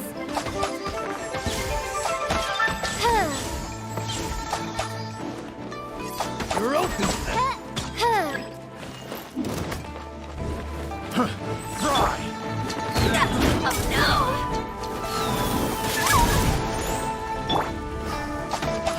Fry!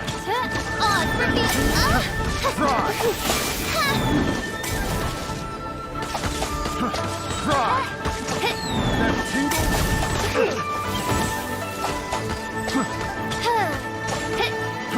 Fry!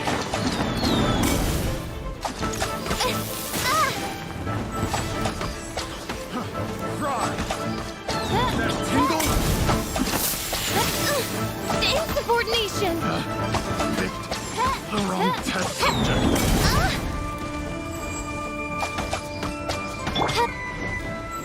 Let the show begin!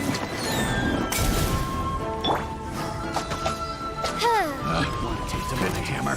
The wrong Oz, test reveal subject. thyself! As you wish, Smith Twilight.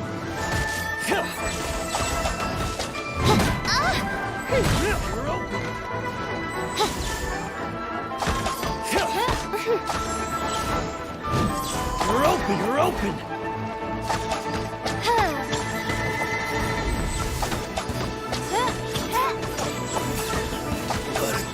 Get out of here.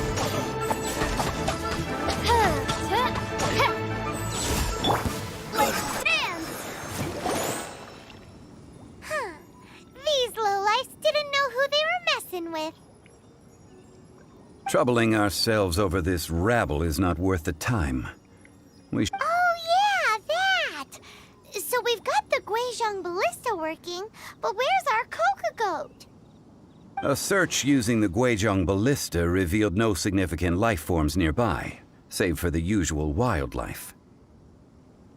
What's more, a contraption built using Adeptus technology should have no trouble detecting an Adeptabeast, as Chi-Chi put it. Which means... Paimon wouldn't go that far. We did something positive, right? We won't solve anything while standing here and racking our brains. Let's return to Boo Boo Pharmacy, explain that we could not find a Coco Goat, and review our next step. Good idea. We did our best, and that's what counts.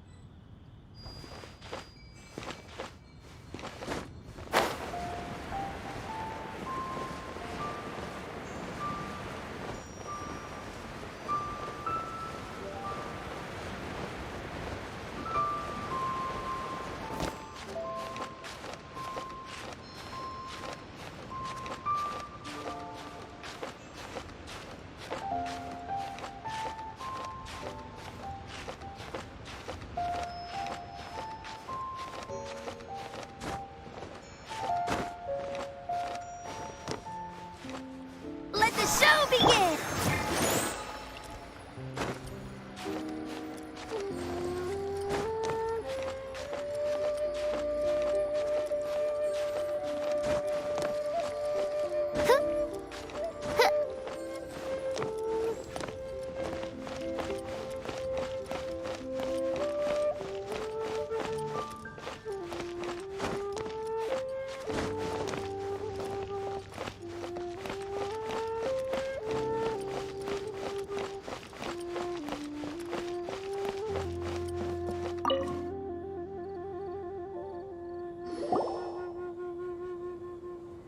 Forgive us.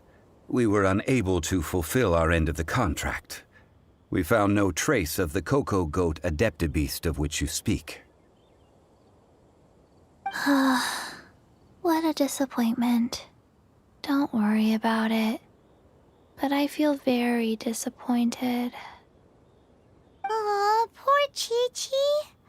Why does Paimon feel so guilty all of a sudden? Cocoa goat milk is tasty. So tasty. Much better than normal goat milk. Only, I'm sorry, I have a poor memory. I cannot remember the name of the milk. That's why I wrote it down. Where did I put it? Ah, here. This is the name. Coconut milk. Huh?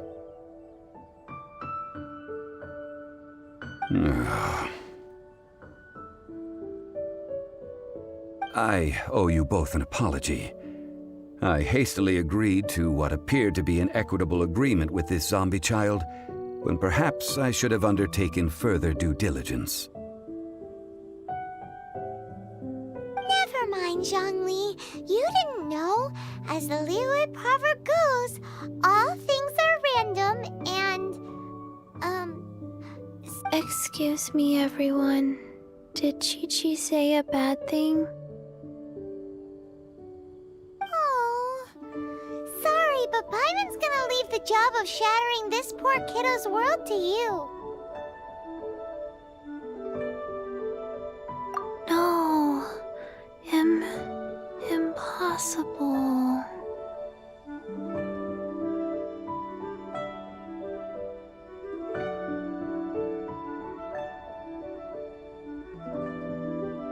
Seems Chi-Chi took this pretty hard.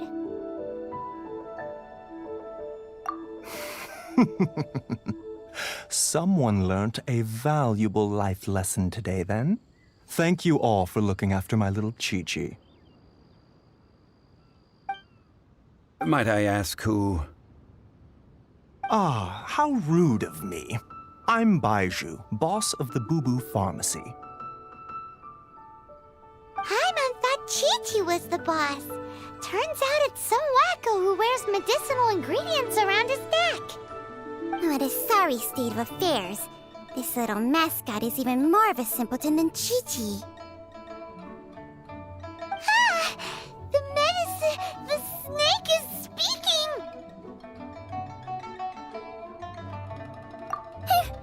I prefer to stay silent, but faced with strangers, I must speak, lest you mistake me for an escapee from the medicine cabinet, for I am a living, breathing serpent! Don't mind Cheng Sheng. She's a good girl, really. As for you three, communal chaos causing with Chi-Chi aside, what business brings you here? Do you sell everlasting incense in this fine establishment? Everlasting incense? Why, of course we do. Whew, at last. Things are finally starting to come together. 3 million mora. Top quality. Guaranteed. You might as well just rob the Golden House. Oh, but the Cheesing have taken it over for now. Security will be... 3 million. An innocuous number in and of itself, though practically speaking, it could be a hard sum to come by. It's a crazy number. We'd never be able to make that much mora. And as for Mr. Zhongli, he's around 3 million short. This is correct. What are we gonna do? Is this the part where we go crawling back to Child?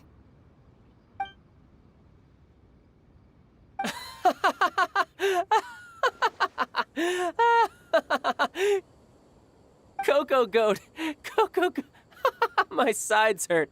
Oh my goodness. I cannot believe you fell for that. Hey, less laughter, more sympathy. I'm almost in tears over here. Thank you. That was the best laugh I've had in a long time. In return, I'm more than happy to sort out this mess you've managed to get yourselves into. Excuse me, sir.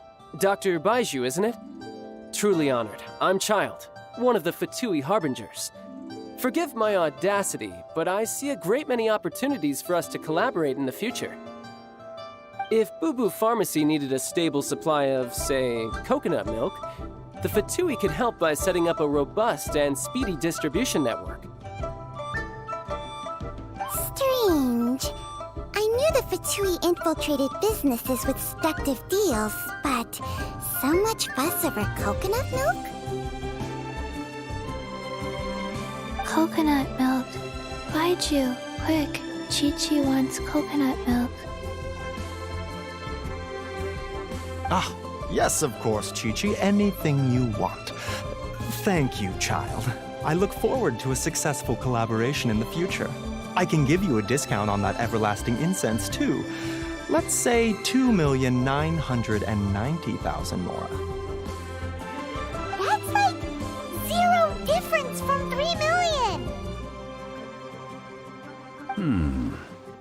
2,990,000.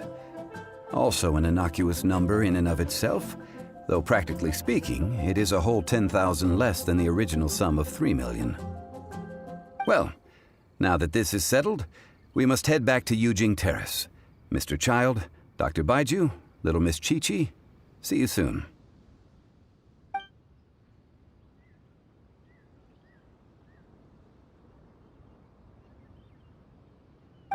That lot is an absolute riot.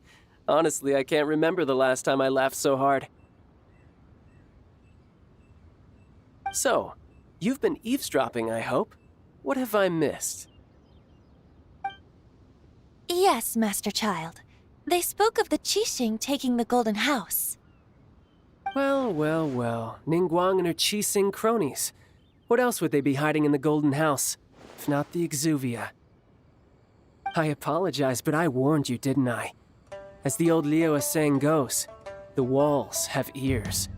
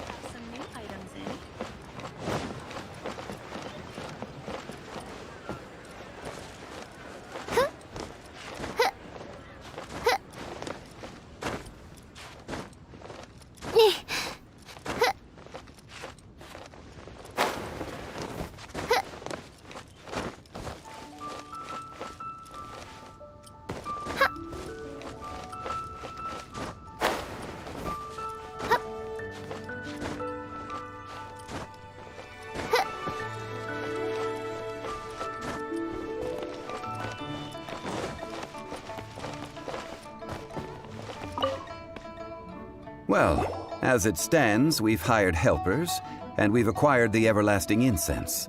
The completion of our preparations is not far off. Whew, finally! Well, traveler, have you gained anything from our adventure so far? Odd?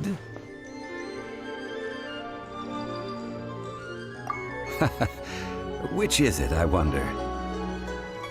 The questions that such travels raise are ever so complicated. Well, I'll leave you to ruminate over it yourself. As to remuneration for your help, I've decided to treat you to a meal. Oh, yes, don't worry. I will remember to bring the Mora this time. Tonight, I shall take you both to an old hole-in-the-wall, praised throughout Liyue. Hole in the wall? As in a cool restaurant? Indeed. Let us meet near the harbor, at third round knockout.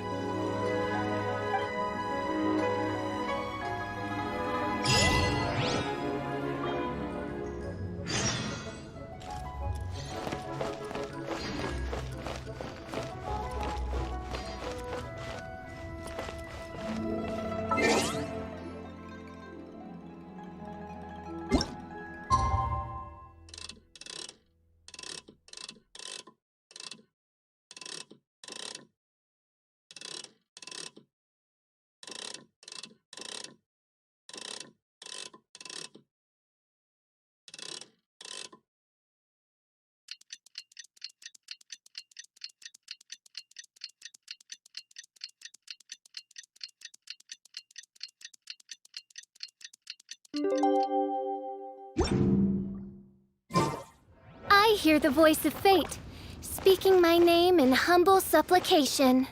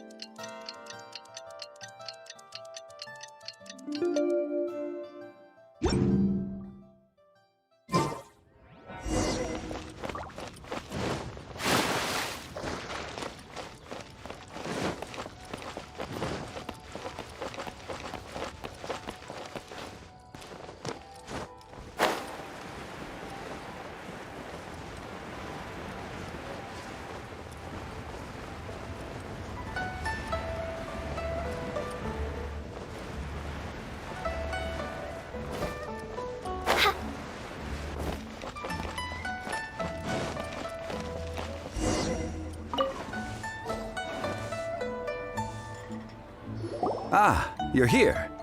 There's no need to order. I've already done so. Third round knockout is not for lightweights, like those taverns in Mondstadt. Here, the owner does not take such unorthodox orders as fruit juice. I ordered some wine-fermented sweet rice balls for you, if that counts.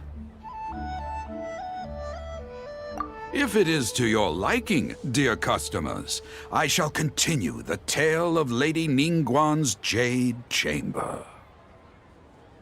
Hey, there's even a storyteller here! Great atmosphere! Besides fine wine, the excellent ambiance is the reason why this place is so well loved. But when I say ambiance, I refer to a different sort from the one the Tevat travel guide uses to judge other establishments.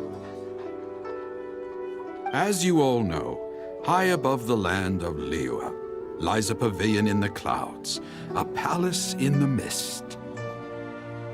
What does it mean to have all-seeing eyes?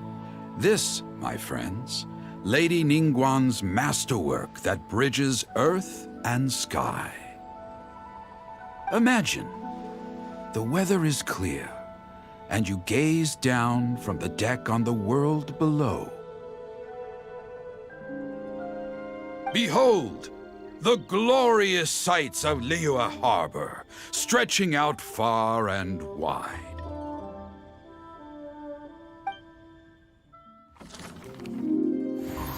They say that when Lady Ningguang ponders important affairs, she retreats to her jade chamber with none but her 3 closest confidants in tow. Why brings she these trusted 3 to sift through sources, dig through documents, looking for information? Piece by piece, facts and figures paint a picture on the walls of the chamber. But well before the wall is filled, Lady Ningguang's mind is made up. Having made her call, she has every last document shredded, and whoosh, she scatters the shavings out her window. Ah, look at them, how they billow in the wind like a sudden swirling blizzard. As the fragments fall, traces of text flicker before the eyes of the merchants of Liyue, like ink stains in white snow. The saying goes, the rarest treasures in the land are the words brought by the paper snow. For the words of the Tianquan have the power to move mountains, and all throughout the land know it.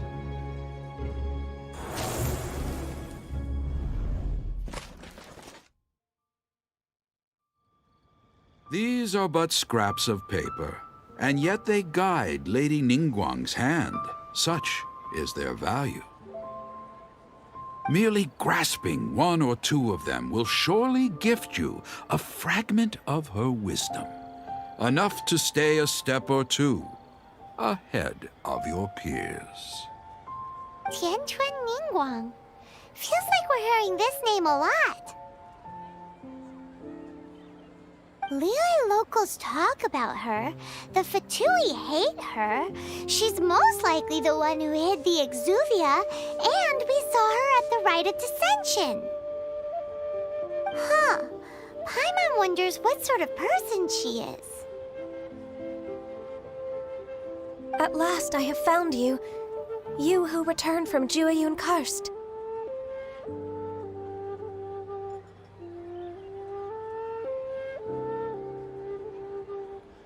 Who's there? Wait, I am not with the Millilith, nor am I here to claim your bounty.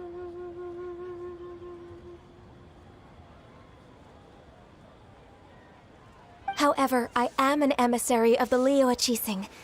My name is Ganyu, secretary at the Yuehai Pavilion, and I have come specifically to meet you.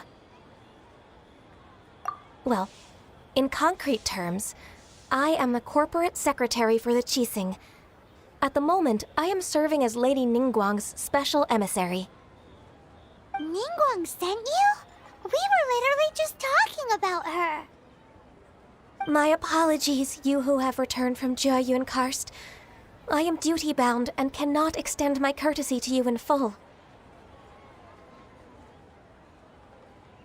But I have with me a letter from Lady Ningguang. She extends a formal invitation to you in her capacity as Tianquan.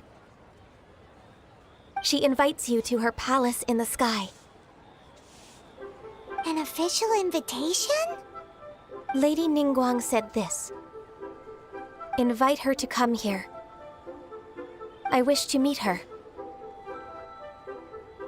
At the Jade Chamber, together we shall snip every one of these entwining dark threads.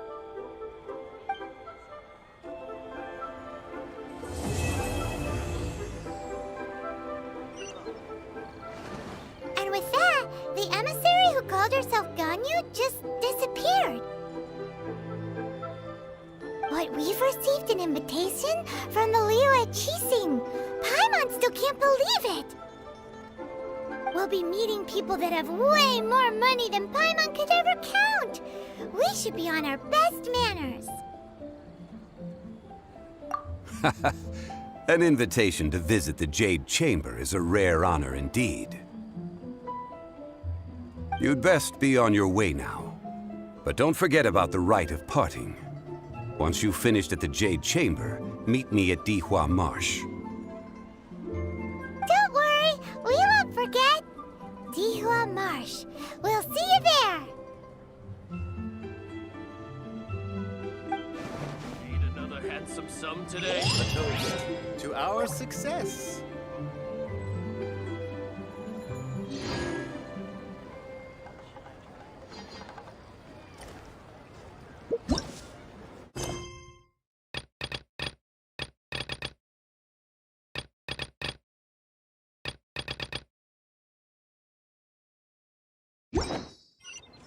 I hear the voice of fate, speaking my name in humble supplication.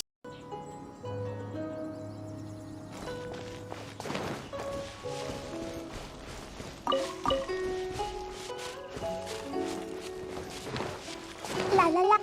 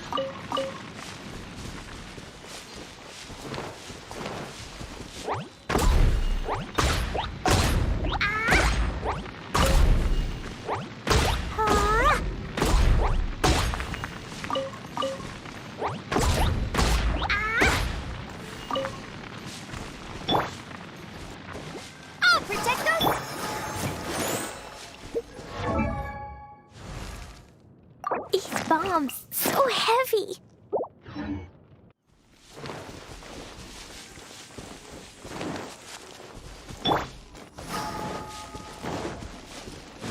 Yeah! By royal decree. Dumpy dumpy go!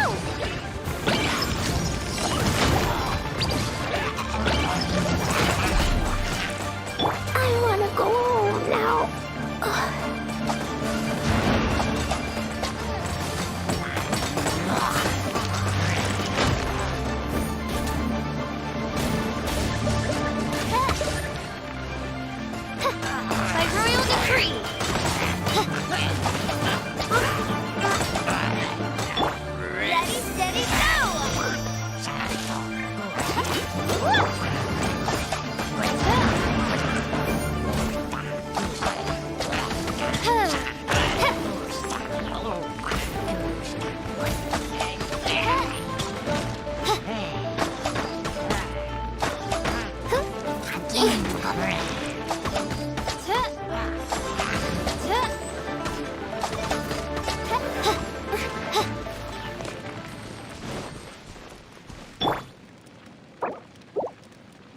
Let the show begin!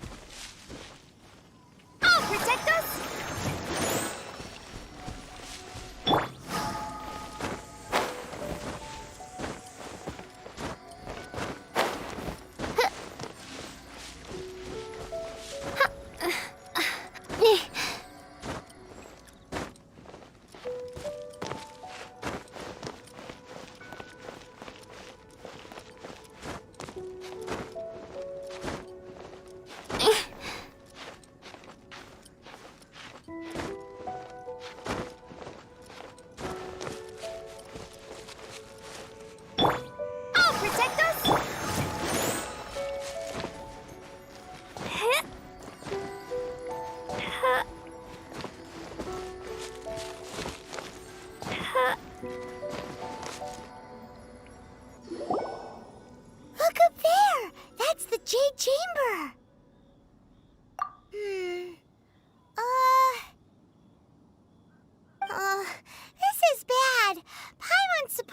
your guide, but Paimon doesn't know where the way up to the Jade Chamber is.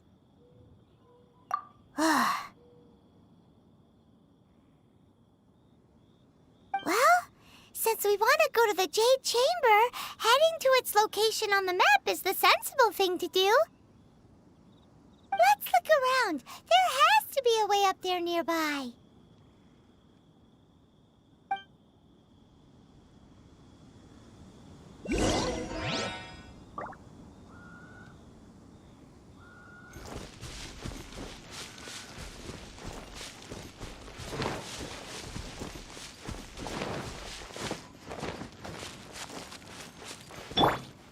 I'll protect us!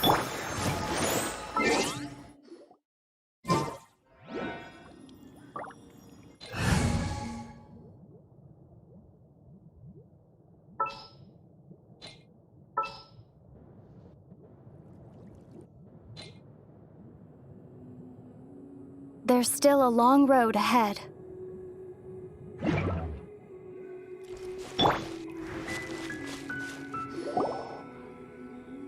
Hey, look! There's some sort of mechanism thingy. Since this is the right place, it must have something to do with the Jade Chamber. Yes, this must be the way.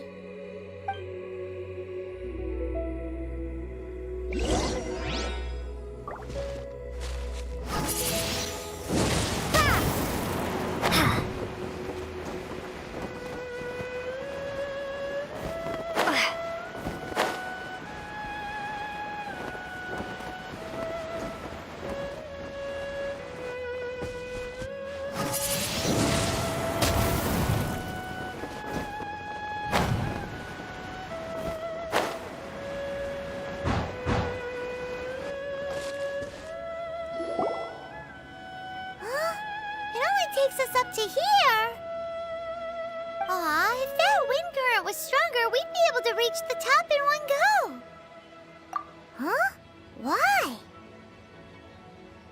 Or... Oh, Paimon gets it! If it was a secret, Ganyu wouldn't have let us try to find it ourselves, right? Alright, let's follow your plan. Then we can... Oh, hang on a moment. Look down there! Looks like we've gotten close to the Guizhong Ballista.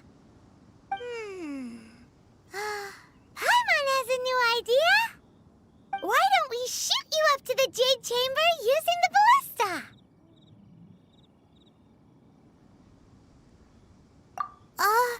No.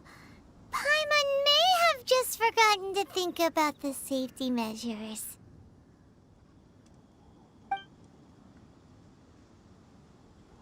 Oh, that's right! Now that you mention it, we could use the Guizhong Ballista to see if there's another way up nearby.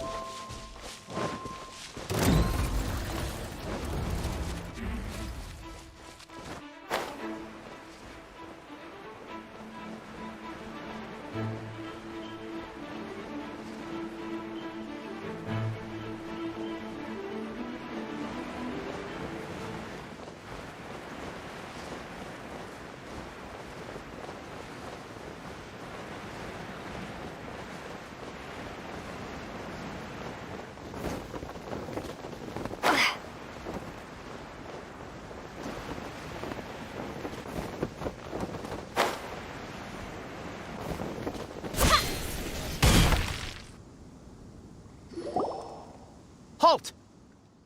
Who trespasses on these hallowed grounds? Exactly. exactly? What are you talking about? We're invited guests. What makes you think you can treat us like this? No. Wait. Maybe this was Ningguang's plan all along. She pretended to invite us to the Jade Chamber, but set up a Millilith ambush here to arrest us. Now Paimon's mad. You, over there. This is a trick, isn't it? How shameless. What? We're just on guard duty. What do you mean, shameless? What nonsense! Seize these suspicious intruders at once! Well, here they come. Line them up and knock them down.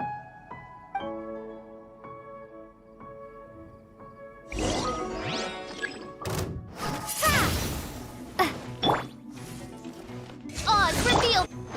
Jumpy Dumpy, go!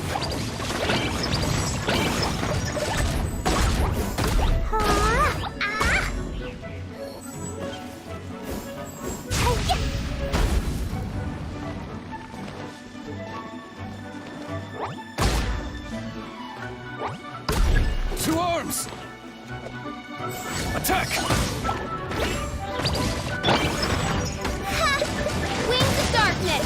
Come, sever night from day!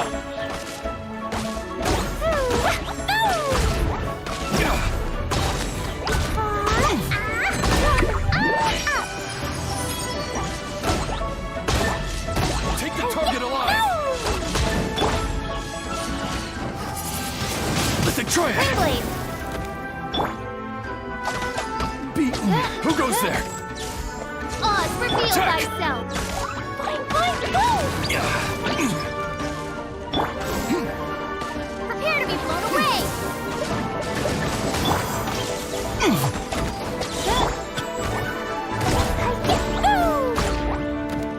Bested! La la la!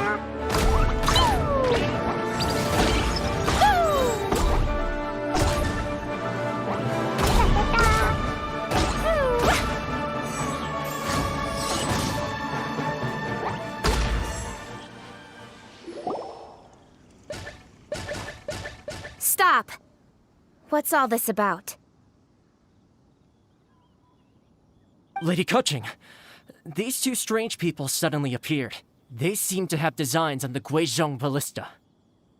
Who are you calling strange? You want to go to the Jade Chamber? Who are you? We're invited guests here to look for the Liyue Qixing. Who are you? Well, as it happens, I am one of the Liyue Qixing. Oh! I'm Keqing, the Yuheng of the Qixing. I know of you, traveler. You're Ningguang's guests, yes? Didn't expect to meet you here in the mountains. Wow. Paimon didn't think we'd meet some super rich big shot out here in the middle of nowhere either. The Guizhong Ballista in Tianheng Pass has long been in disrepair, and yet it was fixed in a single night. I came here to investigate that occurrence. These Millilith are just here to guard the scene, not to arrest anyone. So this was all a misunderstanding? Paimon never would have thought. Anyway, for a mortal to be able to repair an Adepti mechanism is quite the mystery, even to the Qixing. That was... Eh? Oh, right. So, Lady Yuheng, might you have any idea why Lady Tianquan invited us to go to the Jade Chamber? Just call me Keqing. I'd say that Ningguang's purpose is to request that the savior of Mondstadt take a more neutral stance, or at least to not wholly side with the Adepti. We're not taking sides. We spoke with the Adepti. They want to protect Liyue as well. When you say protect, you're referring to their sanctimonious arrogance, aren't you? Huh? You are mortals and thus under their protection. There was no way they would have regarded you as someone with the ability to assassinate a god.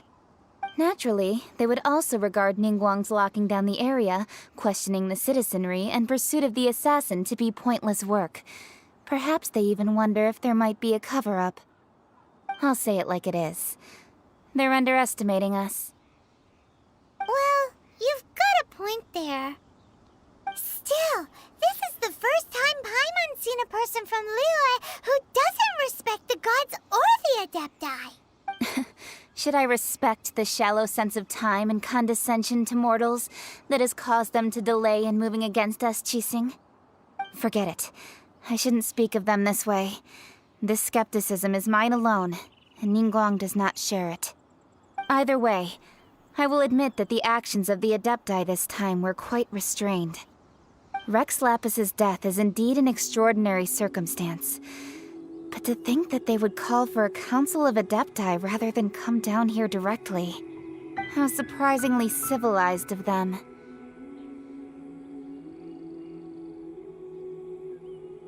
Well, for Ningguang, she would talk anything and everything out if she could. But I doubt we can do that here. The time of the Adepti has long passed. If even the Liyue Qixing don't want to face that truth, then what future is there for Liyue? Another super bold statement. I'll stop here. Honestly, I hadn't intended to say so much. But you're a good listener, Traveler. You should both be off to the Jade Chamber. Don't be late now. Ningguang's schedule is packed to the gills all the way till next year. The cream of Liyue's mercantile crop all see ascending to the Jade Chamber as the greatest honor. Each brings rich gifts as they visit, all to curry a little favor with Ningguang. Favor? But... Wait, that's right!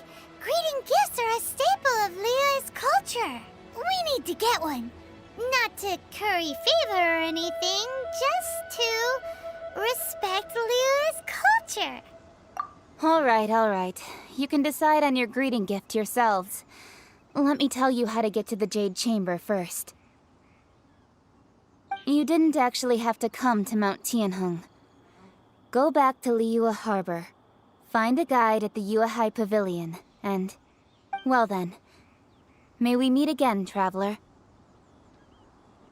Well, that Yuheng may not respect the gods, but Paimon thinks she's a pretty cool person. So, what should we give to Ningguang when we see her? Oh, right! Paimon dreamed of an amazing snack last night! Sugar-frosted slime!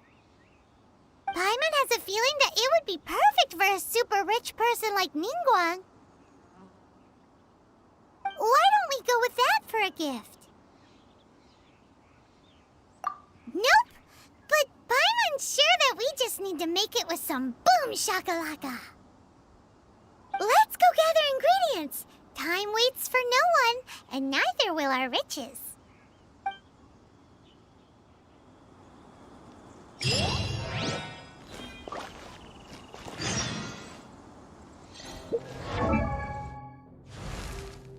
Dodoko? Dodoko, where are you?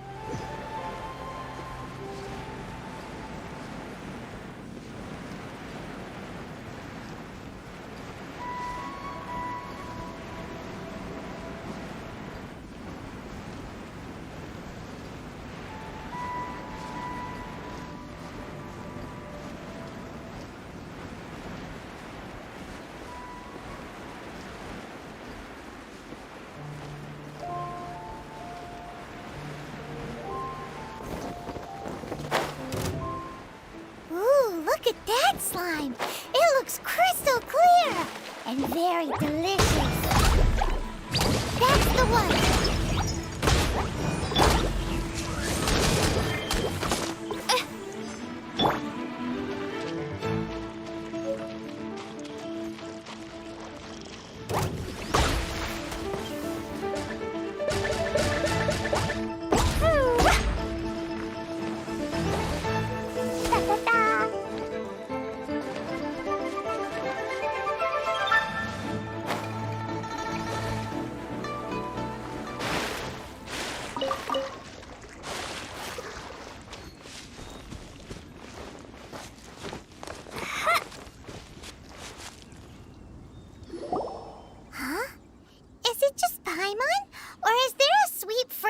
In the air. Huh? Did you hear that? It seemed like it came from those ruins over there. Uh-oh. It looks like the treasure hoarders have locked someone inside.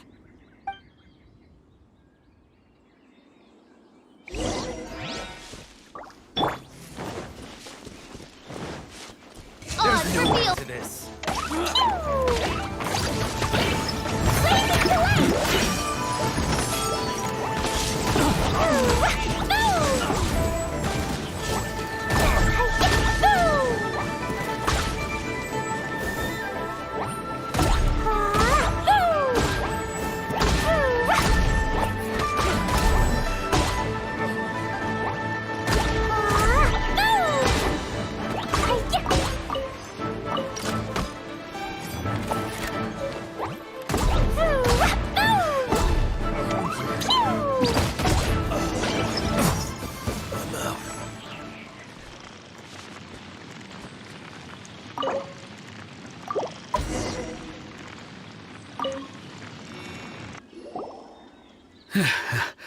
Thank you for your help, kind travelers.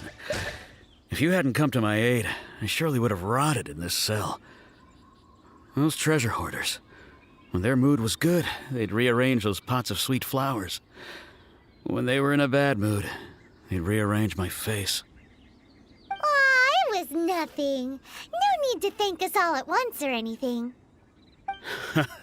I understand. Don't worry, I will compensate you both. Don't say that. I only escaped this predicament because of you. I'm Meng Dan, a supplier for Mingxing jewelry in Liyue Harbor. I often walk around these mountains in search of antiques. I never expected that those treasure hoarders would have their eyes on the same ruins that I had. Before I knew it, they'd caught and imprisoned me. Is there anything that you lack? Antiques, treasure, various knickknacks, you name it. Well, as long as you want what I have to offer, of course. Wait a moment. Actually, we are looking for something. Oh? And what might that be? Do you have a box that can store presents? We'd like a pretty one. The kind that you can use to store snacks. Of course we do. How can one sell antiques without gift boxes? At Mingxing Jewelry, we have the best gift wrapping service in the 7 nations. Now just give me a moment and I'll let the boss know. You can go see her whenever you require that box. Great! Paimon Sugar Frosted Slime now comes in a beautiful package.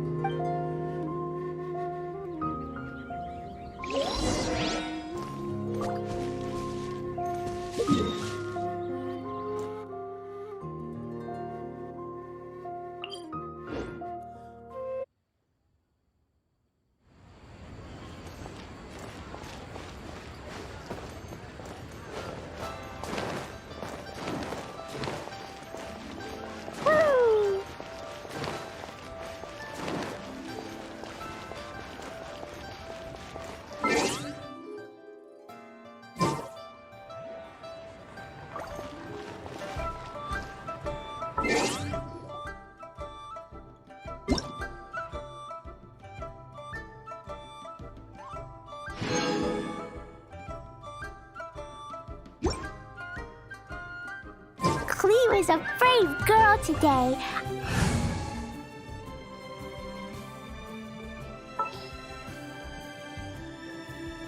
Wish me luck. I'll protect us.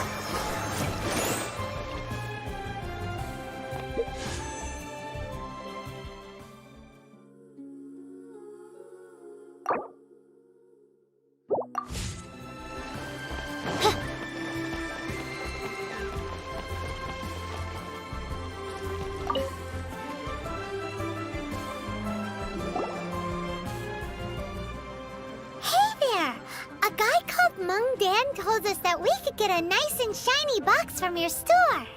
Uncle Mung already told me about it. Thank you both for saving him. Many of the best goods in our store were found by Uncle Mung. If anything were to happen to him, it would be impossible for us to continue doing business. Here, this container is itself an antique, with at least 140 years of history. Yep. It's great! Hang on a moment. Could we borrow one other thing? Sure, please help yourselves, as long as it's on our shelves. Traveler, this clay pot looks really awesome. If we use an antique as our mixing bowl, we should be able to make a great snack. It's done! The one and only sugar-frosted slime! Carefully now. Into the box it goes and dust it over with a bit more powdered sugar. Oh yes, you might want to use these 2 freshly picked flowers as decorations too. Woohoo! It looks beautiful! Great! Now that we've put all that we've got into this box, let's go to the Jade Chamber to see Ningguang.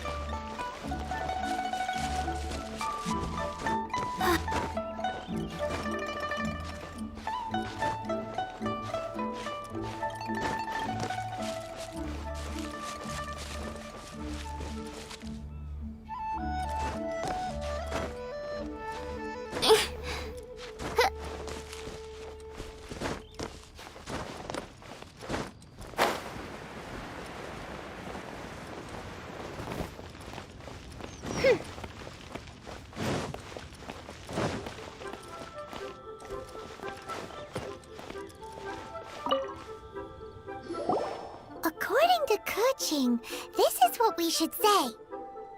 Excuse me, do you sell the moon here?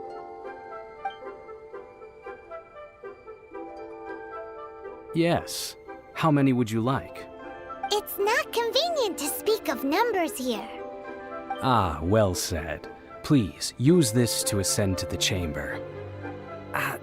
Yes, speaking of which, are you two the guests that Lady Ningguang has arranged to meet with today? Yep.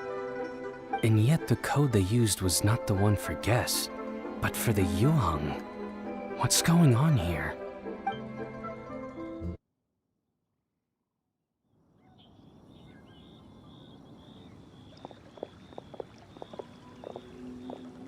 I've been waiting for you, returnee from Joyun Karst. It's Ningguang! Since this is our first meeting, we've prepared a gift. I hope you like it. Oh, for me. You have my thanks. It seems that I have made things difficult for you, considering that you were supposed to be my guests. Oh no, it's nothing. This palace floats in the skies, higher than the peak of any mountain. From this vantage point, one may survey all of Liyue. I have been gathering the funds necessary to build it from the time I began learning the merchant's craft. And since becoming the Tianquan, I have spared no effort in hiring the best craftsmen to constantly extend it. At first, it was but the size of one room.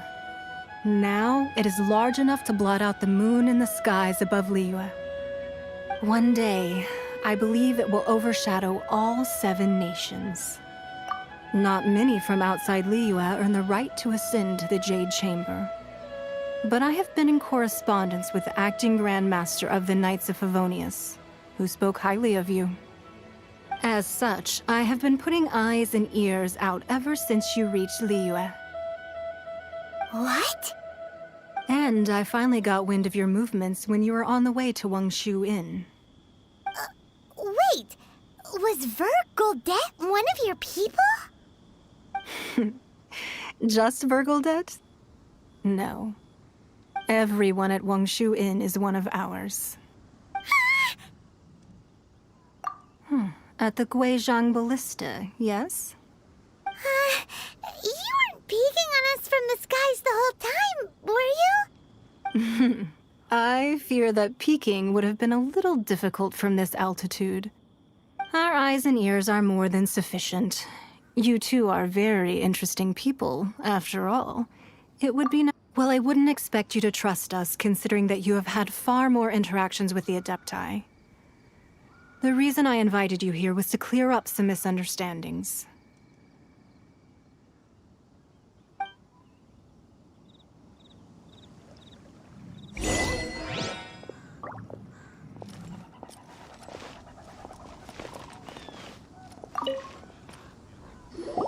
I believe that you've heard of the Archon War. Many gods used to walk this earth, and many long wars were fought between them that did not abate until 2,000 years ago. Much blood was shed, and many lives were lost. In the end, only 7 victors remained standing in Teyvat. They built cities and nations on the corpses of the vanquished, and thus began the era of the 7. You can see Goyun Stone Forest from here, I trust. It is no natural rock formation. Those are giant spears of rock hurled by Rex Lapis during the war. Beneath the spears lie those cast down by Rex Lapis in those days, gods that failed to seize the title of Archon. Not only is it true that gods may die, but so too has the membership of the 7 changed over the last 2 millennia. Rex Lapis's passing is an unimaginable disaster for Liyue, but the Order of the 7 will not collapse simply because of that. Another Lord of Geo will arise sooner or later. Yet, how are we to forget Rex Lapis? When that time comes, the relationship between the people of Liyue and the gods and Adepti will surely be different from before. Even in a new era, the Liyue Qixing remain Rex Lapis's former subjects. Do you really think us capable of having played a part in his demise? Of lacking the foresight to see the certain repercussions? That day at Yujing Terrace, it was also very sudden. Even I was caught completely off guard. You were there, you no doubt saw. But our enemy has long lain hidden within the harbor. If we do not act against them now, they will surely gain the upper hand. Hiding the Exuvio was a necessary maneuver to take the initiative back, to play the spider while our foes scurry about. Who's this enemy you're talking about? What do you think, traveler? Huh? What are you two talking about? Well answered. The scenery out here is fine indeed, but the wind is a little strong. Our preparations to receive guests within are complete, so please, this way.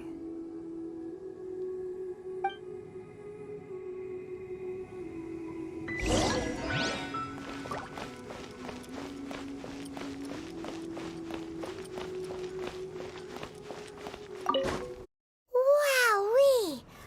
What a huge hall! Paimon's never seen such a fancy place before.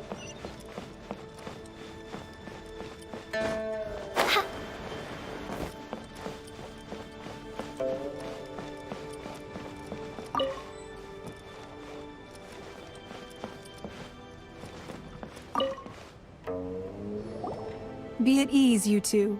Make yourselves at home if you wish. Can we really? I have invited you two here as friends. And when friends come over to play, our enjoyment comes first. Naturally. Whoa! Isn't this that legendary wall? Why, you've kept your ear to the ground, I see. That's because even the storytellers are talking about it. Everyone's after a piece of paper from that wall. It's super famous. That's because that wall records Leo's secrets. Merchants have always been attracted to secrets. But the secrets of the mercantile world are of no interest to you, are they, traveler? You're rather special, really, and I think you're quite aware of that. If possible, I'd like to have your trust. But if you were to choose the more trustworthy person between myself and Kuching...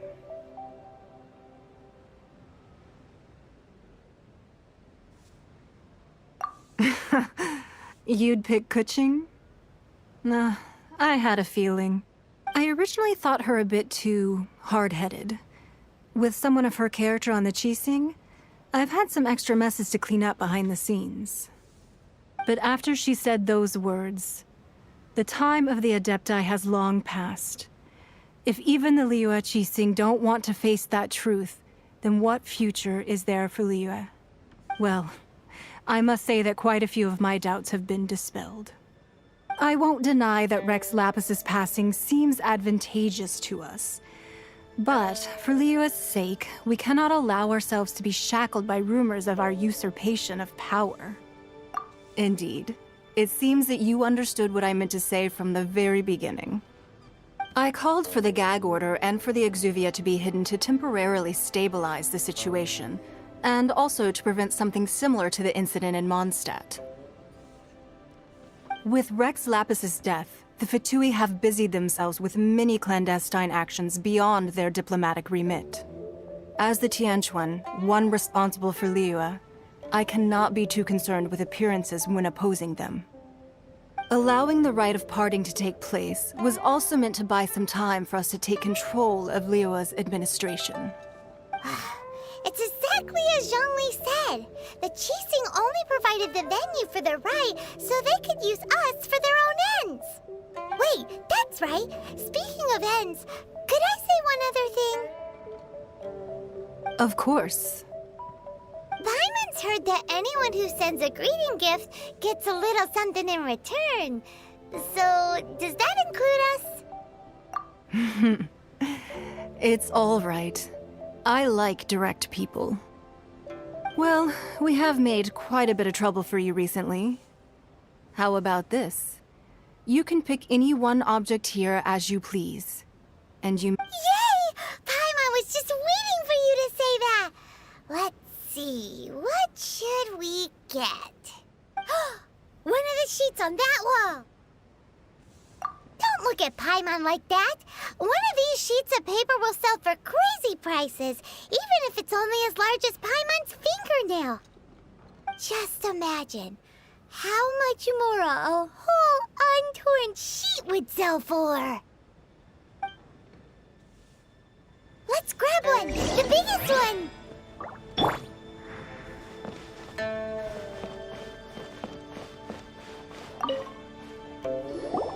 Huh?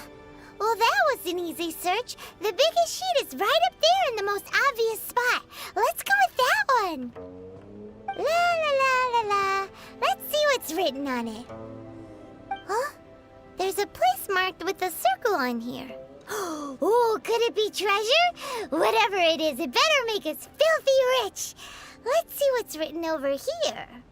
Sigil of permission, something, something, Fatui, research, copy. Huh? Aw, that doesn't sound like treasure at all.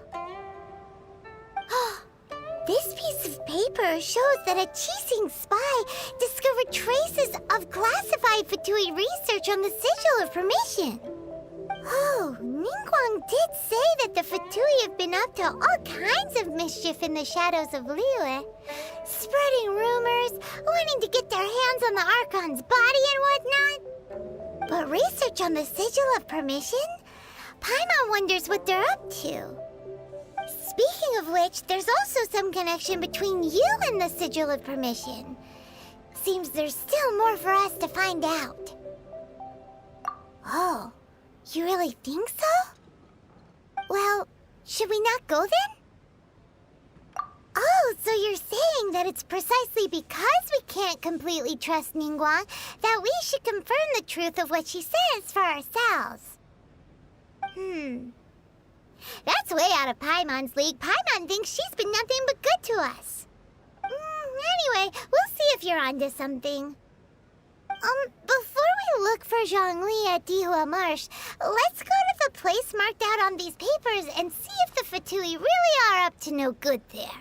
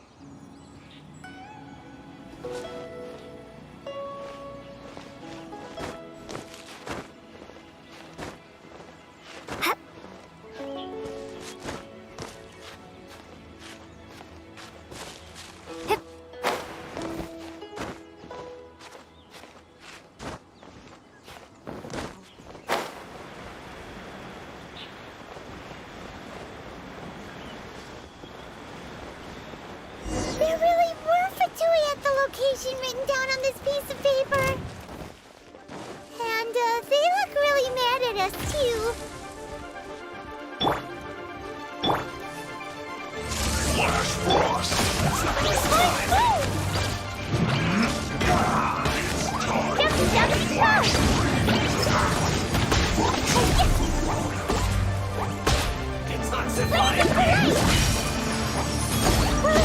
Let's end this quickly!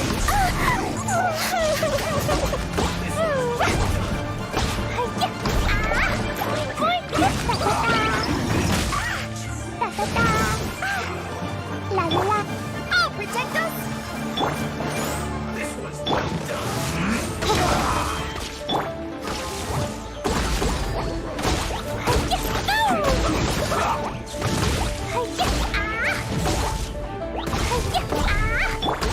As you wish, main Fräulein. Let's end this quickly!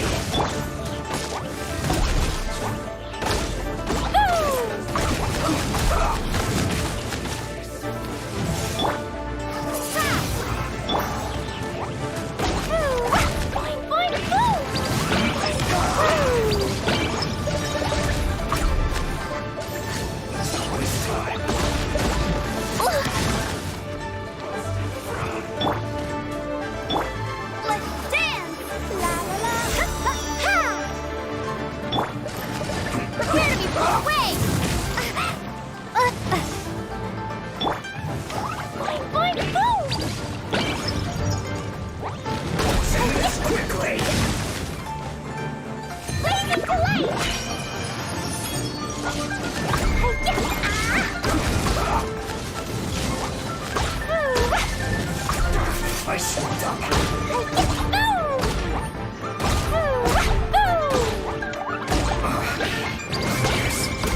This is it. Put your back into it. This was well done. Must collect my roasted fry. This was well done. By royal decree. This was well done. You need to hurry up. Roasted fry.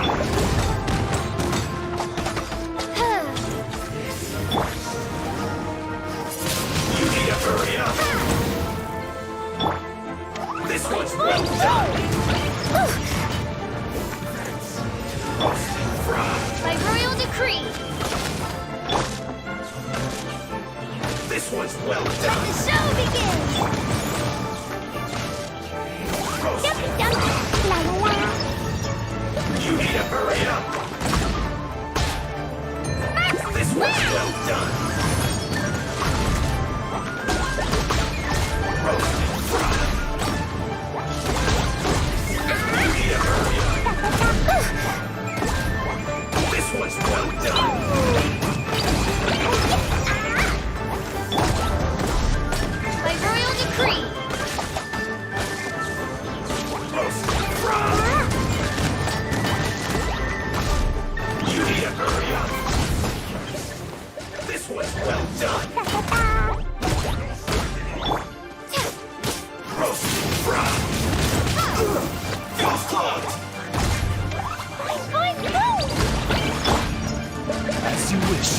I...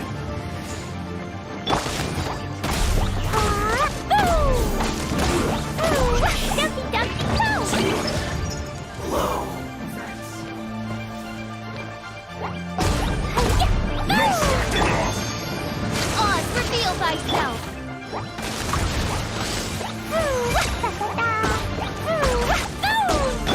Let the show begin!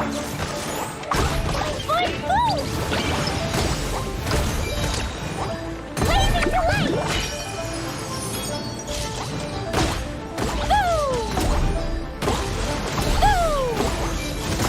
Can this be?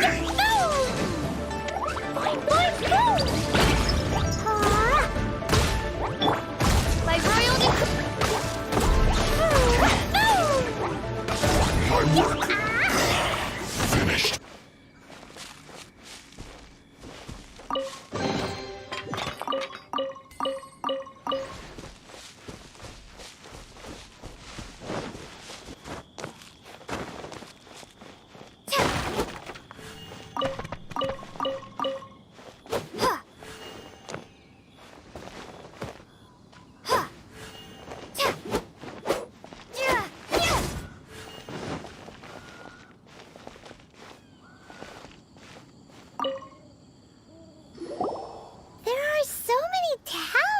here. And some stacks of blank paper, too. What are they for? Paimon's seen this pattern before. But where? Oh, Paimon knows! It looks just like the sigil of permission the child gave you. But how did a relic of the Adepti end up in the hands of someone like Child? Oh, that's right. Cloud Retainer said that when the Lord of Geo created the Sigil of Permission, it wasn't to be used as some old relic. Talismans like that were once used in the Archon War to channel divine powers. Maybe the Fatui are copying the Sigil of Permission in hopes of achieving a similar effect. Being able to channel divine power in battle? Whew, that sounds pretty dangerous. And the plot thickens. We'll need to keep an eye on Child, that's for sure. Alright, that's enough sticking around here. We gotta go meet up with Zhongli soon. The last stop on our rite of parting preparations tour is Dihua Marsh. Let's go! Paimon hates being late.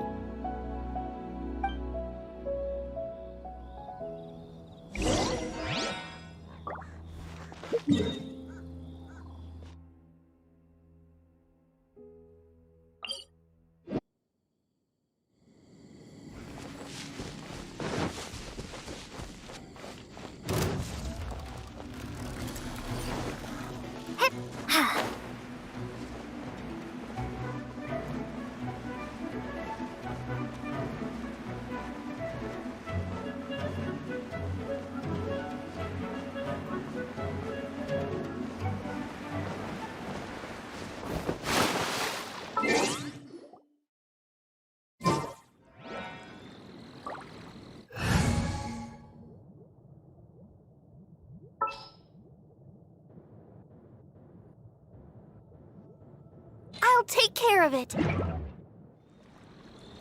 Let the show begin. La la la.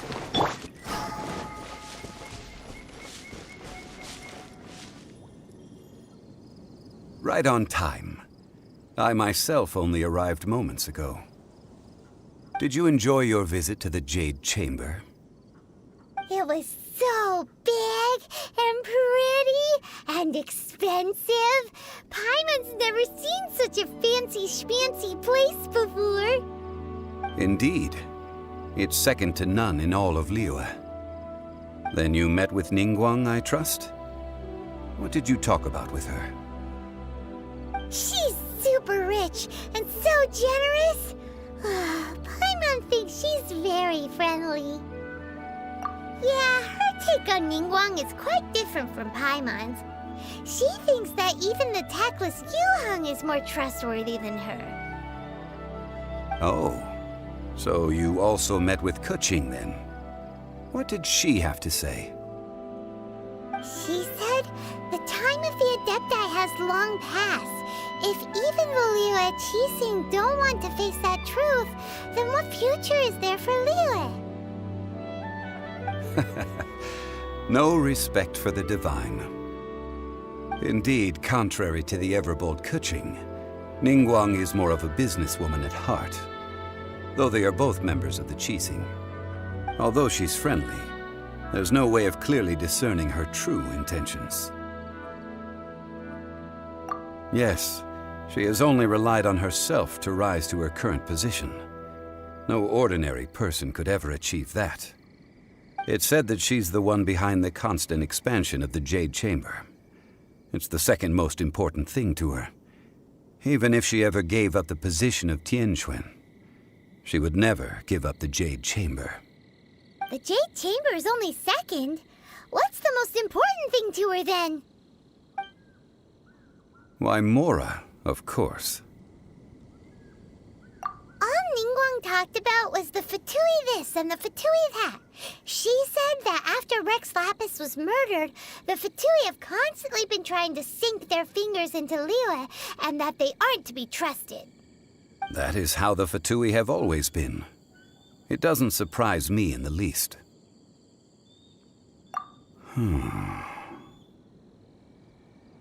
No matter what they may be planning, you must be careful when dealing with the Fatui. Always be on your guard. So, is there anything we need to get for the rite of parting in Dihua Marsh? Yes, as a matter of fact, there is. Today, we'll be gathering wild glaze lilies. Glaze lilies? But why did we come all the way out here? Doesn't the garden in Yujing Terrace have some? Even Qingse Village has glaze lilies. Oh, right! Paimon remembers that Madame Ping is always tending to flowers. Maybe we could ask her. No. Those lilies have all been gardened by people. They won't do it all. Dihua Marsh used to be full of glaze lilies. It is a sort of joyful flower that listens to human song. Before the Archon War, Dihua Marsh was all dry land and fertile soil.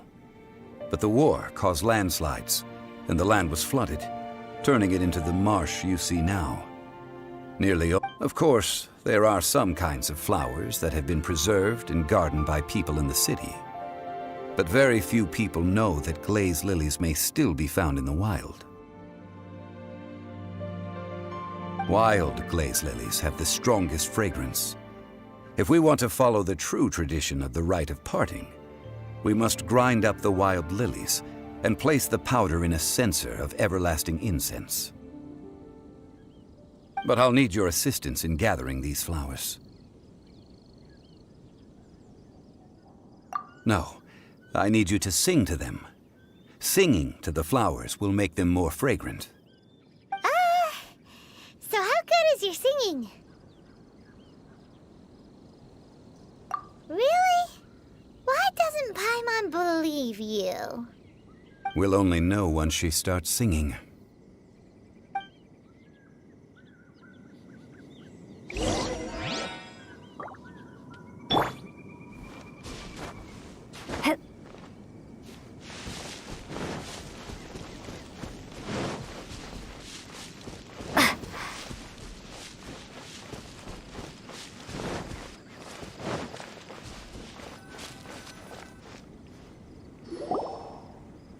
It's time to sing, whenever you're ready. Da da da da da da da da da da da.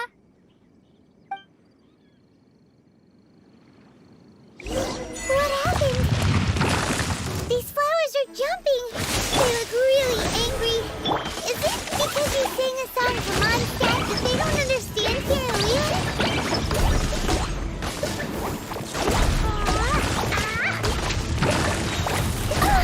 La la la.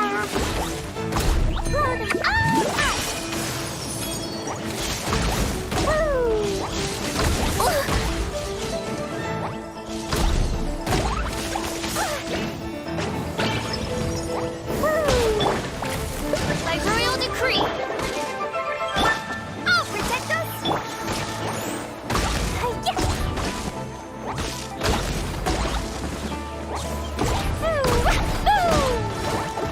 Jumpy, jumpy, go!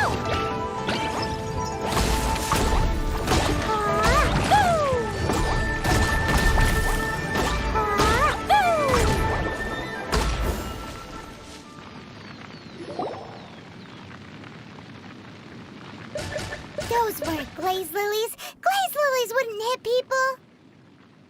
This little monster is known as a whopper flower. Strange. These petals look interesting. The glaze lilies used as a disguise were buried with the whopper flower for too long. The result seems to have surprisingly potent medicinal value. Let's collect what we can of these petals. Well, that's nice and all, but will those petals be useful for the rite of parting? Unfortunately, no. That's so lame. Excuse me. Are you searching for glaze lilies? Oh, hey! It's... What's-her-face? Paimon can't remember. Hello, traveler. I'm surprised you still remember my name. Ah, that reminds me. How was your visit to the Jade Chamber? Well, it sure would have been better if you told us how to get up there. Didn't I tell you the way? Surely I did. Nope, we found the way on our own. Oh, I see. Uh-oh. I guess I really did forget to tell them. Something seems a little off about Ganyu. She's acting different from the first time we met. Where's her serious attitude now? Ah, well, I met you at that time as an emissary of the Tianquan. But now, I am simply out on a stroll to see the flowers. You came all the way out here to see the flowers? Why not just enjoy the gardens of the city? Yujing Terrace is where Rex Lapis parted from this world. If I strolled through those lonely gardens now, I wouldn't be able to bear it. Whenever my duties take me near Yujing Terrace these days, I draw the windows to block my view of the gardens. Oh, sorry. We shouldn't have brought it up. No, it's quite all right. I just haven't processed my emotions yet. When the Archon War came to its end 2,000 years ago, the first iteration of the Seven would gather in Liyue and drink with Rex Lapis. But 5 of those original 7 had already passed before Rex Lapis. It's truly a changing of the guard. Yes, now that the spirit of Rex Lapis has returned to the heavens, only Barbados of Mondstadt remains of the first 7. The other 5, including Inazuma's Raiden Shogun, are no longer the same friends from 2,000 years ago.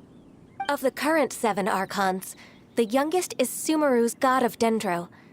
He is merely 500 years old, whereas Rex Lapis was more than 6,000 years old at the time of his passing. This means that Liyue had been under Rex Lapis's rule from the moment it was first founded 3,700 years ago. The city has never had to bid farewell to its deity.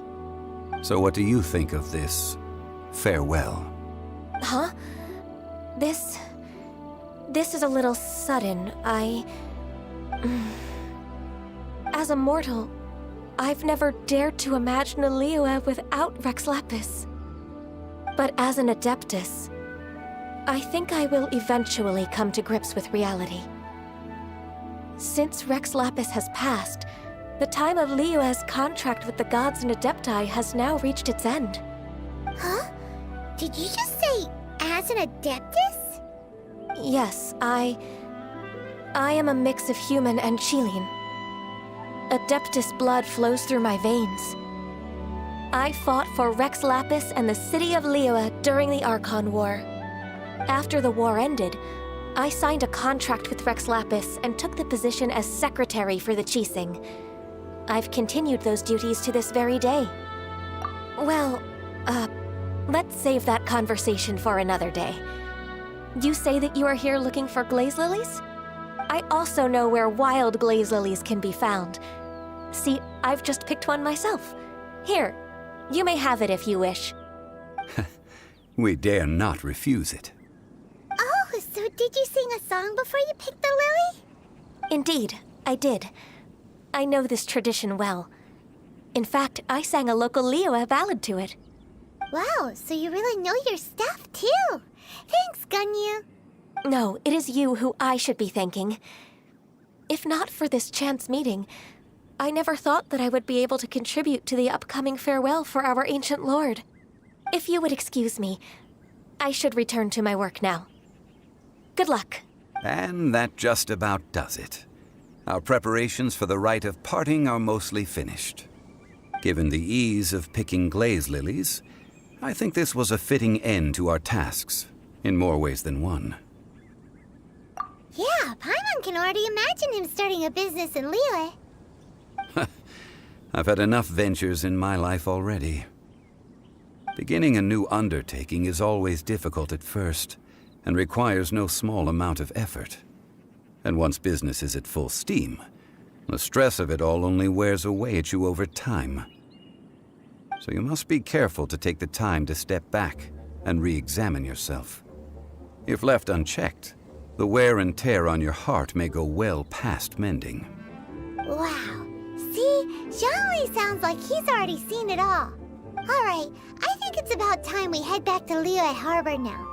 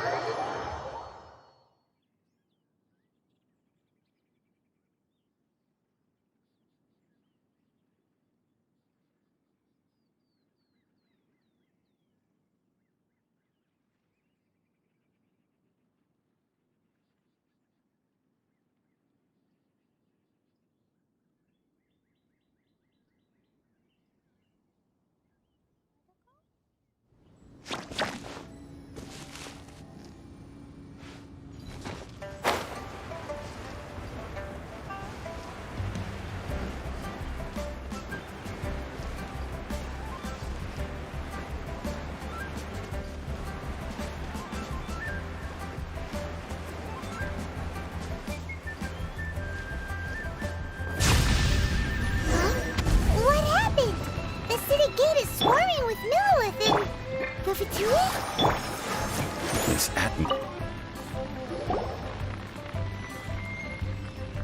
Ah, you're the consultant to Wangsheng Funeral Parlor. Mr. Zhongli, I presume. The Millilith are watching our every move now. These are desperate times. We mustn't act rashly. Desperate times? The Adepti of Joyun Karst are finally on the move. Do they intend to exercise force? Most likely. I've heard that some members of the Qixing have already gone to meet them. Well, I say meet, but it's more like they're attempting to stall the Adepti outside the city. However, both sides were quite obstinate and hit an impasse. It seems inevitable, given the current situation. The Adepti do not acknowledge the Qixing. They only acknowledge the contracts of the Geo-Archon. If the two sides come to blows, Liyue Harbor will be in no position to stop them. Surely the Liyue Qixing are not the sort to give in so easily. Their boneheadedness is known throughout the lands. Yet it's because of that obstinacy that mortals and Adepti are now on the verge of conflict. And what now? How is it that the Fatui have come under fire? That's all Ningguang's doing. She proclaimed that in these tumultuous times, the Millilith must rein in the actions of the Fatui. Only now do they want to start keeping tabs on us? That's the Qixing for you.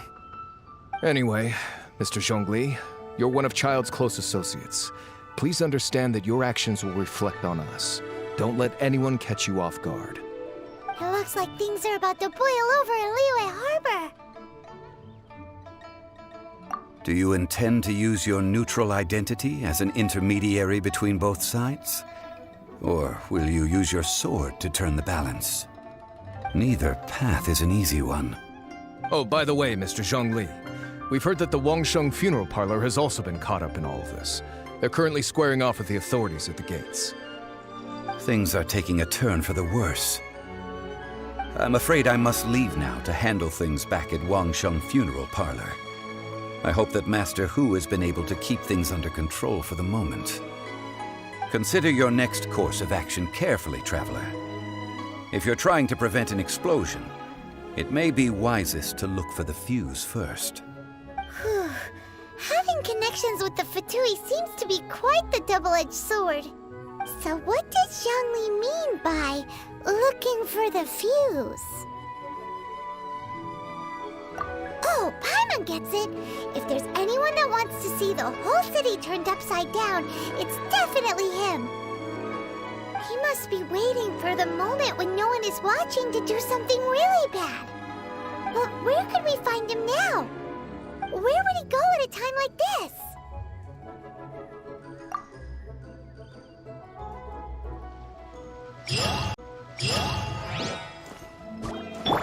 Let the show be...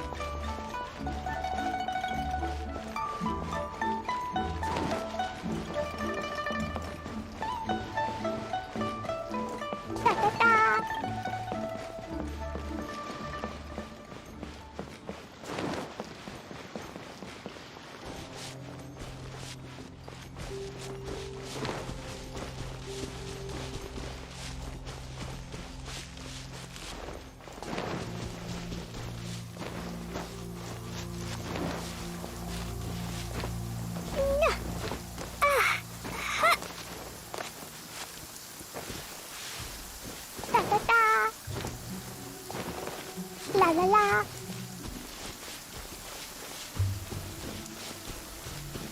La la la.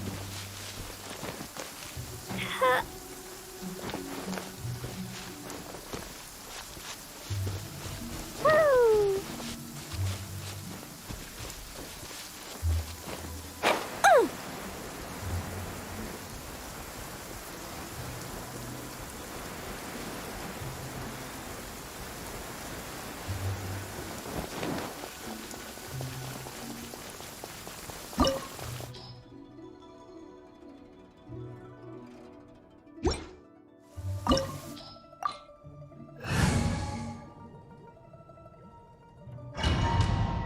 Wow! This is the Golden House? It looked impressive enough from the outside, but who would have guessed that it was even fancier on the inside? And so full of Mora! This is where all of Teyvat's Mora is minted, right? In that case, maybe they won't notice if a few Mora go missing. Oh, so it's a trap! Tricky, tricky. Good thing Paimon's got you here. But even if we can't take any, we can still have a closer look, right? Or better yet, take a nap on top of a mountain of Mora. It's like a dream come true. Oh, right. Back to business. It's quiet. Too quiet. Surely someone's gotta be guarding something as important as the Exuvia. Huh? Look! What happened here? Uh-oh. Paimon smells trouble. Quick! We have to go make sure that the Exuvia is all right.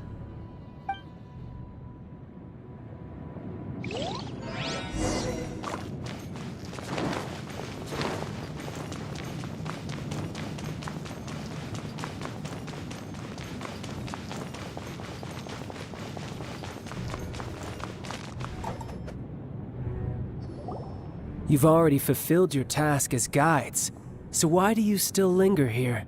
Haven't you already seen enough trouble for today? Huh? Who's there? If you were Fatui, I imagine that you would be entitled to a generous reward from the Tsaritsa herself. But now, you're nothing but dross, and you're in my way. Where should I start? Well, I've never been one to beat around the bush, you know. But who could have possibly guessed that the god of Geo would mysteriously perish the very moment I arrived in Liyue, and that the Exuvia would subsequently be hidden away? If it weren't for that lovely little rite of parting ceremony you put together, it would have taken me a whole lot longer to get the information I needed. Stopping the Mora Mints, hiding away the Exuvia. The Qixing are really pulling out all the stops this time. So you've been planning to take the Gnosis from inside the Exuvia all along? As one of the 11 Fatui Harbingers, it's my duty to see the will of the Tsaritsa fulfilled. She will get that which she desires.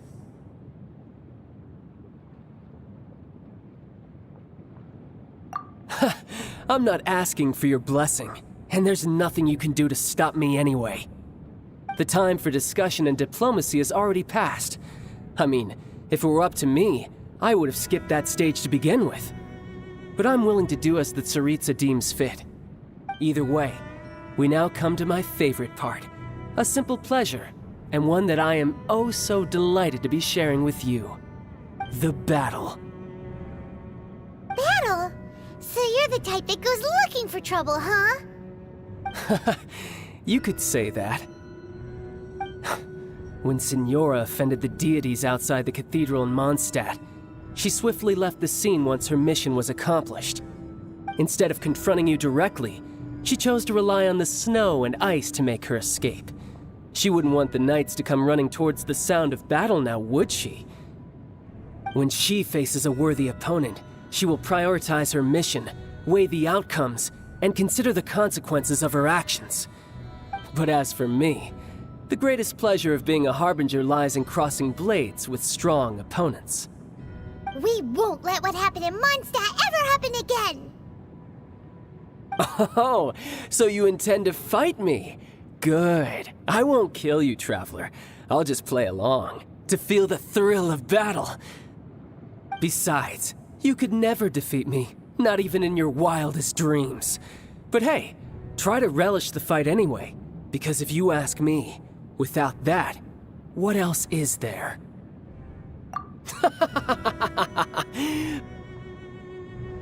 Fighting talk, I love it! Now let's see you live up to it.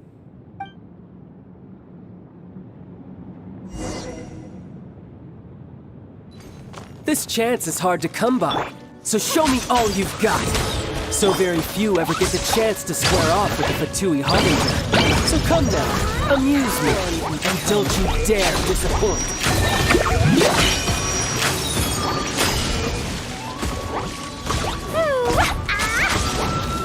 You've made some progress.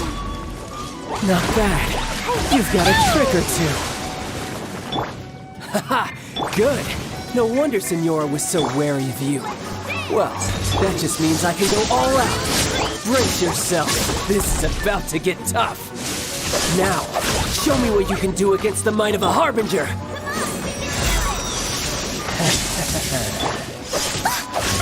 Raging Tide! No use hiding back there. Midnight Phantasmagoria!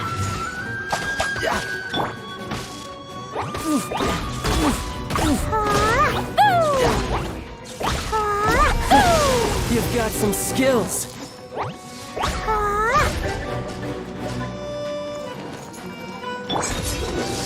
Oz, reveal thyself! All you do is run.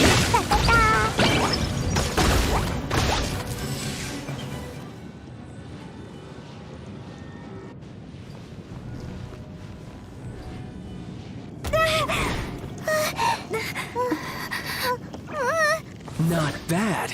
Your swordsmanship is quite impressive. But that's about as far as you'll get.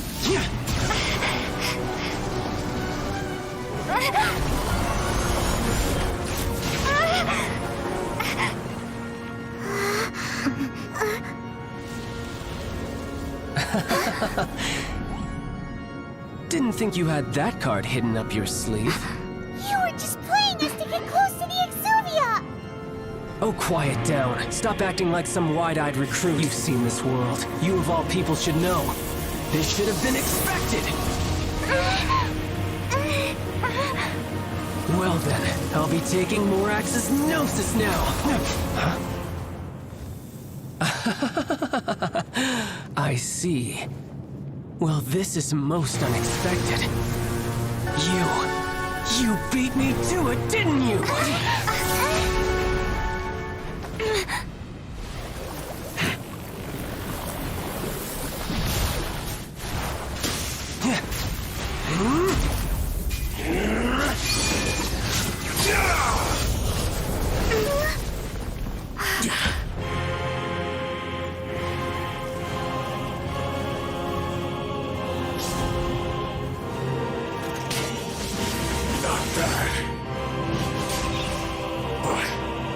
This is going to cost you!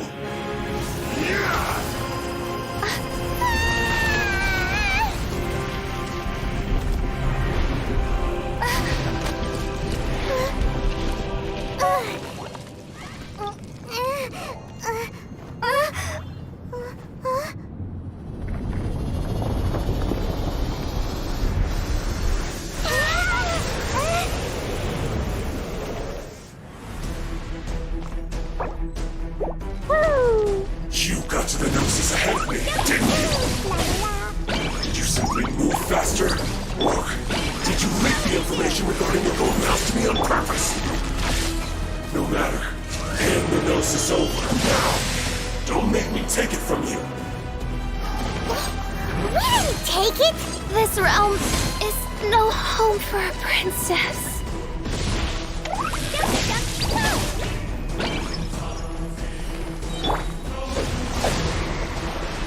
Oh no! Go, Barbara, go! Let it come to life!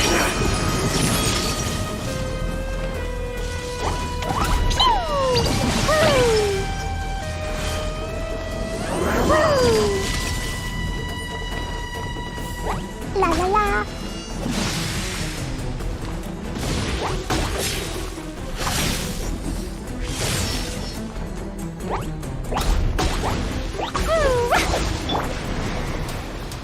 I'll protect us!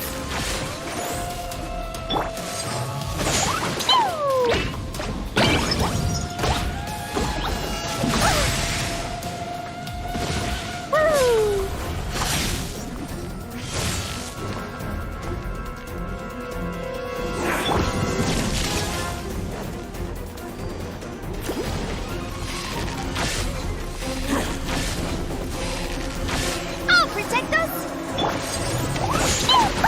That really hurt!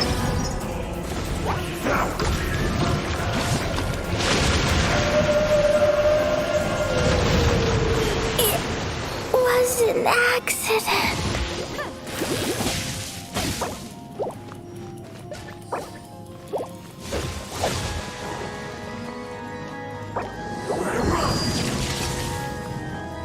Let's dance!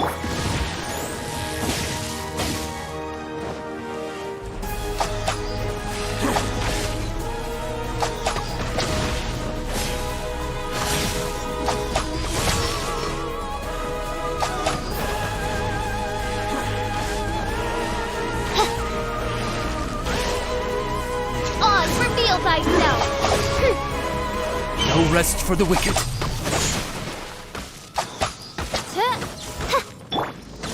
Let's dance!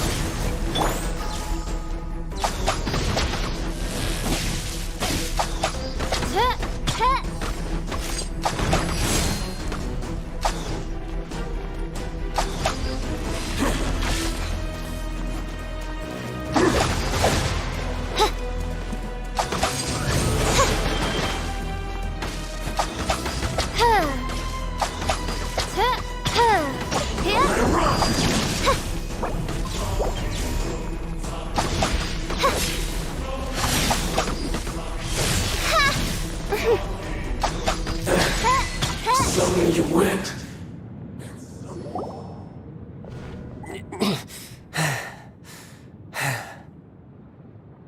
Look! Child's back to normal again! Well then, time to cool off. It seems the burden of the foul legacy transformation was too great for my body. I lacked the opportunity to think this through. And now that I consider the matter more carefully, you never had any chance of beating me to the Gnosis. You had no connection to the Gnosis, no matter where it had been taken. That's what we've been trying to tell you! We didn't take it! Your show of ability today far surpasses that of Signora's initial assessment of you in Mondstadt. Tell me, how could that be?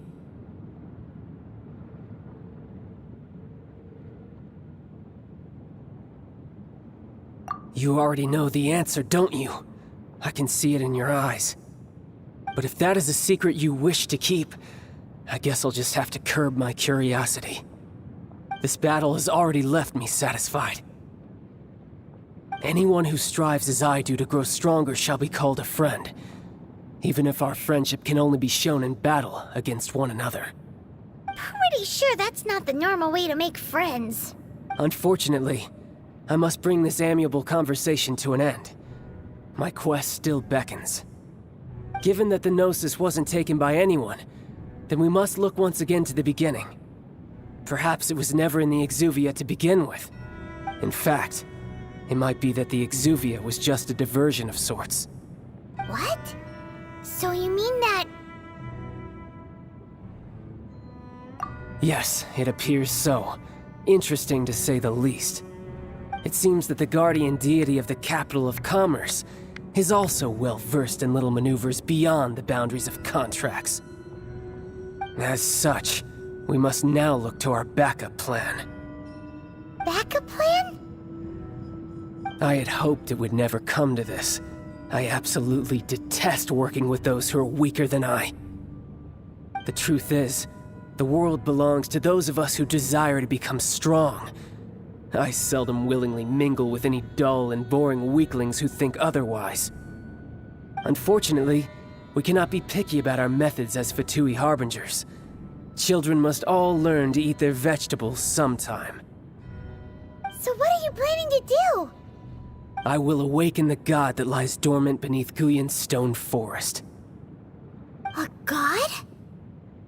Osile, overlord of the Vortex, who was defeated by Morax, the Geo-Archon in the Archon War, and who has remained pinned beneath the waves by the Geo-Archon's stone spears ever since. If such an ancient god were to be unleashed upon Liyue Harbor, defenseless without the protection of its deity, do you think the cunning Rex Lapis would just stand aloof and watch the ensuing destruction? But the Archon War ended 2,000 years ago. How can an ancient god appear in a world now overseen by the Seven? Simple. I've already prepared the means to awaken it. Hey, those are sigils of permission!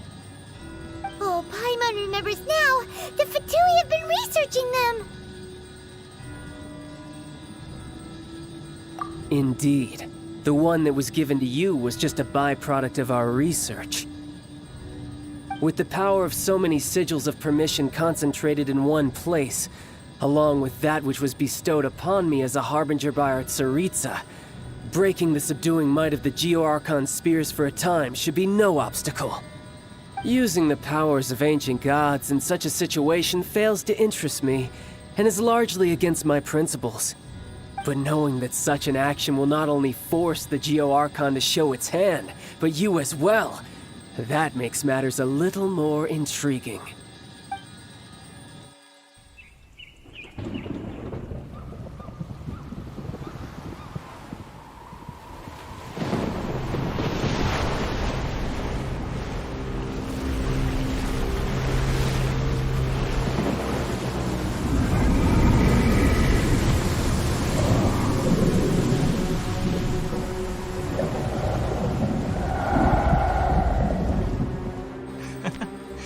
拭目以待吧，失去神明的国度会不会被远古的恶意重新吞没？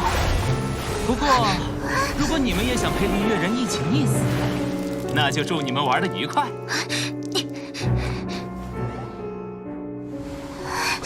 追丢了，那家伙跑得好快。哎，那是什么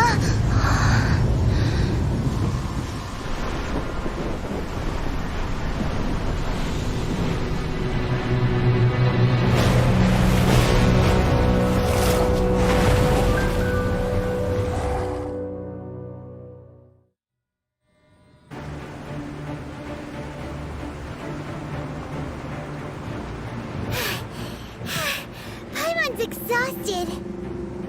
If we hadn't happened to see the Jade Chamber flying over just as we came out of the Golden House, we really wouldn't have known which way to go. Did we make it in time? Is the Overlord of the Vortex still in the sea? It hasn't destroyed Liyue yet, has it? What are you doing here? Huh? Hold on. It's the Adepti. What are you doing on the Jade Chamber? Paimon thought you weren't the Qixing. Is the fighting over? Faced with a calamity of such magnitude, we have agreed to put our differences aside for now and unite against this common enemy. Oh, Paimon gets it. So how do you plan to defend Liyue? Just seeing this Overlord of the Vortex guy puts a pit in Paimon's tummy, even from all the way out here. It's not just you. We've got new Millelith recruits who can't even stand at attention without shaking. The force of an ancient god's presence seems to be too much for ordinary people to handle. Which is why we must stop that monster before it gets any closer to Liyue Harbor. So the Archon War was fought 2,000 years ago against enemies like that thing? Now that's scary. So will the power of the Qixing, Millelith, and Adepti gathered here be enough to stop that god? We've already discussed this together, and our conclusion is... not necessarily. What? But all of you are supposed to be the guardians of Liyue. Can't you think of something? One certainly could. Huh? The Qixing did once research the matter of the Guizhong Ballista when it piqued their fancy. And as fate would have it, one who did craft the Guizhong Ballista with one's own hands is here. For what could you mortals ever learn of Adepti mechanisms? Yet it would take one, but a little tinkering to turn this ballista into an engine of war beyond your wildest thoughts. I suppose this is one blessing from the Adepti that we should be thankful for. So be it. We shall use the upgraded Guizhong Ballista to fight off that god. All the Adepti here can lend their strength to man it. We haven't a moment to spare. Our battle begins now. Yep.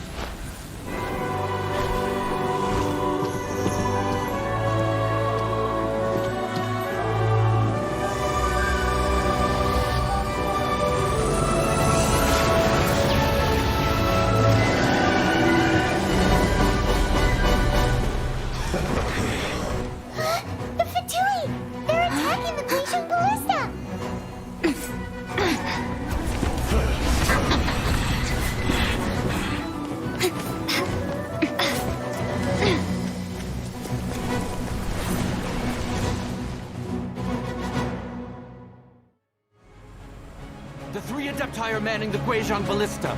Do not let the Fatui disturb their work. All able Millelith, with me! Let's go help too! We Adepti have not faced a god in several millennia. Let one see what you're made of then. What strength remains within you? What wishes to witness?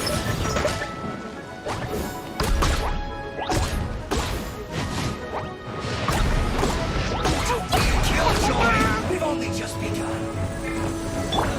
This.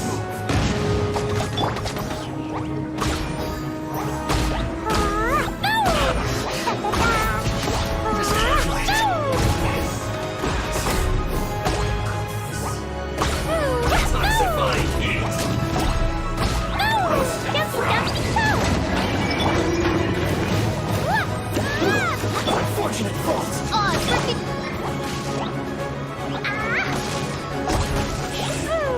Wait, wait! Da-da-da. Jumpy, jumpy, go! La-la-la. I'll protect us! Be a killjoy! We've only just begun. That is Osial's divine power. I am very familiar with it. Be careful not to get hit.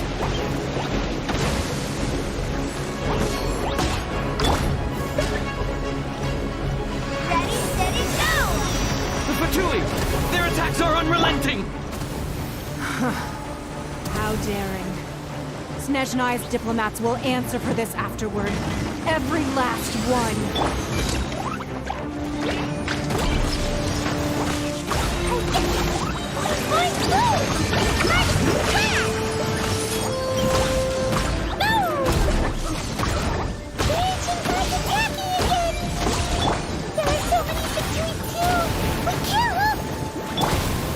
Are you about to say you can't hold them, children?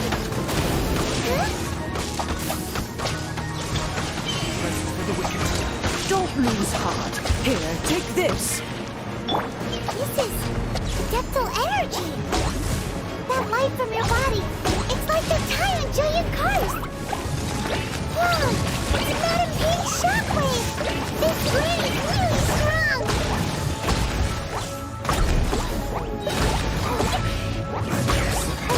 Let's not waste time. This isn't good. This should be fun. Let us set. La la la. We've only just begun. It's time for a flash. Jumpy, jumpy, go!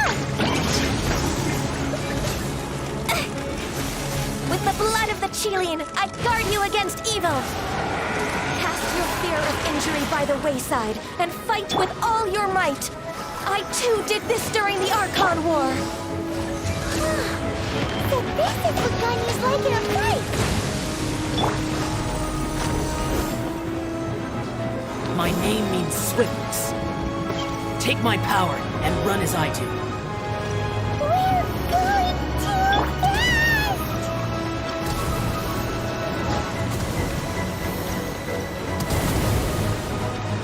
I'll protect us!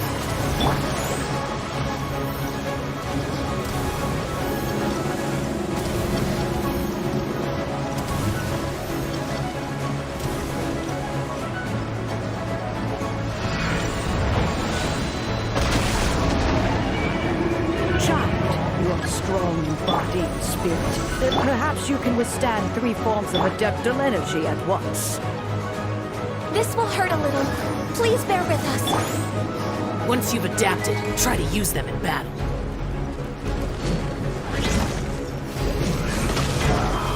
I will end you. Stay pressing this quickly.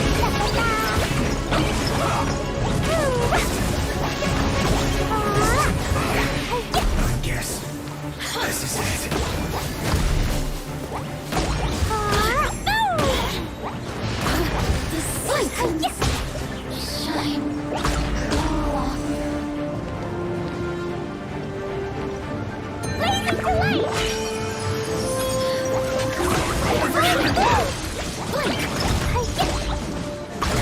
Exercise caution. I fear that the god's power has reached its peak. In other words, if we hold here, there's nothing worse to come, right?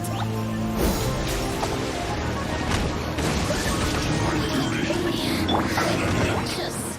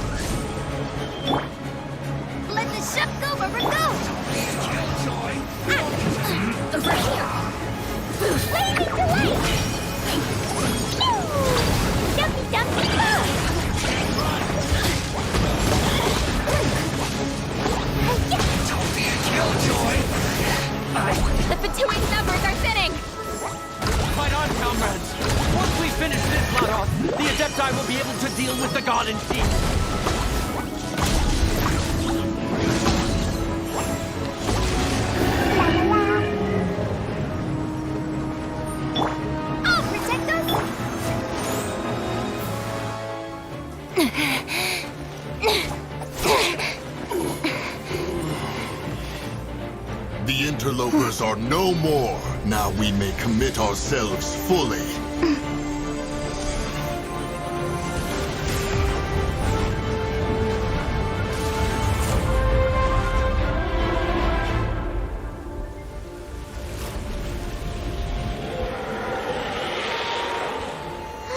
It's working! We just need to keep this up!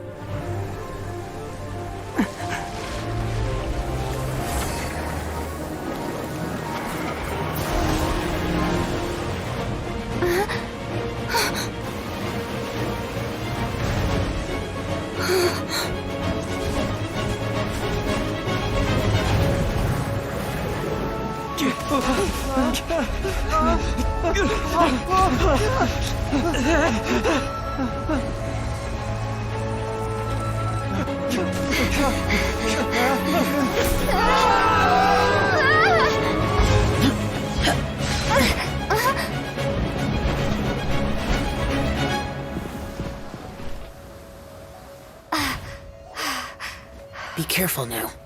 The Guizhong Ballista is destroyed. Without its covering fire, retaliation shall be difficult. But the Jade Chamber is our last line of defense. We can't give another inch, no matter what. I have another idea. What do you mean, Lady Ningguang? I'll sacrifice the Jade Chamber. What is the meaning of this? I understand. Traveler, lend me a hand. Farewell, old friend. Goodbye for now. Let us meet again in the future.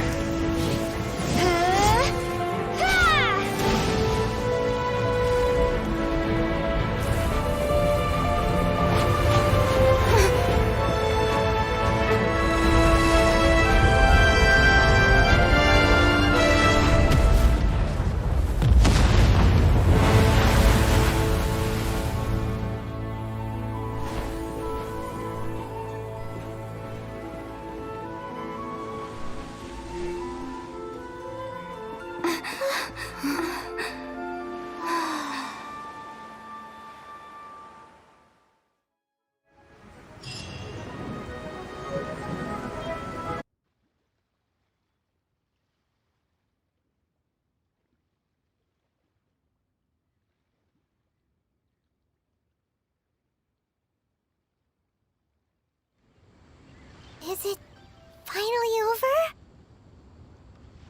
The ominous aura of that monster has indeed begun to fade. The effects of the Sigil of Permission last but a short time.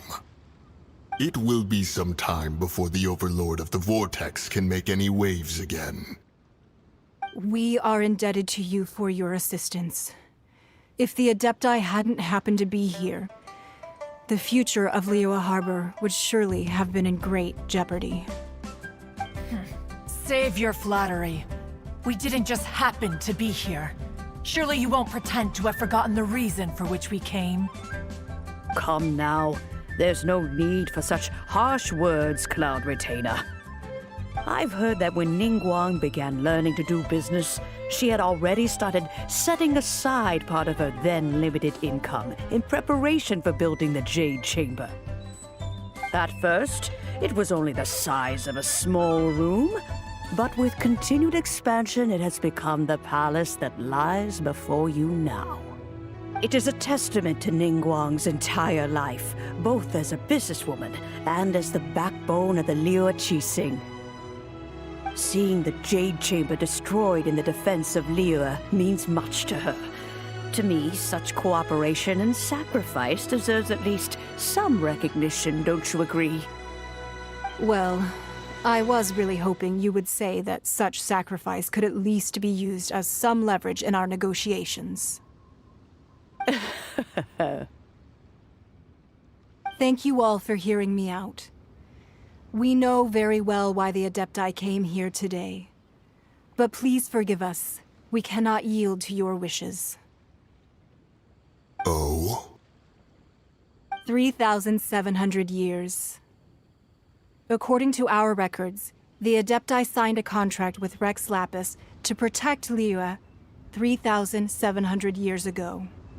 Even to this very day, Liyue and its lands have stood the test of time, immovable as stone, just as it was thousands of years before. This is truly no small feat. But that does not mean that the Liyue of today is the same city as it was all those years ago. Do not merely cast your protective gaze upon the land. Instead, focus your sights on our city and each of the citizens that dwell within it. Are you questioning our means of protecting Liyue? I mean no offense. I simply hope that our Adepti forebears would see Liyue in a new light. Forebearers, you say? One doubts you would be fit to be part of such a lineage. This morning, Rex Lapis appeared to me in a dream. What? In the dream, I yearned to tell him that we Qixing, though mortal, are equally bound to the contract. Each passing generation of the Qixing leaves many things of value to be inherited by the next generation. I also thought to tell him how the past generations of Qixing had strove under his rule to survive in our mortal world, establishing a network of contracts which has since come to be known as trade. But I dared not speak. I could only gaze at him in silence until the moment I awoke. Oh, Ningguang. Yet another perspective. What are you trying to say, Outlander?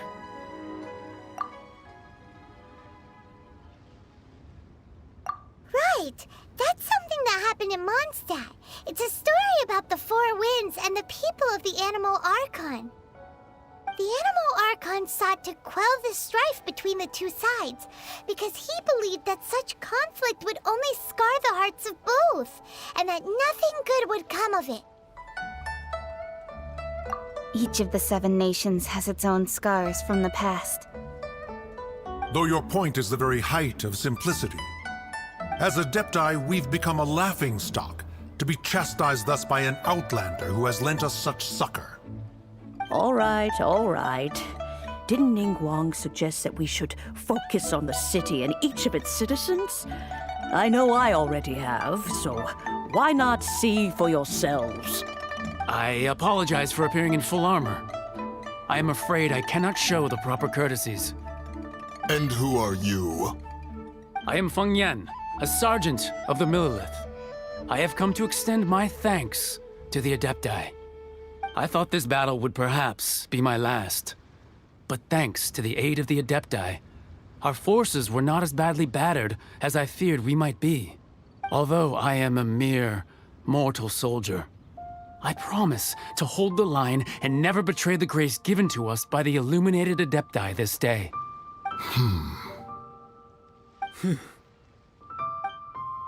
Huh? Why does everyone look so down? Didn't we just beat that big monster? Weren't you frightened, dear? It was quite the predicament. I wasn't afraid. All the strong Millilith guards were there, and those powerful heroes with their visions were there. Everyone was there. When danger is near, everyone always protects me. And the rest of the time, they make fun toys and tasty snacks and loads of things that make the harbor so pretty. Thanks for protecting Liyue Harbor. Please come visit us for the next lantern rite. Unfortunately, we wouldn't be able to participate. Huh? Because we are Adepti. Oh, okay. It must be hard being an Adeptus. Aww. You see, this is what Liyue is like today. The country of contracts is grateful to the Adepti for their protection, but it is no longer necessary for the city to rely on the Adepti's power to solve every little niggling matter. Although their blood is weak, there is still strength to be found in those we call mortals. The time of contracts between gods and Liyue has long since passed. Now is the time of contracts between Liyue and its people. Seeing the port around us now, it is hard not to feel a bit out of place. Wouldn't you say so, Cloud Retainer? Your line of inquiry is askew. One did not spearhead this expedition to Liyue Harbor. Seems like the Adepti have had a change of heart. Let us return now. Eager to leave, Conqueror of Demons. Yes, one understands what the Conqueror of Demons means. The city of Liyue has changed much after our long separation. One fears that by the time one finally grasps the new contracts of Liyue, you humans would have once again changed the place beyond recognition. Fair enough. Away we shall, and return whence we came.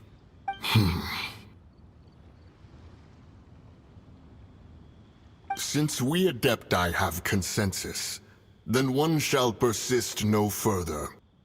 But how will we ensure that the Liyue Qixing will not simply exploit their power once we depart? In my view, that is still a thing to be guarded against. All right, Mooncarver, you needn't worry. It seems to me that this right of supervision is best left to the people of Liyue. Looks like the conflict between humans and Adepti was avoided. All's well that ends well, huh? Oh, right! It's nice that we've got peace and all, but we're forgetting one thing. Child wanted to unleash the god so he could lure Rex Lapis out. But we were able to handle the Overlord of the Vortex on our own. So, oh, and speaking of that, don't we still need to get to the bottom of that Archon's death, too?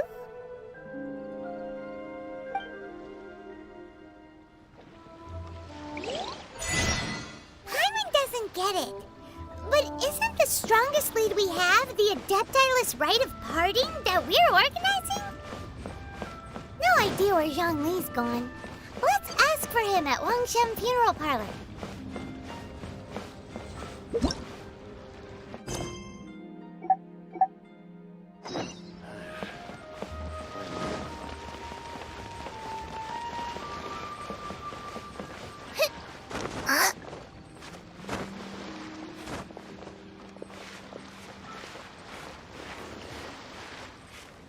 Ahoy there! Need a repair?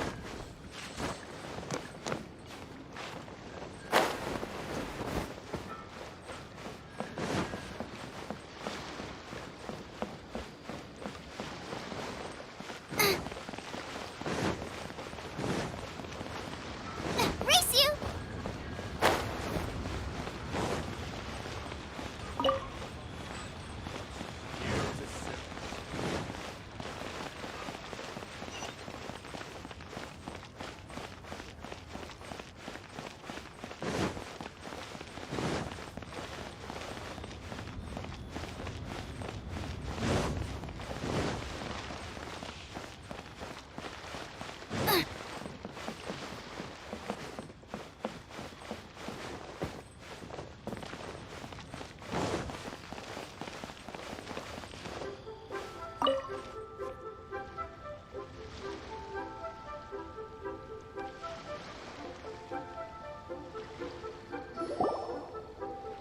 Is there anything I can do for you two?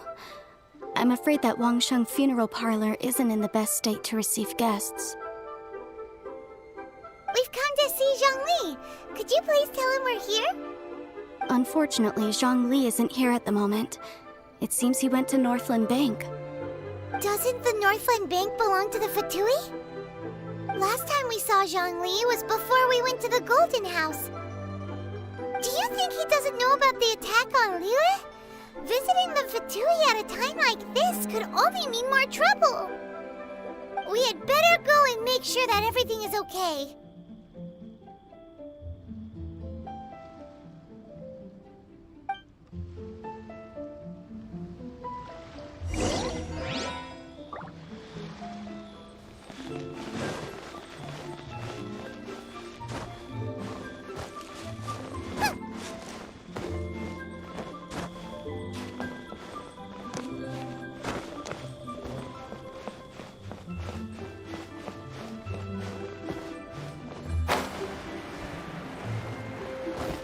stock at Seago Antiques? Bad news.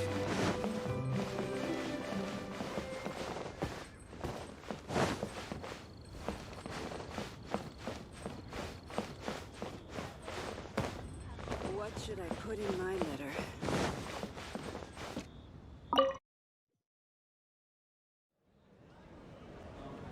You call this cooperation between Harbingers? Cooperation involves communication, you know.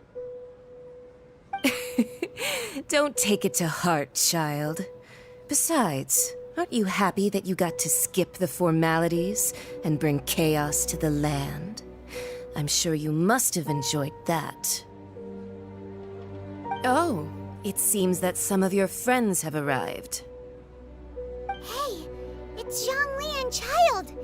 And you! You're also one of the Harbingers? It's you two. I believe we've met once before. In the city of Bards, was it? I'm glad you still remember my name. Ah, right. I imagine that it must have been rather hard to forget watching helplessly as something precious was snatched away from your friend.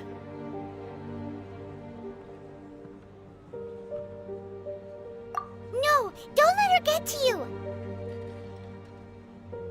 You've yet to gather the powers of all 7 elements, and our last battle at the Golden House was almost more than you could handle. So it might be best to keep things peaceful this time, seeing that 2 of the Harbingers are here. Well, if it isn't you two. This is our first time seeing each other since Liyue was nearly wiped off the map. This is certainly a bit awkward, wouldn't you say? Paimon knew that we should never have trusted a Fatui Harbinger. Oh, now don't say that. Sure, I may have misled you, but I never had anything against you personally.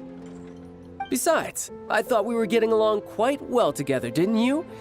Except for that little tussle we had at the end. Nothing personal. We just have different views, that's all. Of course, you may very well hold this against me, but that's up to you. The real deceivers here are Senora and Zhongli. Curse them for leading me on. So actually, I think... Stop wasting time, child. There'll be plenty of time to chat once I'm through here. You remember the agreement, Morax. Now, if you would be so kind. The Gnosis, please. What in the world are you talking about?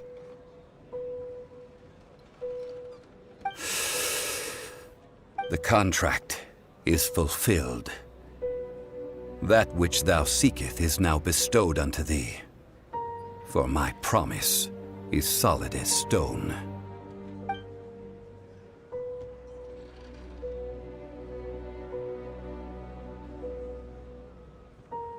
How sanctimonious. What? So you're the Lord of Chio? No, wait! That's an exciting twist and all, but why give the Gnosis to the Fatui? I do not give it for free.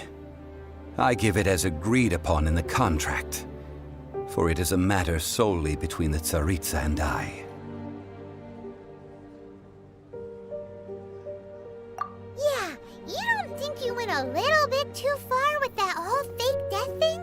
Everyone was preparing the ceremony for you, and splat! This big dragon falls out of the sky, and all of Liyue goes into an uproar. Talk about a disaster. Gathering all the forces that had been bubbling behind the scenes, and then stirring them together in a pot that was bound to boil over. That's what he wanted to see, am I right? Wait, what? Perhaps it's best that I explain. As you know, I've dwelt upon this world for more than 6,000 years. I witnessed the founding of Liyue, together with the Adepti 3,700 years ago. Even boulders that can withstand whirlpools will erode with the passing of time. I kept convincing myself that cracks had not begun to form, and that the end of my time had not yet come, until one drizzly day, as I was strolling along the harbor, I heard a merchant tell one of his workers, "You've finished your duties. Go ahead and call it a day." I stood motionless among the crowds, asking myself, have I already finished my duties? Oh, Zhongli. But as I began to consider relinquishing my divine role, I soon discovered that many reasons still remained to not hastily depart. Was Liyue, the city I had dwelt in for so long, already prepared to enter its next age?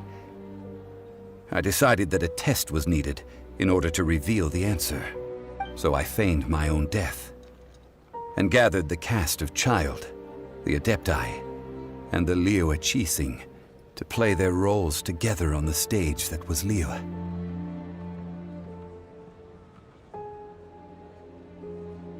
Indeed I was. The gnosis which I had kept for so many years suddenly seemed to have lost its meaning. That's right. Which is why I continued to safeguard the gnosis until now. So you mean that if the chaos ever reached the point of no return, you would simply appear and use your divine powers to bring Liyue back under control? Of course, and it would have been all too easy for him too. Just as a child quickly matures after losing their parents, so has Liyue matured when faced with the death of its deity. I was pleasantly surprised with the finale of the show that you all put on. Why, you even deserved an encore. The Adepti deserve the greatest applause, considering their years of seclusion. They hardly recognized the city, yet faced with such a crisis, they exerted the greatest amount of restraint. Not only did they manage to cooperate with the Qixing, but in the end, they even tried to understand the heart of the people. And hats off to the emissary dispatched by the Cryo-Archon to fulfill our contract, Signora. She managed to keep everything she knew in strict confidence, far from the eavesdropping ears of her colleague Child, just as I had requested. All the while, I carried on as Zhongli, and fulfilled the traditions of Liyue in this mortal form. Thank you for walking that path with me, Traveler. These things were all a part of my script. The only unforeseen plot twist was the conduct of the Liyue Qixing. I had expected them to do no more than the Adepti, to come to the defense of Liyue. But when all was said and done, they seized the opportunity to supplant Liyue's divine protectors, and used the subsequent power vacuum left by my death to quickly gain complete control of Liyue. Huh? That doesn't sound good at all. On the contrary, I think it is excellent. I had always feared that it was too soon for them to take over from me. And it was also that which I longed for the most. As such, this is the best parting gift anyone could have given this god of old. Hey, what about me? Doesn't anyone feel the least bit of remorse for deceiving me? You've practically kept me in the dark. I think that thanks would be more appropriate. You certainly played no small part in all of this, wreaking havoc and turning the city upside down. The Lord of Geo ought to thank you for your performance, if anything. If you hadn't created the pressure of a battle between mortals, Adepti, and a god, the lump of coal resting in the hands of the Geo-Archon, Liyue, would never have been able to become a dazzling diamond of a city. Huh? Just whose side are you on, mocking me like that? Are you itching for a fight? Be that as it may, you've come out of this as the hero of Liyue. I, on the other hand, will be forever prescribed as a disturber of the peace, no? Well then, with the Gnosis in my possession, I have no use for such idle chatter. We should return to Zapoljarny Palace and seek an audience with Her Majesty, the Tsaritsa. Come, Child. Fine. I'll meet you there later. I'm not sharing a boat with the likes of you. Do as you wish.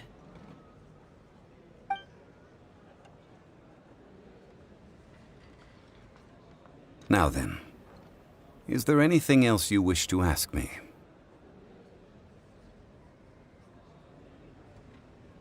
Right! As Zhongli always told us, a good trade is a fair trade. Paimon has no idea what could be a good trade for a Gnosis. Realistically speaking, there is no such thing. Huh? However, I am the god of contracts. For thousands of years, I have made countless contracts. If the deal was of no benefit, then I certainly would not be inclined to agree to it. My agreement with the Cryo-Archon will be the last of my contracts as the Geo-Archon. My contract to end all contracts. As for the bargaining chip that the Tsaritsa used to balance the scales, uncover that answer for yourself in your future journeys.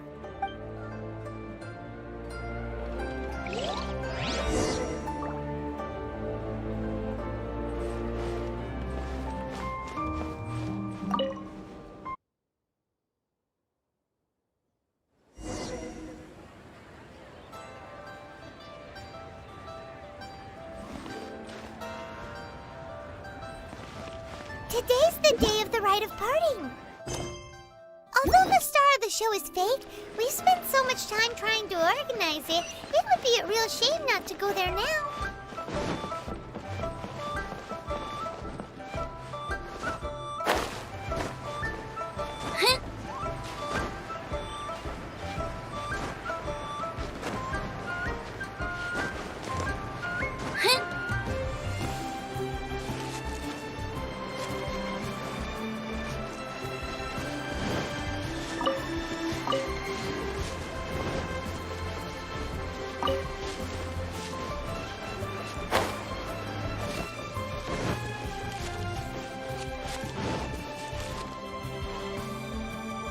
You know that god from the ocean couldn't have just shown up out of nowhere. I mean, it's been 2,000 years since Rex Lapis subdued it. Yes, and to think that this happened right on the heels of the incident with Rex Lapis, too. Say, do you think the person who assassinated our lord and released that evil god might have been one and the same? Now that you mention it, that's very possible. Yes, it's very possible indeed. I mean, it all fits together. That person must have colluded with the evil god to harm Rex Lapis. Oh, that wicked, black-hearted scoundrel. Still, what sort of supernatural prowess must this person possess to be able to do such things? I have never heard of such a person in all my years. Ah, forget it. Guessing's no use to us. Look, the Millilith over there looks like he's about to make an announcement. Let's hear what the Ministry of Civil Affairs has to say first.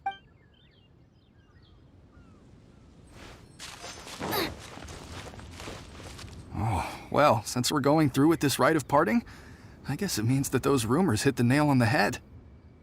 So Rex Lapis is really... But they didn't catch the culprit, did they? Oh, come on. Do you think that the assassin could have been a normal person? You know what I think? I don't think any of the gossip on the streets you hear from those shady types is worth anything. There's only one real possibility in my mind. I've heard that the assassin was that Fatui fellow. Youngish, pretty high in rank. I think they called him Child. The Fatui? They certainly are very suspicious. Who knows what those greedy, crooked folks... Shh! Lower your voice. If the Fatui catch you in their sights, Rex Lapis won't be around to protect you this time.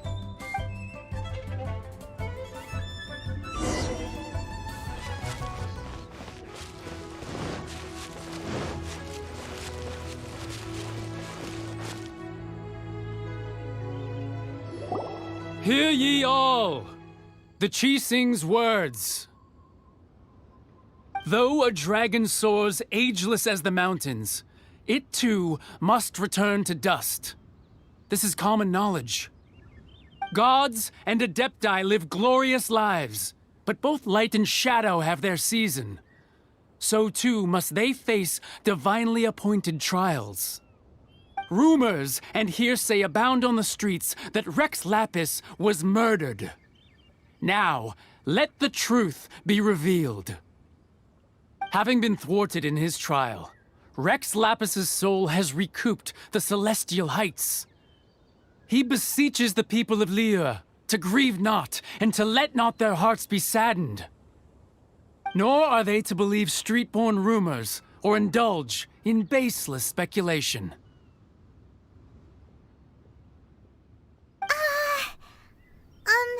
Paimon needs a translation on what the Qixing's announcement said.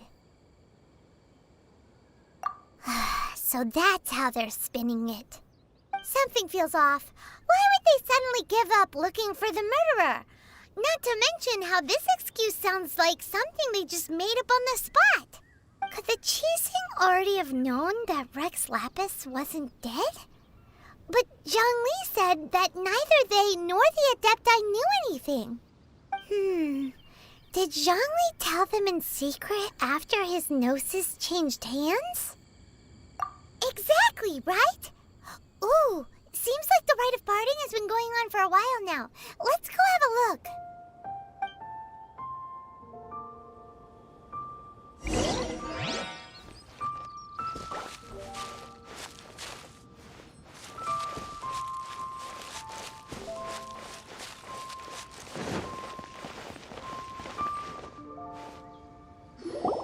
Look, it's Ningguang and Keqing. Are they saying something? Are their speeches over? As said previously, Rex Lapis's soul returning to the heavens is the end of the contract. And it is also the end of an era. 3,700 years of contracts burnt and reduced to ash. We, the people of Liyue, were indeed prosperous. But blinded by our prosperity, we forgot that time can be pitiless. The long, unending dream of our Archon walking among us. Now that we have awoken from our dream, we must learn to say farewell. Will you stand with us as we re-establish our contracts? As we build a new age of prosperity? So concludes the words of Her Eminence the Tianquan. Does Her Eminence the Yuheng have anything to add? Huh? Is she looking this way? Traveler. Yikes! She really is looking our way! Is that the traveler who they say defeated the ancient god? So young. The Liyue Qixing always repay their debts. And as you have heard, our eyes see far and our reach is long. Name your price. You deserve that much. Whoa!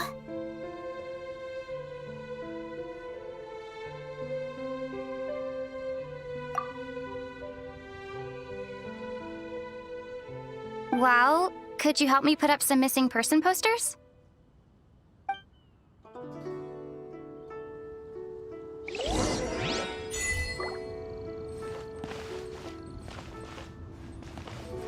Roping you in was possibly the most masterful move we could have made.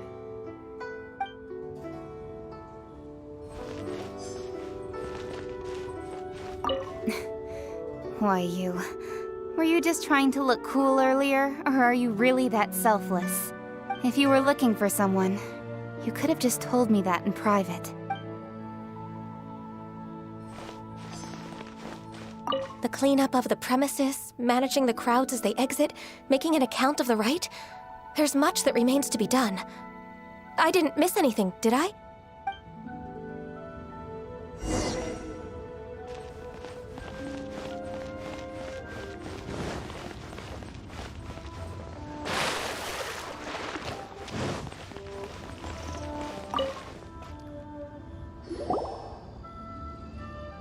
Hey, Zhongli! Look at this! Everyone in Liyue is caught up in their emotions, thinking that they'll never see Rex Lapis again. And here you are looking all relaxed.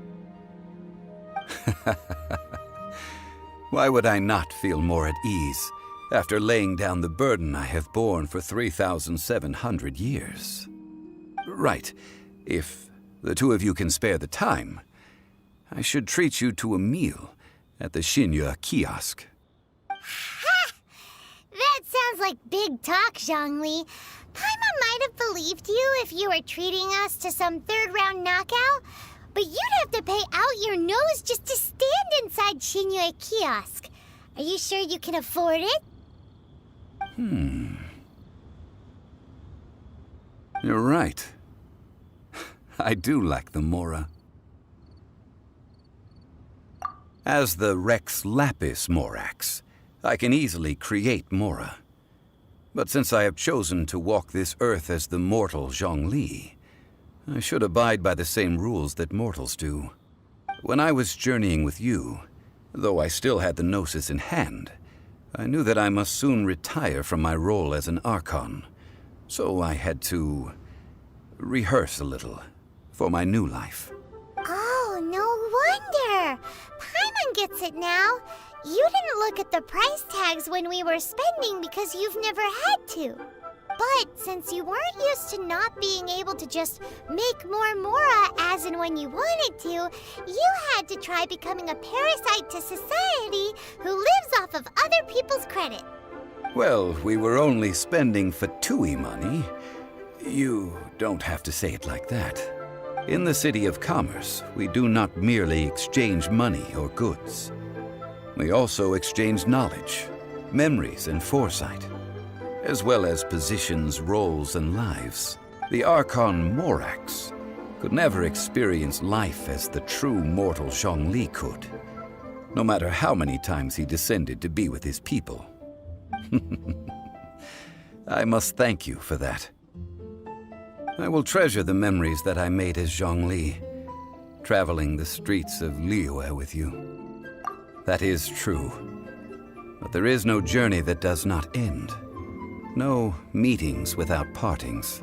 Paimon thinks that we should make a move and continue our search for the Seven. I fear that continuing your journey may be difficult. The nation that neighbors Liyue by sea, Inazuma, is presently closed. The Electro-Archon Ball. And just as the people of Liyue preferred to call me Rex Lapis, she too goes by another name among locals in Inazuma. Paimon thinks we've heard that one before. Raiden? That is the case. And since Raiden is also the shogun of the Inazuma Bakufu, people call her the Raiden Shogun. That said, though people at the wharf were saying that the situation in Inazuma is very tense, Paimon doesn't remember that always being the case. It wasn't that bad last year. Zhongli, since you're Rex Lapis, shouldn't you know something about what's happening there? Just how did Inazuma become a closed nation? It's because of visions. Visions? When faced with circumstances beyond their control, humans often bemoan their lack of power. But if a person shows true strength of will at a desperate and fateful moment in their life, the gods will look upon them with favor. This is what visions are. Magical foci bestowed upon those who have been acknowledged by the gods. Uh-huh. That's how people in Teyvat see it. But starting from last year, the Raiden Shogun began promulgating the Vision Hunt Decree. Vision Hunt Decree? Yes. It was an order to seize all visions within Inazuma's borders, and to inlay them upon the hands of a statue of the 1,000-armed, 100-eyed god. They want to seize visions. But why? Aren't visions blessings from the gods? I should think that in the Raiden Shogun's eyes, it is precisely because they are divine blessings that they should be under the sole dominion of divinity. Whoa, that's harsh. The Animo Archon is the god of freedom, and the Geo Archon is the god of contracts. For her part, the Raiden Shogun is the god of eternity. It seems as though she has finally decided to eliminate any unstable elements that could pose a threat to her eternal realm. The fact that even I, the oldest of the seven, have now passed away will only strengthen her resolve to pursue eternity. Knowing her, she must have again quoted that adage she is most fond of when proclaiming that decree to her people. 7 ideals for 7 gods, and of these, eternity is nearest unto heaven. All right then. Was there anything else you wish to know? Yeah, about that. Before the Chising made their announcement, we listened to a lot of people talking on the way. Most of them put the blame for everything on Child. These are indeed false accusations. But it remains undeniably true that Child did send people to the Jade Chamber to prevent the Adepti and the Chising from defeating the ancient god. I've heard that Ningguang is busy milking that for all it's worth on the foreign relations front at the moment, browbeating the envoys of the Fatui. Ha! Those poor Snezhnayan diplomats. If it were not for Child's exalted position as a harbinger, I'm certain that they would have shifted all the blame to him and called for his dismissal by now. All right then. Was there anything else you wish to know? Well then, I suppose you'll have to find a way to get inside this closed nation. Have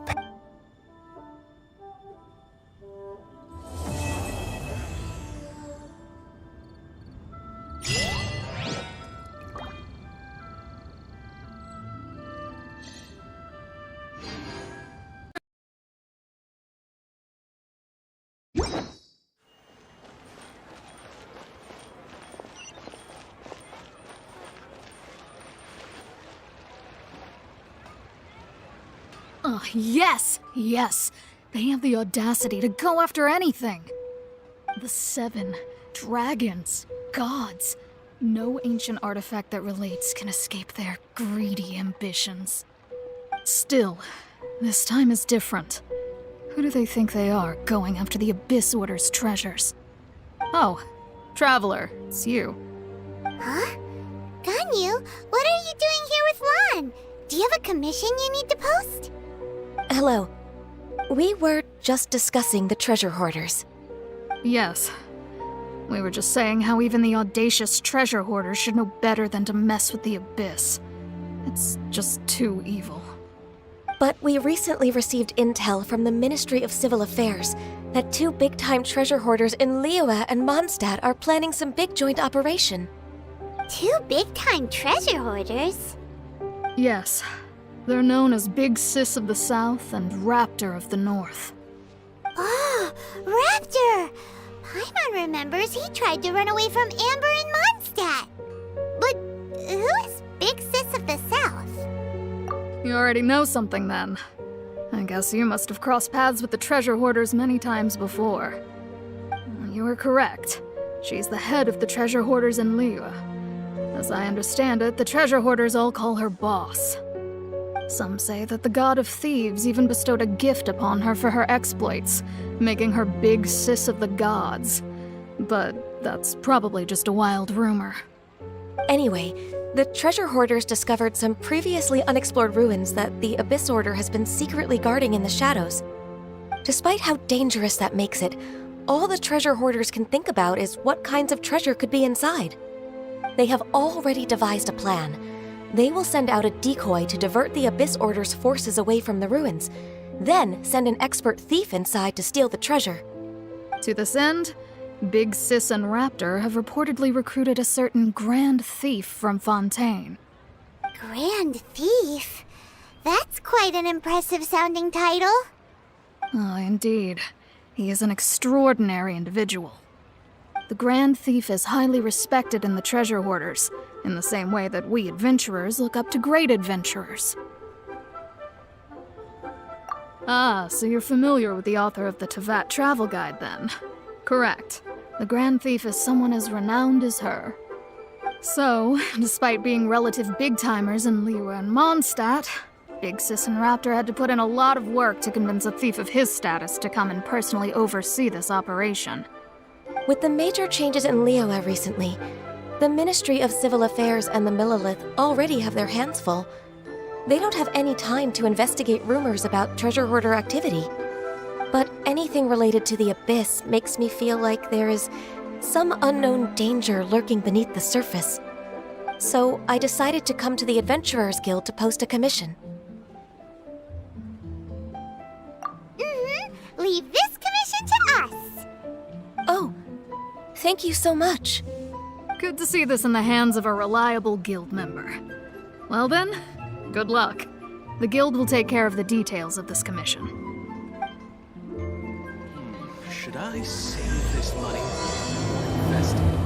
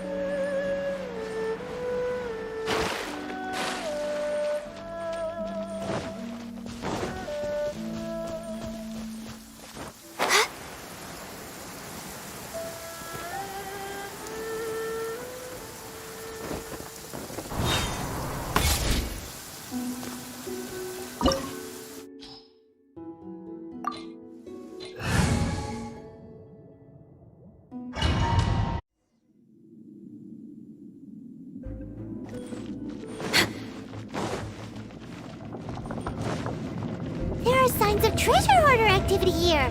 They must have come to these ruins. Let's go deeper inside. Paimon sure hopes Ganyu's information is reliable. There aren't many guards here. Looks like their plan to draw away the Abyss Order's forces really worked. Liv! Witness my great undertaking! Access denied.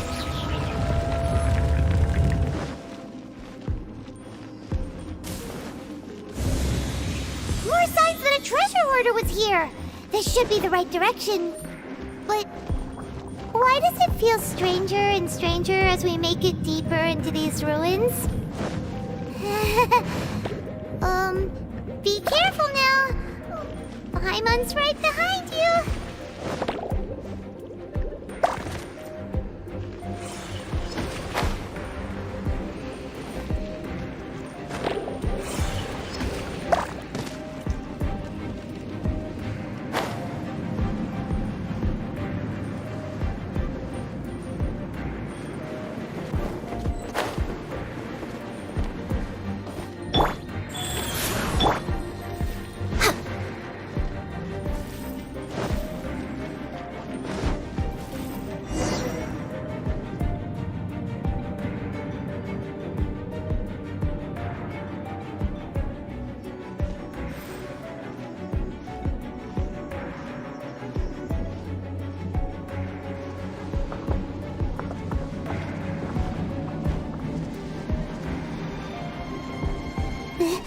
This looks like a person.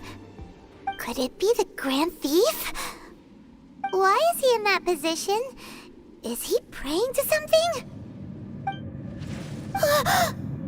That's...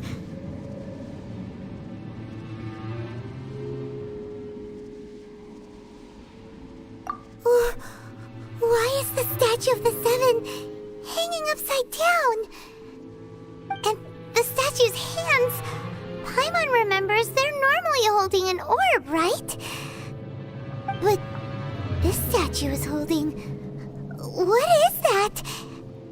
Paimon has a really bad feeling about this. And the Grand Thief hasn't moved an inch. Do you think he's...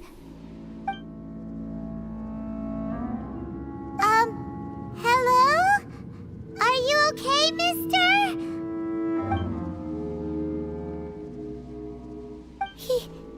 He's dead. Paimon doesn't feel so good.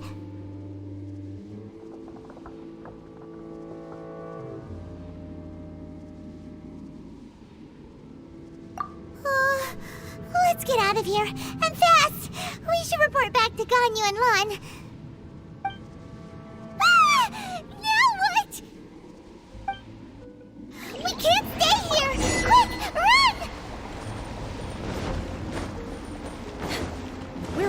schedule. Next on the agenda. Next on the agenda.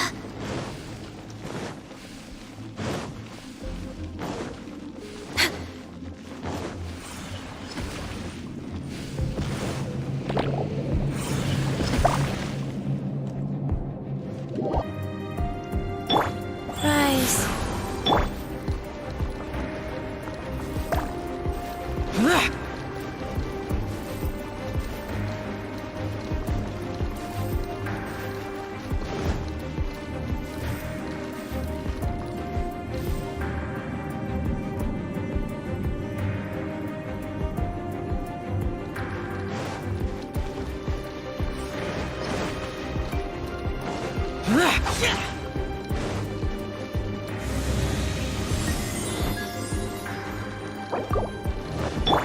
Wheel of Life.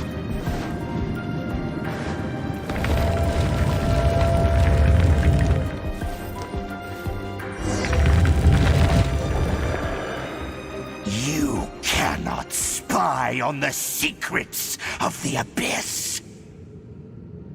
You have come here. You have seen our secrets. For this, you must pay the price. As a herald, I will mete out your punishment.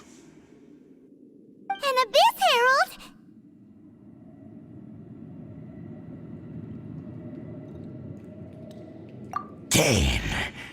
Dainslith. Oh, I thought you were just a couple of pests that stumbled in here by mistake. So, you are with Dainslith, that constant annoyance in our affairs. Did he send you here to die? His resistance against the Abyss has gone nowhere for a long time. There is nothing you can do to change the tide. The Abyss is unstoppable. What is this power? Pirate's never seen it before. Careful! Please don't get cocky!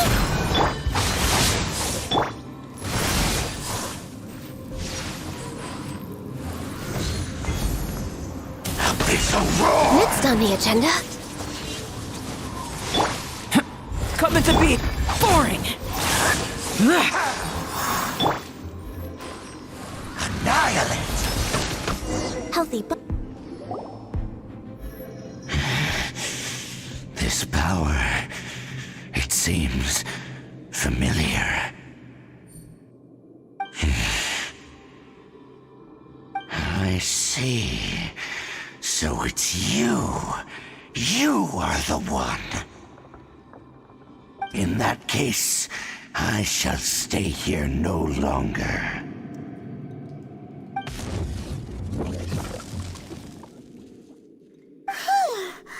What a tough battle! Are you okay? Oh, such a strong enemy. Who knew the Abyss Order had monsters this powerful among them? Huh? What is it? What are you thinking about? Oh, right, yeah. We're near the exit now. Let's get out of this scary place before something even more dangerous shows up.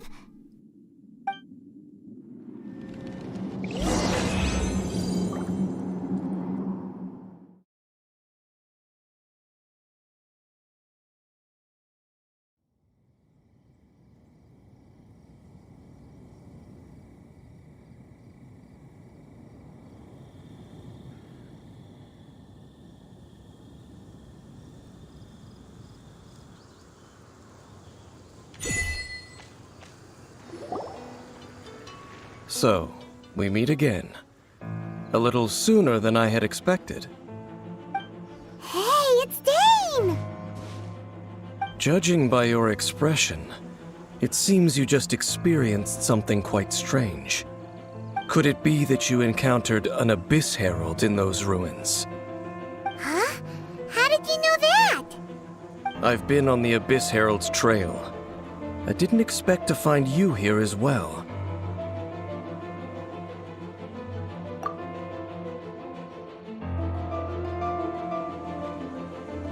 An inverted statue of the Seven, holding abyssal power in its hands. No, I have never seen such a thing during my time fighting the Abyss, though I have had my suspicions. Tell me the rest of what happened in there. So you escaped the ruin depths filled with abyssal power, and then? And then, as we got close to the exit, an Abyss Herald suddenly appeared and blocked our way! We fought a big battle with that thing. Maybe it hasn't gotten too far yet. Yes, this is a rare opportunity indeed. Come, let's catch up to it.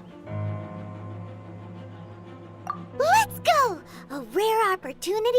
With Dane helping out, maybe we'll be able to solve more mysteries about the Abyss.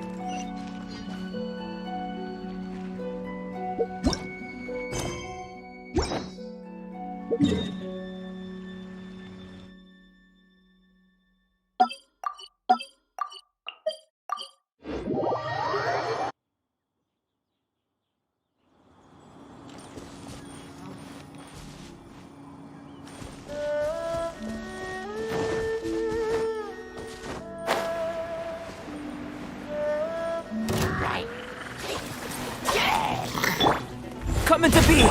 No touching!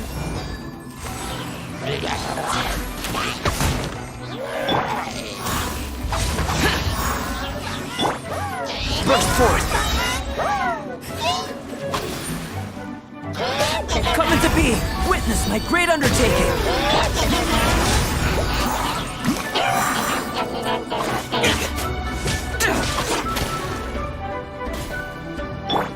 Access denied.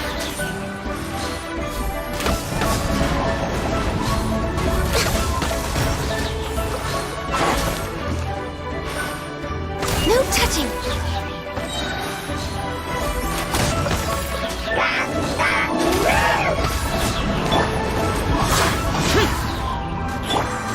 Burst forward!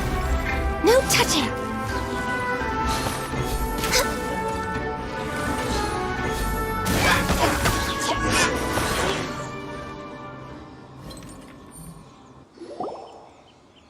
Those Abyss mages just now. Were they trying to ambush us? No. They were just digging through these abandoned ruin guards looking for something of value. Oh, is that so? The Traveler here seems to like doing that a lot, too. Looking for chaos devices, chaos circuits, you know, that kind of stuff. They wouldn't be searching for such ordinary objects. In fact, I was nearby investigating precisely because Abyss mages often come out from that ruin to explore. They seem to be searching the remains of ruin guards for a certain valuable object to take back to the ruins. However, they look disappointed, so it would seem they haven't found it yet. Well then, why didn't you grab one of them just now and ask what they were up to?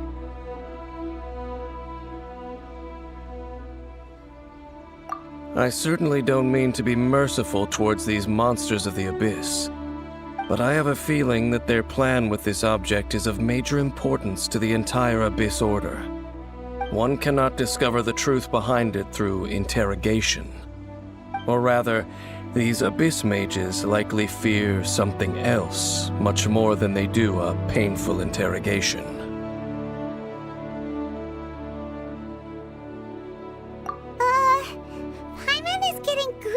Thinking about all of this. All right, we shouldn't waste too much time here. Let's continue our search.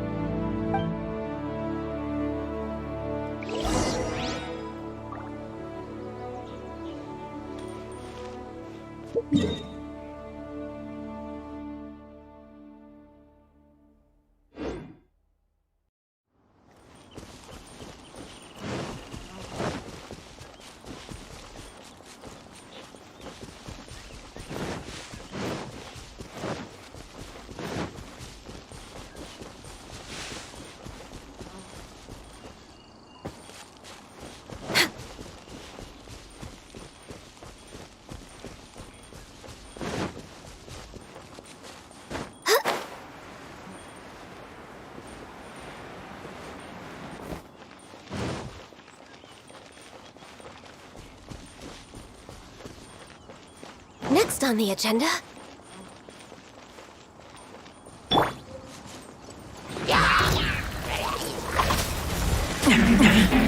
Burst forth! Witness my great undertaking! Blaze over! Born of ice and frost. Opening box of Adepti Tricks. Disappear!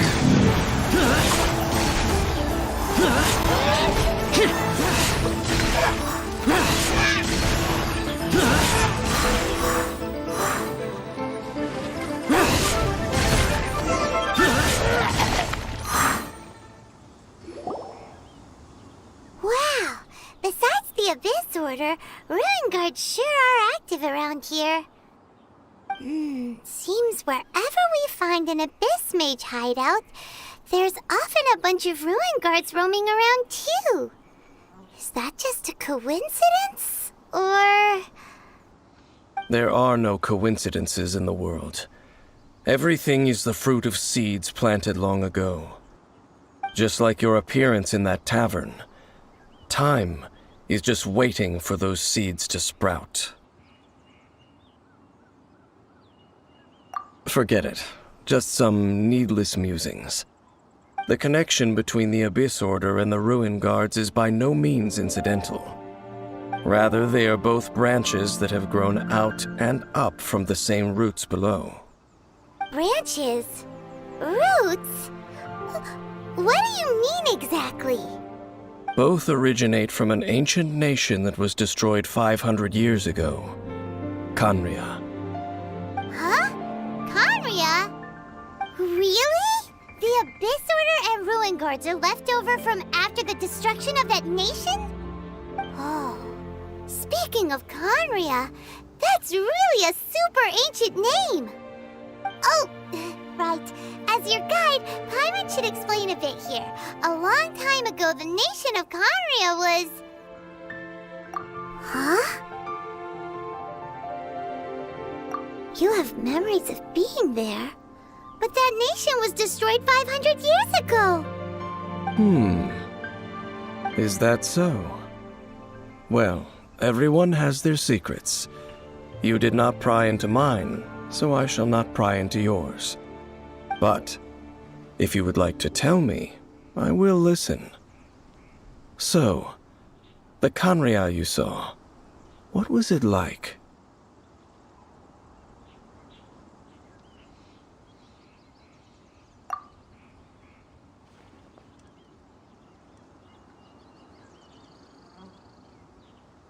So that's the complete story, huh? Paimon thought that you ran into that unknown god first. I see. So your first memory after coming to this world was being awoken by your brother from within that meteorite. It seems your brother woke up first. But the question is, how long before you?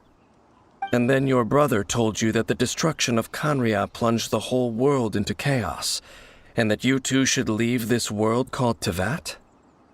The destruction of Khaenri'ah? He said that?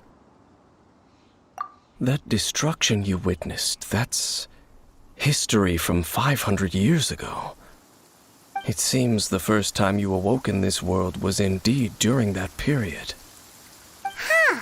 So your brother must have understood this world better than you did, because he woke up first.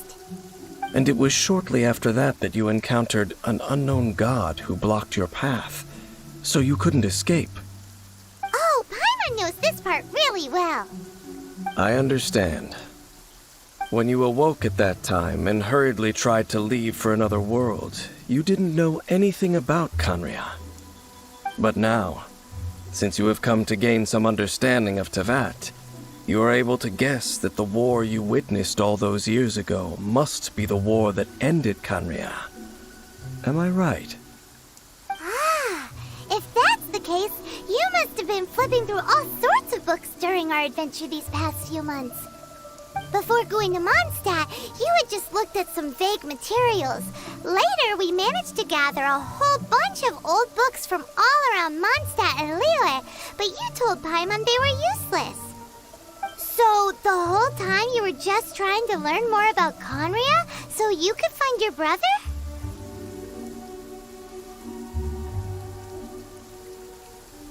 Oh, yeah! You can travel around the 7 nations to find the 7. But where can you go to find a nation that was destroyed 500 years ago? I probably know more about Conria than both of you.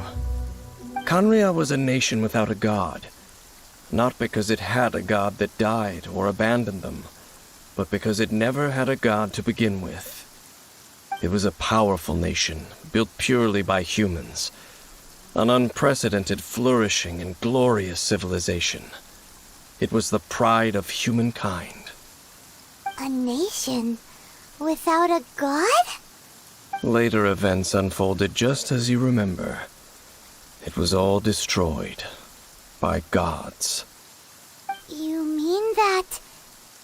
500 years ago, the gods descended upon the world and brought desolation to Conria. The pride of humankind was uprooted and crushed, like a weed removed from the garden of the gods. How could that be? The history books don't say anything about that.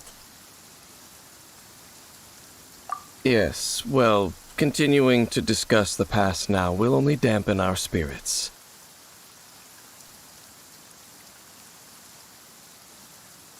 Let's keep moving. I will tell you more of what you want to know as we continue our search.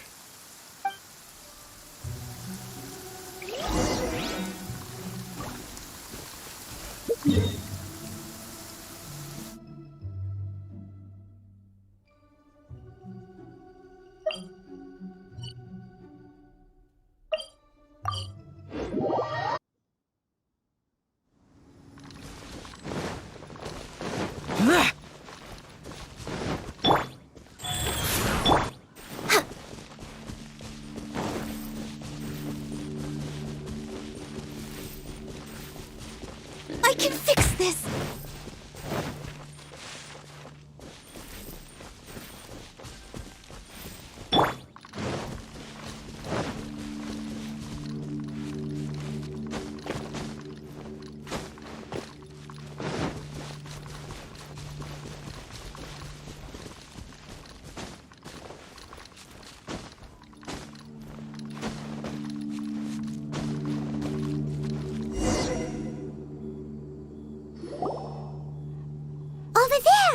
It's more ruin guards and abyss mages.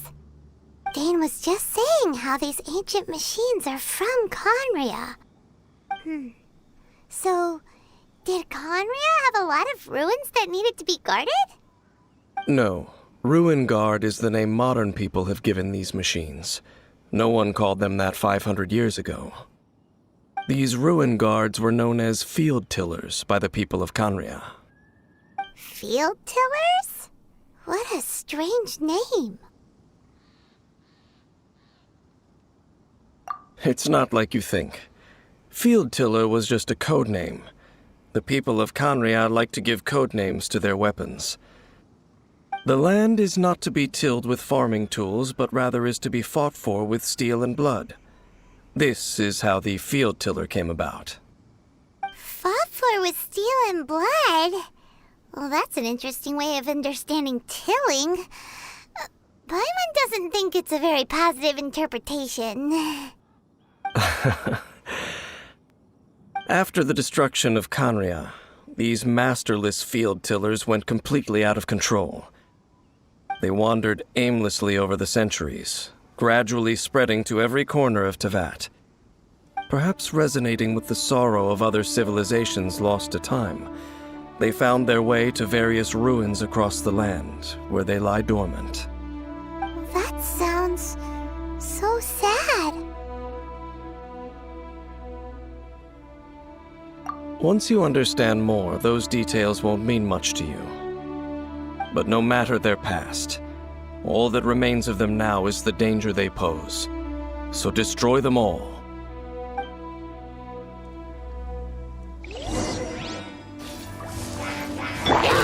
Coming to be! Moment of birth!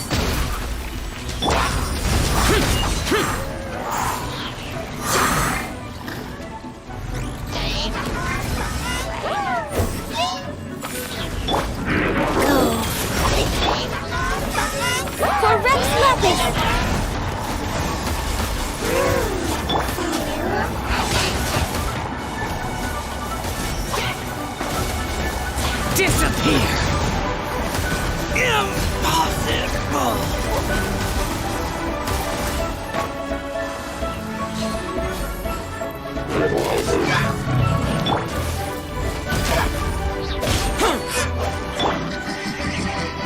No touching!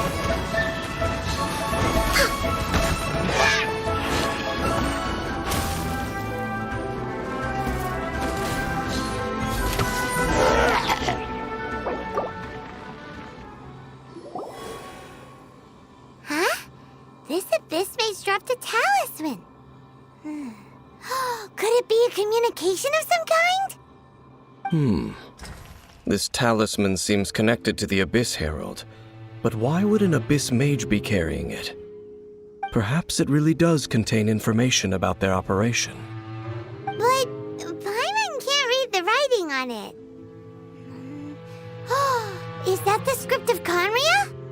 Engulf the faith of the enemy in flame, and bring glory to His Highness the Prince.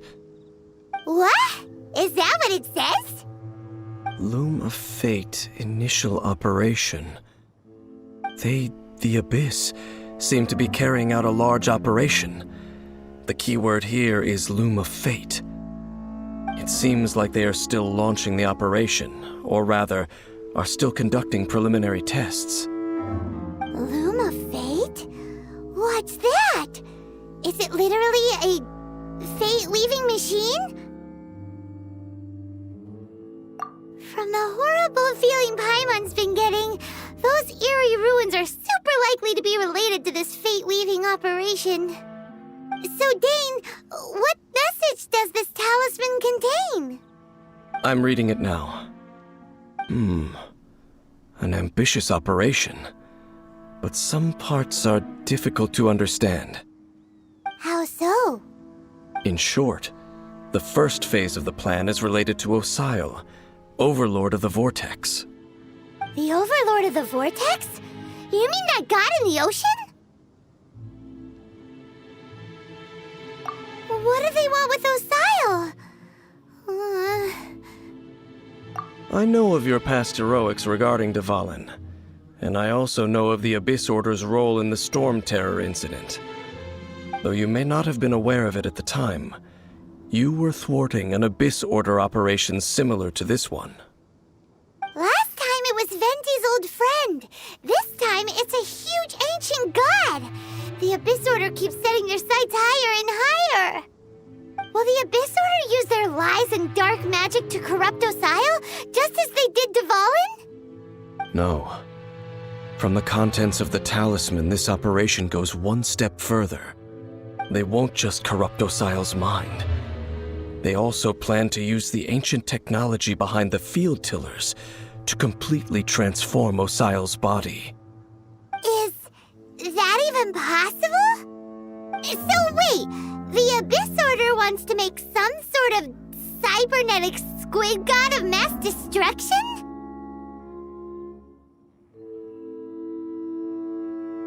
Very few people today truly understand the civilization of Conria.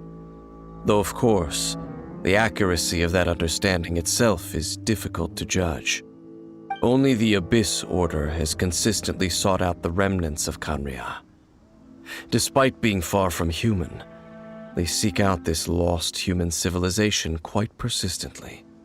The talisman's message states that they will use the defiled statue as a base, attaching Osile's limbs to construct a mechanized god.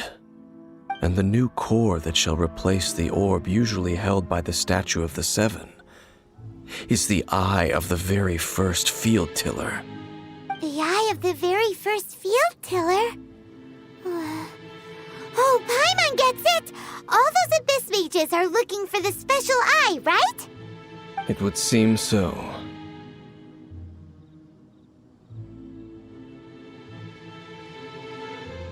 This whole thing keeps getting more complicated. But basically, it all has to do with that eerie Statue of the Seven we saw, right? Yes. According to the talisman, the eye should be placed in the hands of the defiled statue, thereby imbuing the newly born god with the power to topple the divine thrones of Celestia. Oh boy, the Abyss Order sure isn't holding back with this plan. Since no one knows where the first field tiller is, how about we take the information about the statue as the starting point for our investigation? Yeah, that tone-deaf bard is too difficult to track down anyway. Let's go to the cathedral first and ask around. Maybe we'll learn something. The cathedral. Huh? What's the matter, Dane? Nothing. Let's get moving.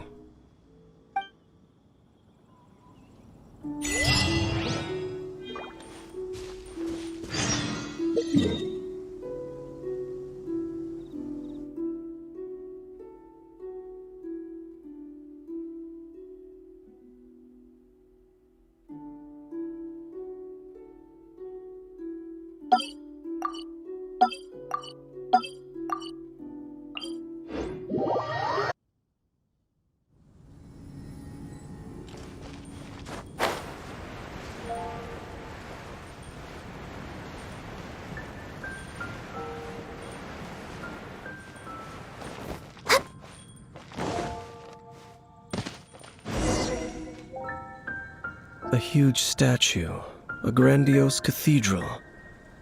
The people of Mondstadt clearly spent a great deal of resources and energy to construct them. But how aware of this was the Animo Archon on receiving this gift? And how much did he give back in return? Faith doesn't ask for anything in return, though, does it? As long as the gods have a clear conscience about it all, there's nothing I can say about it. Shh! We're about to enter the cathedral! Don't say anything bad about the Animo Archon! And actually, the Animo Archon is... never mind! I never specifically said I would enter the cathedral. I'll leave you two to mingle with the sisters. Huh? You are the honorary Knight of Mondstadt. They will surely allow you to poke into these affairs with their utmost trust. Having me tag along would only make them suspicious.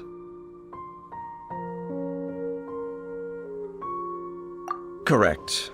And just as our little friend said, I might say something bad about the church at any time. When a non-believer steps onto holy ground, the result is never pretty. I have never received the favor of the gods in the past. I don't see any reason I would need it now, or in the future either. That's enough about that. While we've been chit-chatting, the Abyss Order continues to act. Okay, then we'll just go in ourselves and ask around. I should warn you about one thing. Don't go mentioning the defiled statue inside the cathedral. The Church of Favonius wouldn't ignore the matter of the statue. But if they rashly tried anything against the Abyss Order, it would only ruin whatever element of surprise we may have. Also, meddling in the affairs of the Abyss usually doesn't end well for anyone.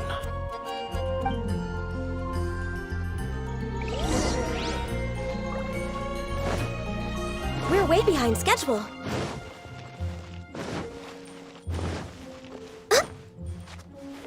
Anything the Knights can do.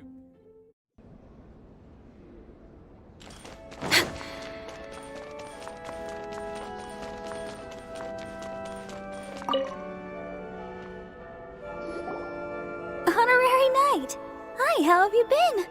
Do you need anything today? But I should first make it clear that if you need to borrow the Holy Lyre to Hermel again, we cannot oblige. It seems she hasn't realized it's just an illusion. Oh, we're here to ask some questions about something. Barbara, have you heard about the first field tiller? What's that? Field tiller. What does it do? Of course you wouldn't know anything about that. Okay, next question. Has the church ever lost a statue of the Seven? Huh? You're here to ask about that old story? Well, I didn't expect that. That was such a long time ago, barely anyone mentions it nowadays. A long time ago, there was indeed one statue of the Seven that disappeared one night without a trace. Nearly every member of the church joined the search for it, but it was never found. In the church's records, as you might assume, this incident has been called the Lost Statue of the Seven. Of course! Of course? Nothing? So do you have any other clues? Paimon means any other strange stories? Sorry, Barbara, but we can't tell you about the statue we saw just yet. Like Dane said outside, it's for your own good. Other strange stories? I'm not sure. Let me think about what other unusual incidents are in the church's records. Oh, the Tyrant's Final Fury? No, that's from another time. Probably unrelated. The Tyrant's Final Fury?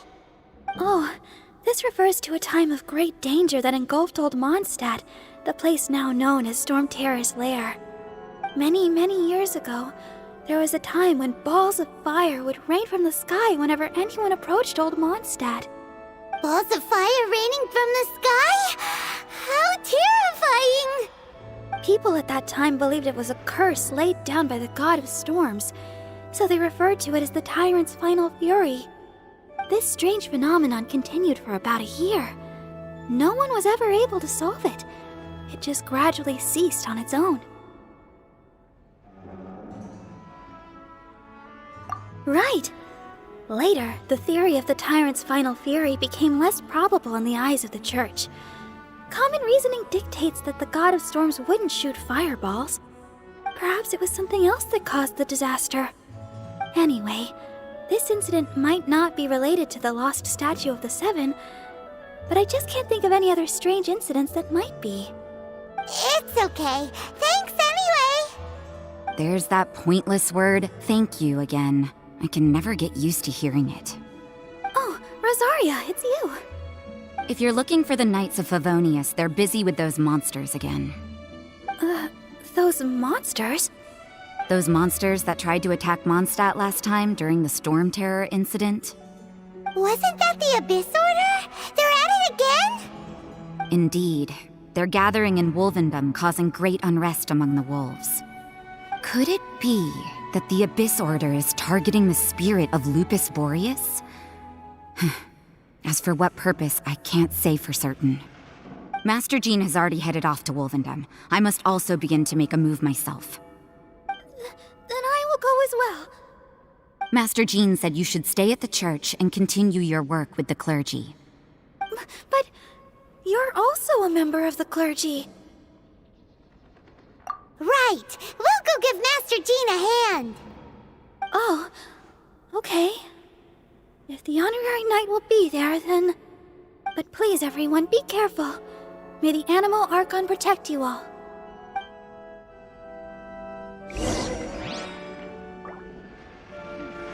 I won't order just yet.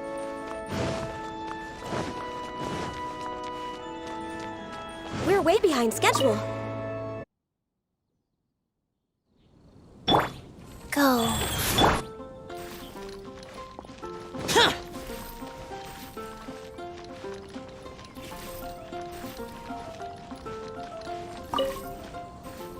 I see. Has the Abyss Order already launched a new operation? This could very well have something to do with the defiled statue. We should go as well. But what is the Abyss Order going to Wolvendom for anyway? Are they looking to do the same as they did with Dvalin? Not again! No, that's not likely.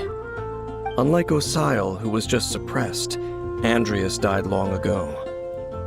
Today, it is just his spirit that stands guard over Wolvendom. The Abyss Herald may just be targeting the spirit of Andreas in an attempt to garner some information from one of the Animal Archon's old companions.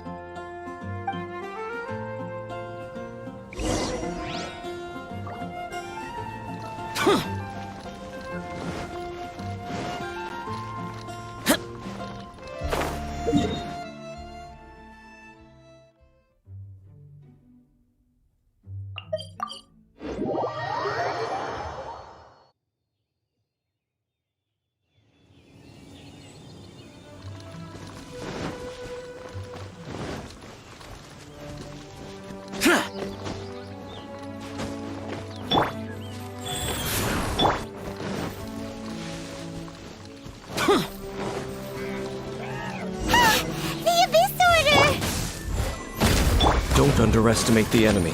Let's take them now.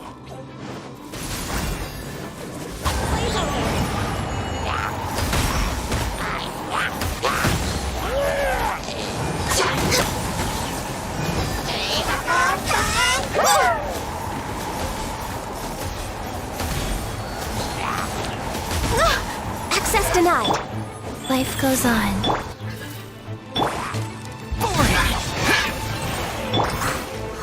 Burst forth!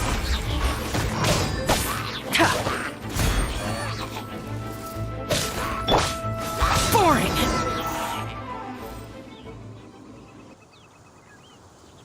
Whew.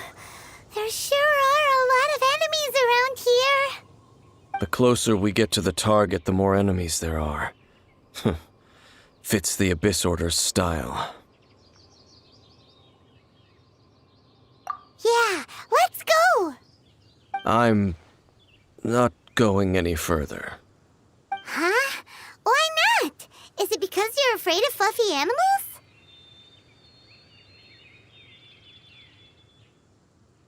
It has nothing to do with wolves. It's because Boreas was an ancient god, yet he willingly became a servant of the Seven.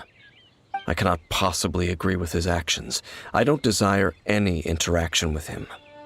Besides, you're the one people like. I'm less likable. I have no problem interacting with people, but interacting with gods, that's a different story.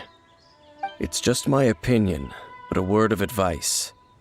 Always be on your guard when around gods.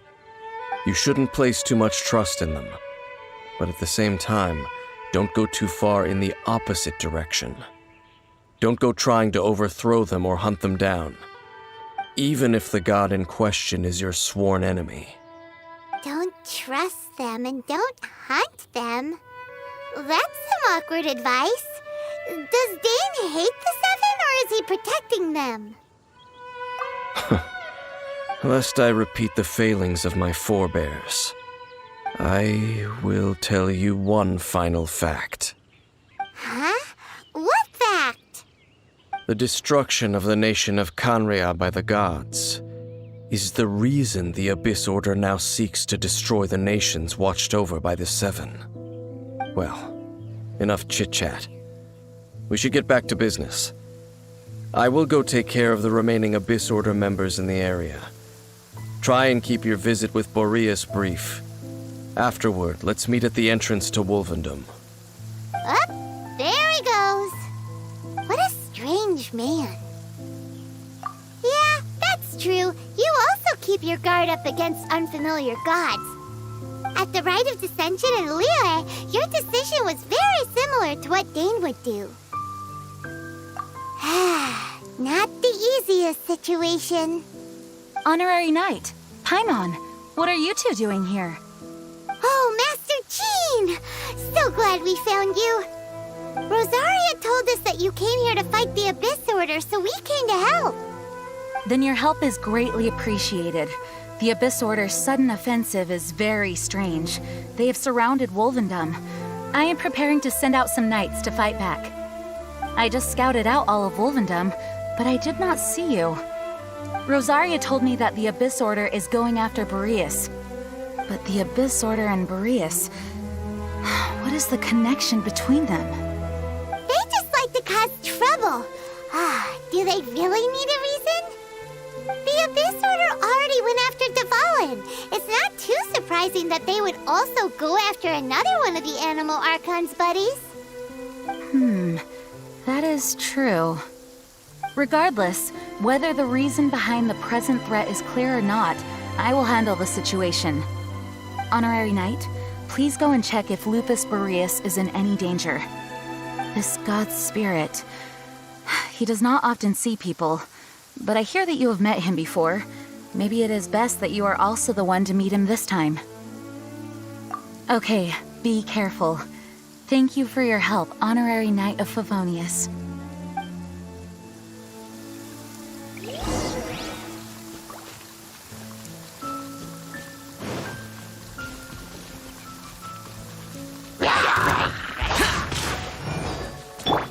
Wheel of Life.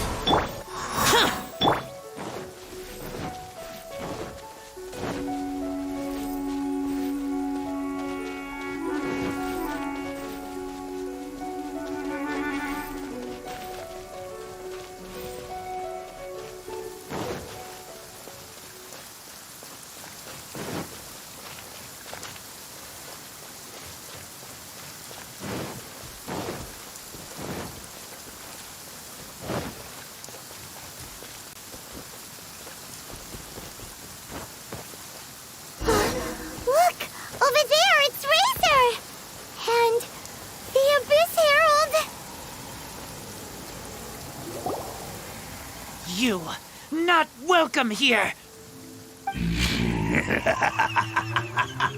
So, the wolf's wretched spirit likes to raise wild pups now. You claim to be a guardian, yet your once sharp claws have clearly dulled since your days of godly glory. If you serve us, we can restore your divine powers you once held in the past. Lies. Lies. What the heck is this ceremony? He looks like he's in a lot of pain. Oh no, is this the same thing they did to corrupt Dvalin's mind? Wolves never surrender! But this can't go on. No matter how many times you resist us, your efforts are all in vain.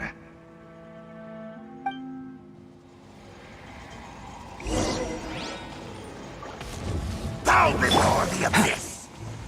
Burst forth! Born of ice and frost.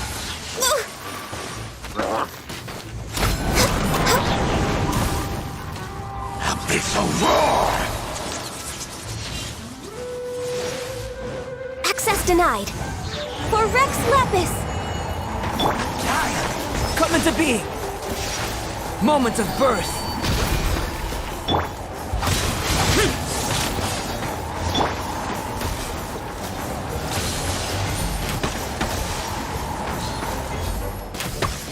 Decimate! I can fix this! Come on! Focus! Born of ice and frost. Annihilate! Rise. Me new life! The end is nigh!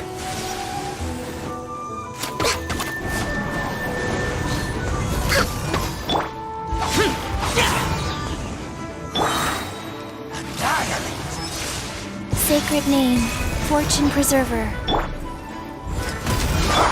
Evil conquering! Here! Worthless! Worthless! Here! Worthless! Worthless!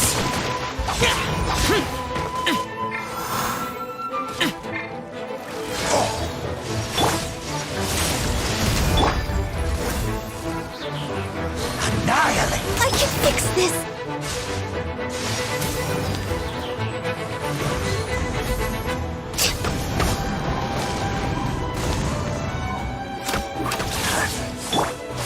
Burst forth!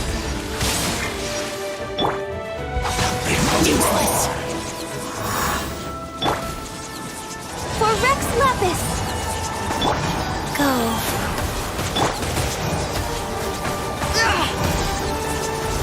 Moment of birth!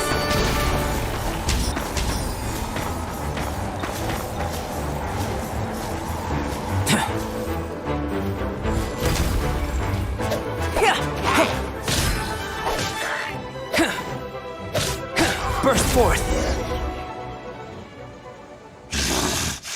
The ceremony was interrupted. How fortunate for you. How does an old spirit have such determined will? No matter. This is but a small unforeseen variable. Our grand scheme will not be affected.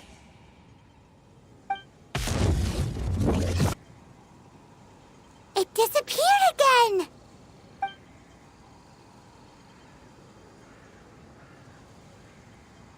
Thank you. You came. Just in time. Human Lupercal. I am ashamed that you must see me in my present state. But still, the Abyss Herald underestimated my strength. Lupus Boreas never refuses trial, but scary outsider, not respect trial rules. I too didn't see the trap. Wait, so you mean the Abyss Order had everything prepared to corrupt Lupus Boreas's mind, then lured him out under the pretense of challenging him in a trial? Thank you. In the future, my claws must get sharper. You smelled danger and came here? No, we heard about the danger. Paimon's nose doesn't even know what danger smells like. Besides coming to help, we actually have something to ask you about, too. Excuse us, Mr. Wolf God. Do you know anything about the first field tiller? I pay no heed to the contraptions of humans. I know not what this field tiller is. Though there was indeed one human-made machine that I can never forget. It entered into my proving ground by accident, and I mistook it for a challenger. But it could not think, only fight. It was designed as a pure killing machine from top to bottom. I eventually damaged it greatly with one of my attacks. Before it fell to the ground, it fled the proving ground. By the sounds of it, it's possible that could have been the very first field tiller, right? Missiles. I do not know this strange word. As I said, I pay no heed to the contraptions of humans. It could spin, leap high into the air, and even shoot fireballs. Although no match for a god, it was stronger than even many who wield visions.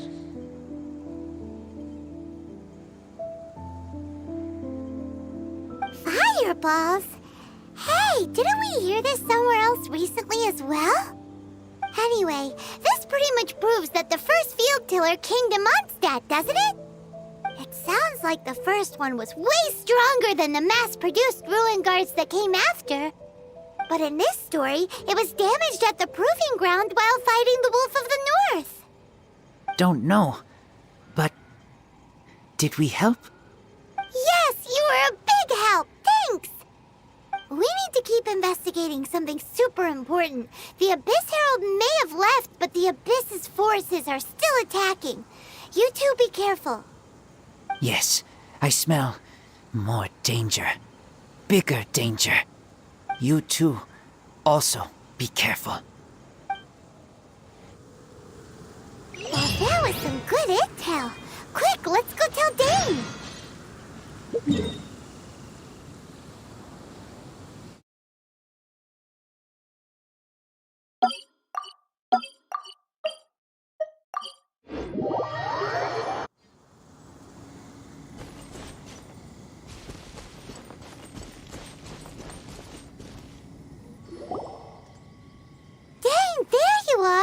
Did you see Master Jean? I saw her, but purposely avoided her. As both the Lion Fang Knight and acting Grand Master, she naturally would have some reservations towards me. If I'm not careful, one day I may find myself becoming the object of one of her investigations. But back to the matter at hand. I defeated some of the Abyss forces, but wasn't able to gather any information. Did you have more success?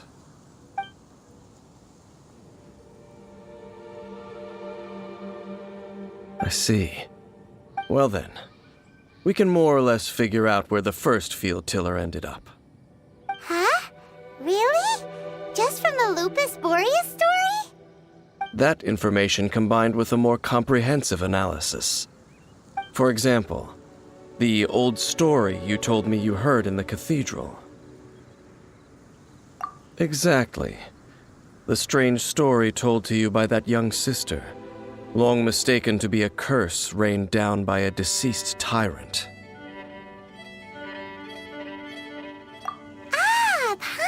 gets it? So the Tyrant's final fury was really just missiles fired from the field tiller after it ran from Wolvendom. After it was damaged in the fight with the Wolf of the North, it must have wandered into the ruins of Old Mondstadt and stayed there. Then, whenever anyone got close, pew, pew, boom! It would fire a ton of missiles at them, until one day it finally broke down for good, and the fireballs stopped raining from the sky. Back then, the people of Mondstadt hadn't seen many ruin guards before, so they came to interpret it as the Tyrant's final fury. It looks like we need to make a trip to Storm Terror's lair and comb the entire area. What do you mean? Huh? You mean... Oh, Paimon remembers too! We saw that abandoned ruin guard sitting atop the tower when we went there before. Can't forget something like that.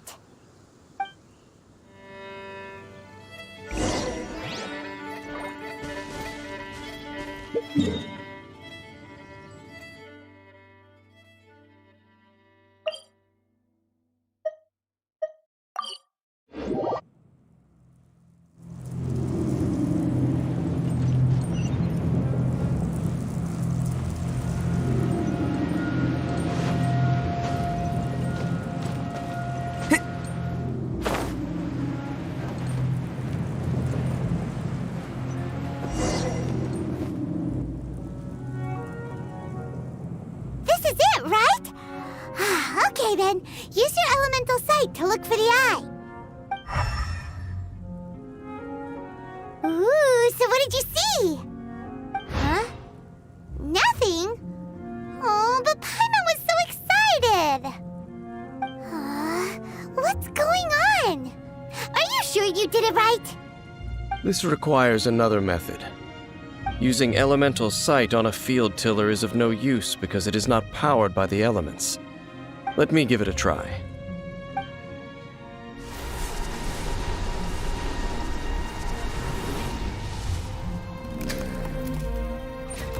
And done. Wow! It's The very thing the Abyss Herald has been seeking all along. The eye of the first field tiller. All of the ruin guards today are just replicas of this machine. As the prototype, its combat capability was unrestricted. prototype? Oh, Paimon doesn't know that word. Is it another ancient term from Conria? As the Abyss Order has surmised, if this eye is placed in the hands of the defiled statue, and if the limbs of Osiel, Overlord of the Vortex, are attached to the statue, there you have a mechanized god. And this newly born god will have the power to topple the divine thrones of Celestia. Yes. Then, what should we do with this eye? No. I'll guard it myself. Huh? You? Dane? You won't go and do anything crazy with it, will you? You may doubt me if you wish, but I must ensure it does not fall into the wrong hands. No matter where we may hide it, they will find it. And as for the Church of Favonius, well, you know I don't trust them. Oh, right. But our work isn't done yet. To avoid any further repercussions, we must also take care of that defiled statue. We can't have the church get involved. Let's handle it ourselves. As for what I mean by take care of it, naturally I mean to completely destroy it. Destroy it? That's a statue of the Seven! As well as being a really important cultural relic, they're actually divine too! Well, good thing we didn't tell Barbara earlier. Otherwise she'd be going completely bonkers right now! Do the Seven really expect me to help them look after what belongs to them? Let's go back to those ruins and destroy the inverted statue. If we are lucky, we will also run into that Abyss Herald. I'll make sure it doesn't get away this time.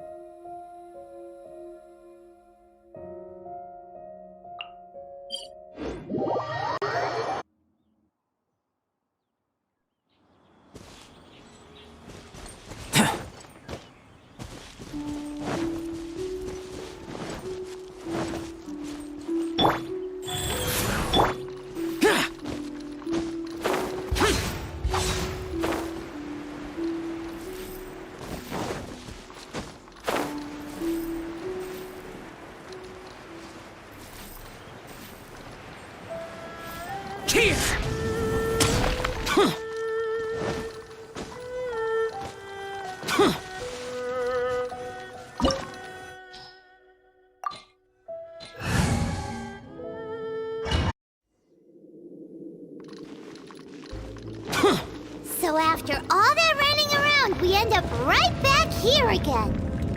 Look at us. We barely escaped this place last time, and now we're strolling right back in. Gee, surely we must be some of the bravest adventurers in all of Teyvat. That or the stupidest. To get to that creepy statue, we just need to follow...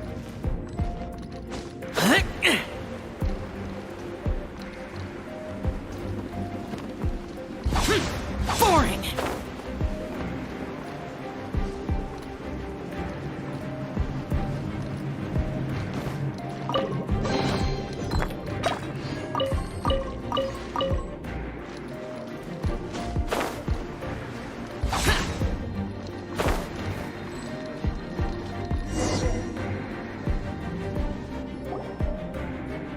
Looks like we're here. An eerie, lifeless, dark chamber. I understand the evil aura you were describing earlier.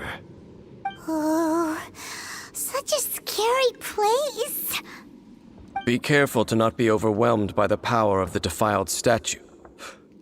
The Abyss Herald. It's here. You sense correctly. You are just as vexatious as ever, Dainslif, enemy of the Abyss. I sense your soul is stained by terrible bloodshed, perhaps from your darkest nightmares, unless... Oh, and something far more dangerous. You reek of a corruption familiar to me. Then we are the same. We're both dangerous. But dangers from outside of the Abyss Order must be caught and caged. It is your words that forever reek of corruption. Time to silence you!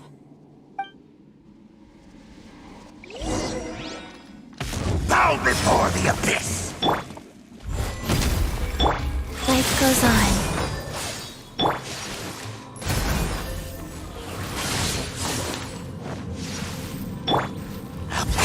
Boring!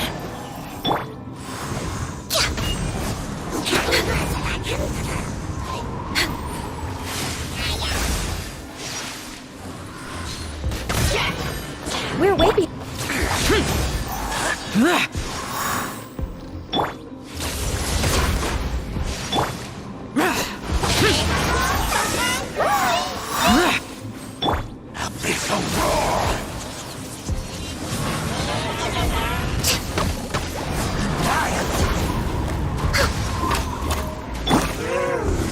Feel this ancient power. Go.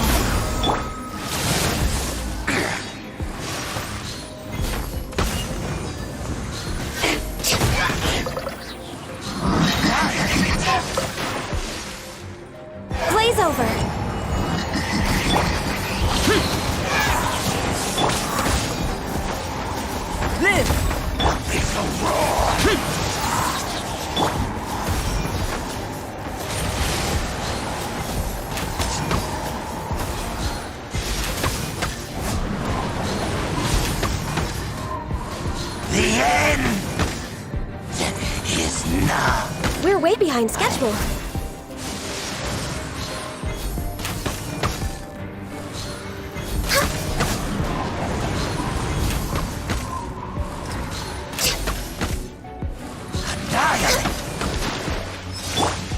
Wheel of Life. Witness my great undertaking! The abyss shall rise.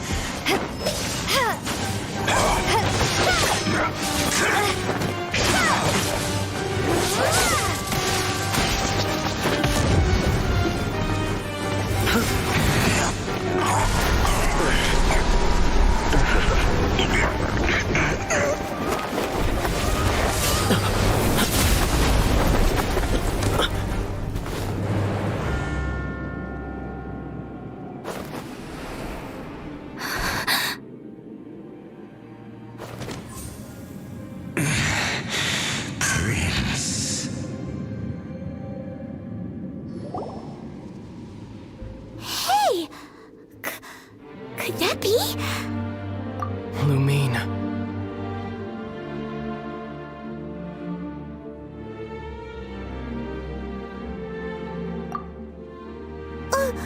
Wait! He just blocked an attack against the Abyss Herald! Your brother? And the Abyss? Lumine. Why are you with Dane?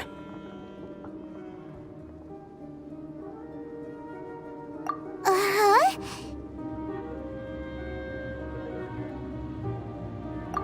Your brother knows Dane? Ether. We meet again. What's going on here? Dane knows him too? You shouldn't team up with this man. He is my enemy. Ether.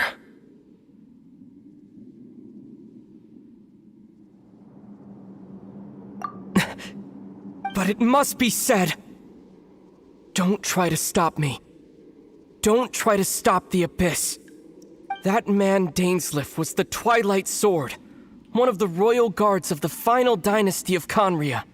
500 years ago, he failed to prevent the destruction of Conria. A curse of immortality was laid upon him, to forever wander the wilderness, while he watched the people he was supposed to protect turn into the monsters of the Abyss. You're saying Dane is from Conria? The same Conria that was destroyed 500 years ago? And you said the people turned into monsters? You're trying to tell Paimon that the Abyss Order is not only related to Conria, but is actually the people of Conria themselves? And the whole thing about Dane being your enemy... Paimon's so confused.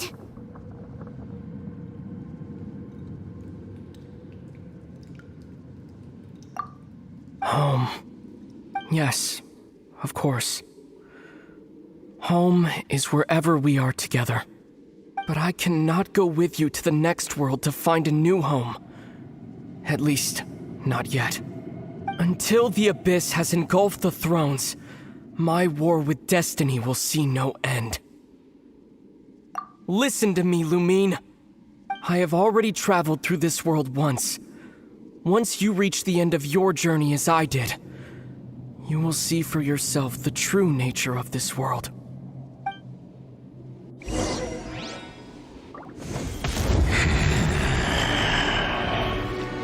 So we'll meet again. Though we need not rush, sister. I have more than enough time to wait for you.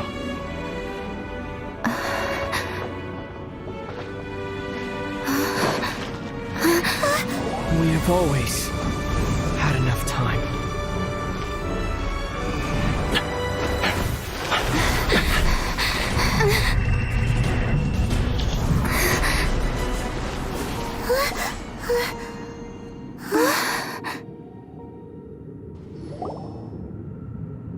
They left.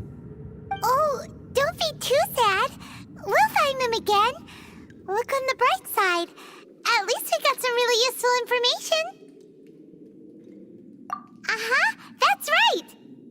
At least now, as well as the Seven, Dane is also a key part of finding your sibling too, right?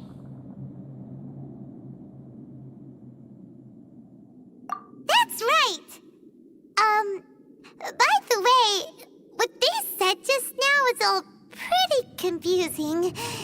Did you understand it at all? Oh, well then, let's go over it again.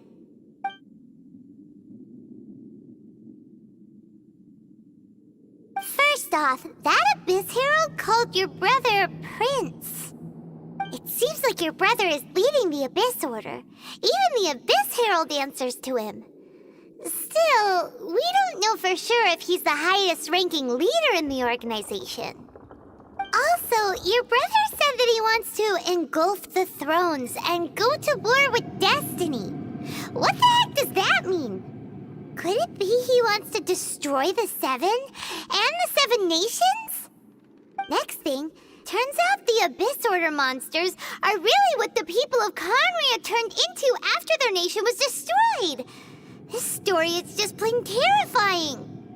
And Dane is from Conria too. He witnessed its destruction 500 years ago. But he didn't turn into a monster. And now he's fighting the Abyss Order. So that's why your brother said that Dane is his enemy, right? But if the monsters of the Abyss are the same people that Dane protected all those years ago, then why is he enemies with the Abyss Order now? Also, how come after all this time we've spent searching for your brother, it turns out he's on the side of the Abyss? What's up with that? Yeah, you're right. Then we can't let ourselves get down about it now. Our journey's not over yet. Let's get a move on. Time to leave this terrible dark place and get back to the surface where the sun shines bright. If your brother wants you to reach the end of your journey, show him what you're made of. Come on, traveler, let's go.